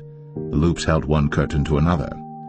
And he made 50 taches of gold, and coupled the curtains one unto another with the taches. So it became one tabernacle. And he made curtains of goat's hair for the tent over the tabernacle. 11 curtains he made them. The length of one curtain was 30 cubits, and 4 cubits was the breadth of one curtain. The 11 curtains were of one size. And he coupled 5 curtains by themselves, and 6 curtains by themselves. And he made 50 loops upon the uttermost edge of the curtain in the coupling, and 50 loops made he upon the edge of the curtain which coupleth the second. And he made 50 taches of brass to couple the tent together, that it might be one. And he made a covering for the tent of ram skins dyed red, and a covering of badger skins above that. And he made boards for the tabernacle of shittim wood standing up. The length of a board was 10 cubits, and the breadth of a board 1 cubit and a half. One board had 2 tenons, equally distant one from another. Thus did he make for all the boards of the tabernacle. And he made boards for the tabernacle, 20 boards for the south side southward. And 40 sockets of silver he made under the 20 boards, 2 sockets under one board for his 2 tenons, and 2 sockets under another board for his 2 tenons. And for the other side of the tabernacle, which is toward the north corner, he made 20 boards. And there 40 sockets of silver, 2 sockets under one board, and 2 sockets under another board. And for the sides of the tabernacle westward he made 6 boards, and 2 boards made he for the corners of the tabernacle in the 2 sides, and they were coupled beneath and coupled together at the head thereof to one ring. Thus he did to both of them in both the corners. And there were 8 boards, and their sockets were 16 sockets of silver, under every board 2 sockets. And he made bars of shittim wood, 5 for the boards of the one side of the tabernacle, and 5 bars for the boards of the other side of the tabernacle, and 5 bars for the boards of the tabernacle for the sides westward. And he made the middle bar to shoot through the boards from the one end to the other. And he overlaid the boards with gold, and made their rings of gold to be places for the bars, and overlaid the bars with gold.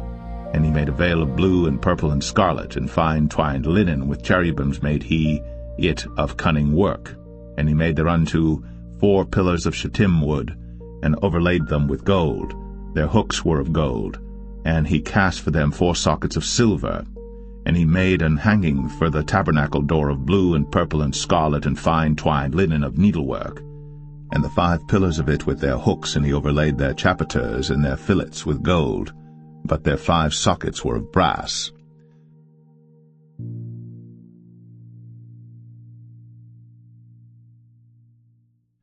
Exodus 37.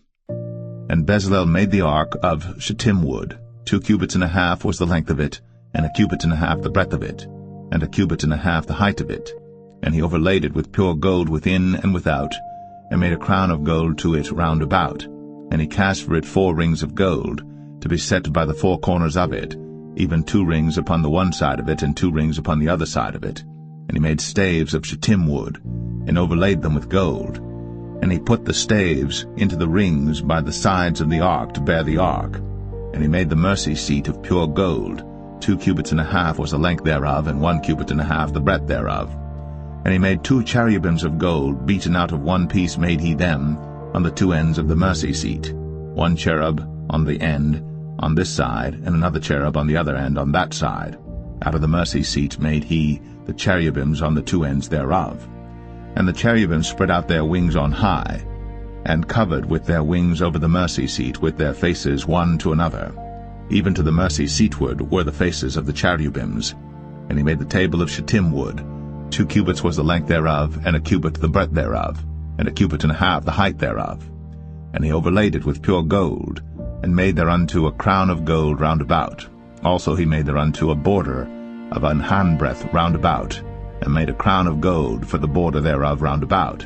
And he cast for it 4 rings of gold, and put the rings upon the 4 corners that were in the 4 feet thereof. Over against the border were the rings, the places for the staves to bear the table. And he made the staves of shittim wood, and overlaid them with gold to bear the table. And he made the vessels which were upon the table, his dishes, and his spoons, and his bowls, and his covers, to cover withal of pure gold. And he made the candlestick of pure gold. Of beaten work made he the candlestick. His shaft and his branch, his bowls, his knobs, and his flowers were of the same. And 6 branches going out of the sides thereof, 3 branches of the candlestick out of the one side thereof, and 3 branches of the candlestick out of the other side thereof. 3 bowls made after the fashion of almonds in one branch, a knob and a flower, and 3 bowls made like almonds in another branch, a knob and a flower. So throughout the 6 branches going out of the candlestick. And in the candlestick were 4 bowls made like almonds, his knobs and his flowers, and a knob under 2 branches of the same, and a knob under 2 branches of the same, and a knob under 2 branches of the same, according to the 6 branches going out of it. Their knobs and their branches were of the same. All of it was one beaten work of pure gold. And he made his 7 lamps and his snuffers and his snuff dishes of pure gold. Of a talent of pure gold made he it, and all the vessels thereof. And he made the incense altar of shittim wood. The length of it was a cubit, the breadth of it a cubit. It was 4 square, and 2 cubits was the height of it. The horns thereof were of the same. And he overlaid it with pure gold, both the top of it and the sides thereof round about. And the horns of it also he made unto it a crown of gold round about. And he made 2 rings of gold for it under the crown thereof, by the 2 corners of it upon the 2 sides thereof, to be places for the staves to bear it withal. And he made the staves of shittim wood, and overlaid them with gold. And he made the holy anointing oil, and the pure incense of sweet spices, according to the work of the apothecary.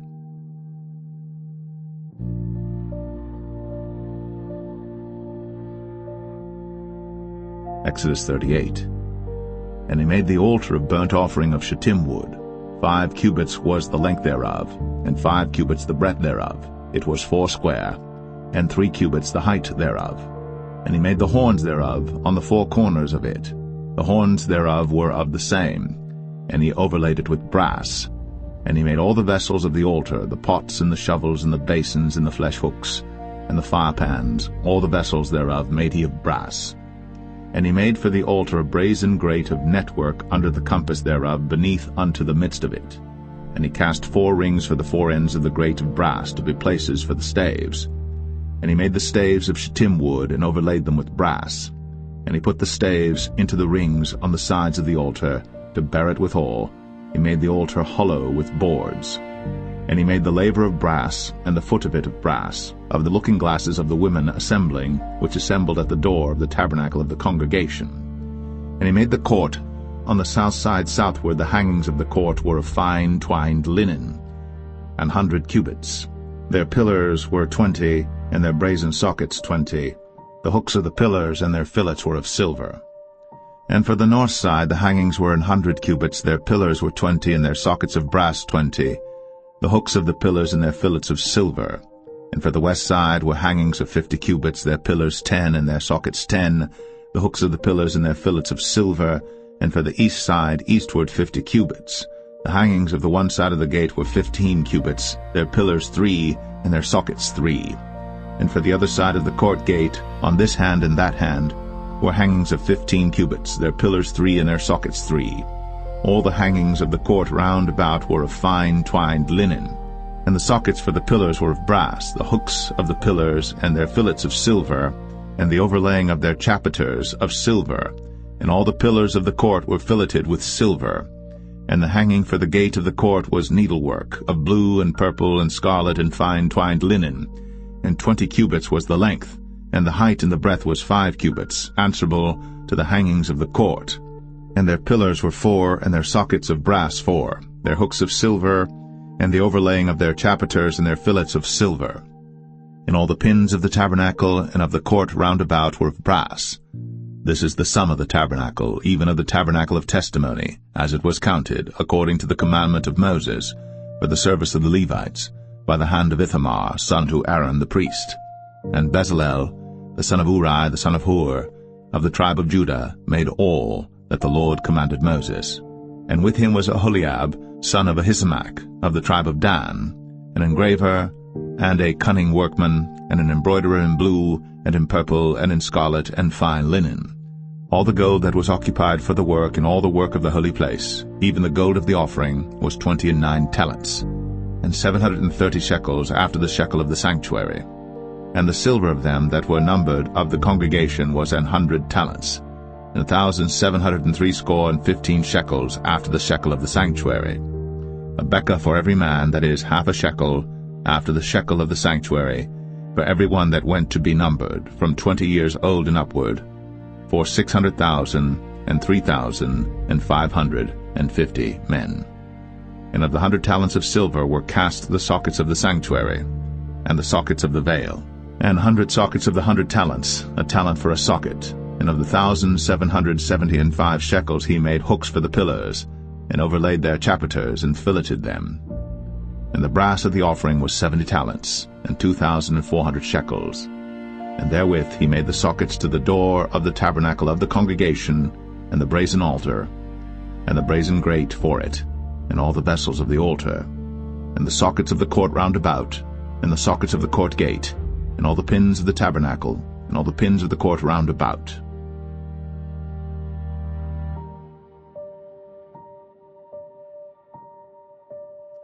Exodus 39.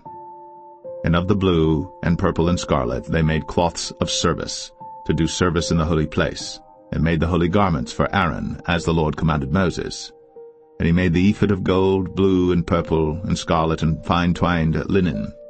And they did beat the gold into thin plates, and cut it into wires, to work it in the blue, and in the purple, and in the scarlet, and in the fine linen, with cunning work.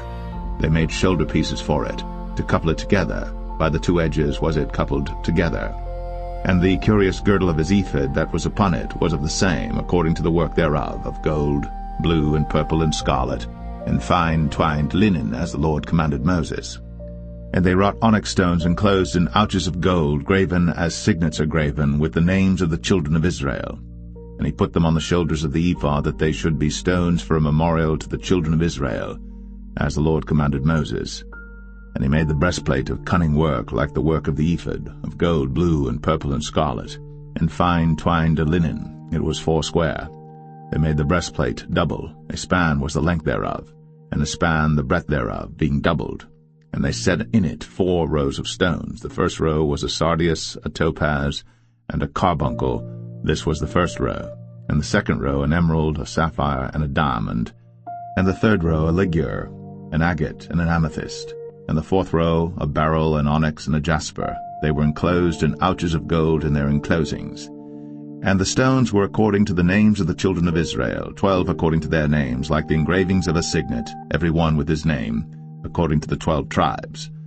And they made upon the breastplate chains at the ends of wreathen work of pure gold. And they made 2 ouches of gold and 2 gold rings, and put the 2 rings in the 2 ends of the breastplate. And they put the 2 wreathen chains of gold in the 2 rings on the ends of the breastplate. And the 2 ends of the 2 wreathen chains they fastened in the 2 ouches, and put them on the shoulder pieces of the ephod before it. And they made 2 rings of gold, and put them on the 2 ends of the breastplate, upon the border of it, which was on the side of the ephod inward.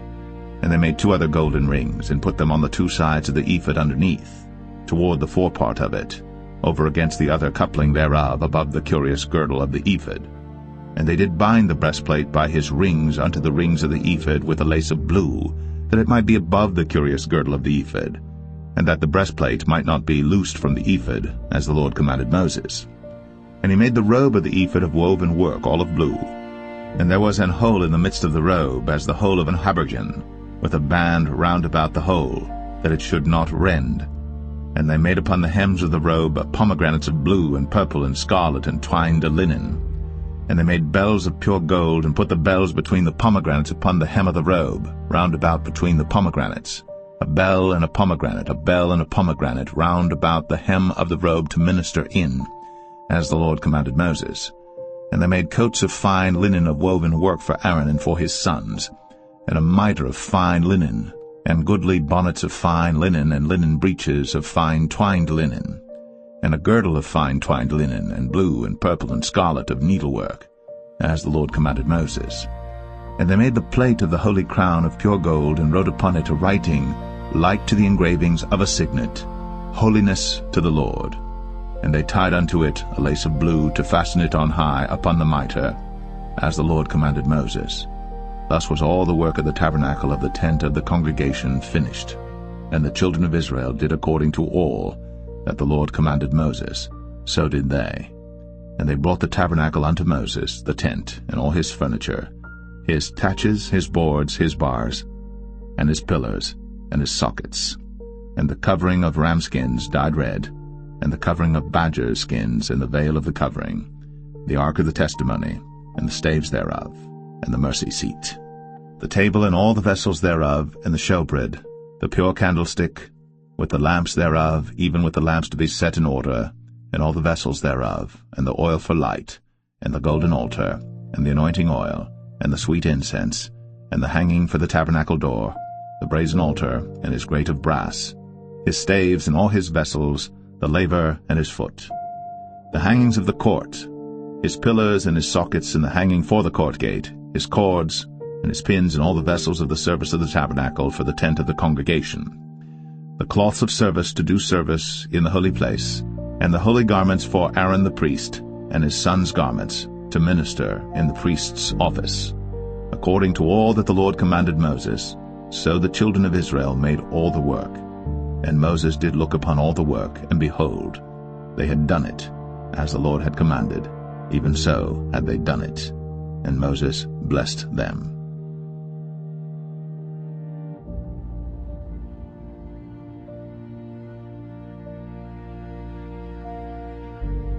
Exodus 40. And the Lord spake unto Moses, saying, On the first day of the first month shalt thou set up the tabernacle of the tent of the congregation, and thou shalt put therein the ark of the testimony, and cover the ark with the veil.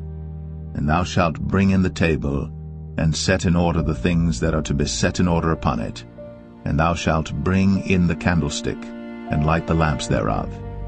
And thou shalt set the altar of gold for the incense before the ark of the testimony, and put the hanging of the door to the tabernacle. And thou shalt set the altar of the burnt offering before the door of the tabernacle of the tent of the congregation. And thou shalt set the laver between the tent of the congregation and the altar, and shalt put water therein. And thou shalt set up the court round about, and hang up the hanging at the court gate. And thou shalt take the anointing oil, and anoint the tabernacle, and all that is therein, and shalt hallow it, and all the vessels thereof, and it shall be holy. And thou shalt anoint the altar of the burnt offering, and all his vessels, and sanctify the altar, and it shall be an altar most holy. And thou shalt anoint the laver and his foot, and sanctify it. And thou shalt bring Aaron and his sons unto the door of the tabernacle of the congregation, and wash them with water. And thou shalt put upon Aaron the holy garments, and anoint him, and sanctify him, that he may minister unto me in the priest's office. And thou shalt bring his sons, and clothe them with coats. And thou shalt anoint them, as thou didst anoint their father, that they may minister unto me in the priest's office, for their anointing shall surely be an everlasting priesthood throughout their generations. Thus did Moses. According to all that the Lord commanded him, so did he. And it came to pass in the first month, in the second year, on the first day of the month, that the tabernacle was reared up. And Moses reared up the tabernacle, and fastened his sockets, and set up the boards thereof, and put in the bars thereof, and reared up his pillars. And he spread abroad the tent over the tabernacle, and put the covering of the tent above upon it, as the Lord commanded Moses. And he took and put the testimony into the ark, and set the staves on the ark, and put the mercy seat above upon the ark. And he brought the ark into the tabernacle, and set up the veil of the covering, and covered the ark of the testimony, as the Lord commanded Moses. And he put the table in the tent of the congregation upon the side of the tabernacle northward without the veil. And he set the bread in order upon it before the Lord, as the Lord had commanded Moses. And he put the candlestick in the tent of the congregation over against the table on the side of the tabernacle southward. And he lighted the lamps before the Lord, as the Lord commanded Moses. And he put the golden altar in the tent of the congregation before the veil. And he burnt sweet incense thereon, as the Lord commanded Moses. And he set up the hanging at the door of the tabernacle. And he put the altar of burnt offering by the door of the tabernacle of the tent of the congregation, and offered upon it the burnt offering and the meat offering, as the Lord commanded Moses. And he set the laver between the tent of the congregation and the altar, and put water there to wash withal. And Moses and Aaron and his sons washed their hands and their feet thereat, when they went into the tent of the congregation, and when they came near unto the altar, they washed, as the Lord commanded Moses. And he reared up the court round about the tabernacle and the altar, and set up the hanging of the court gate. So Moses finished the work. Then a cloud covered the tent of the congregation, and the glory of the Lord filled the tabernacle. And Moses was not able to enter into the tent of the congregation, because the cloud abode thereon, and the glory of the Lord filled the tabernacle. And when the cloud was taken up from over the tabernacle, the children of Israel went onward in all their journeys. But if the cloud were not taken up, then they journeyed not till the day that it was taken up. For the cloud of the Lord was upon the tabernacle by day, and fire was on it by night, in the sight of all the house of Israel, throughout all their journeys.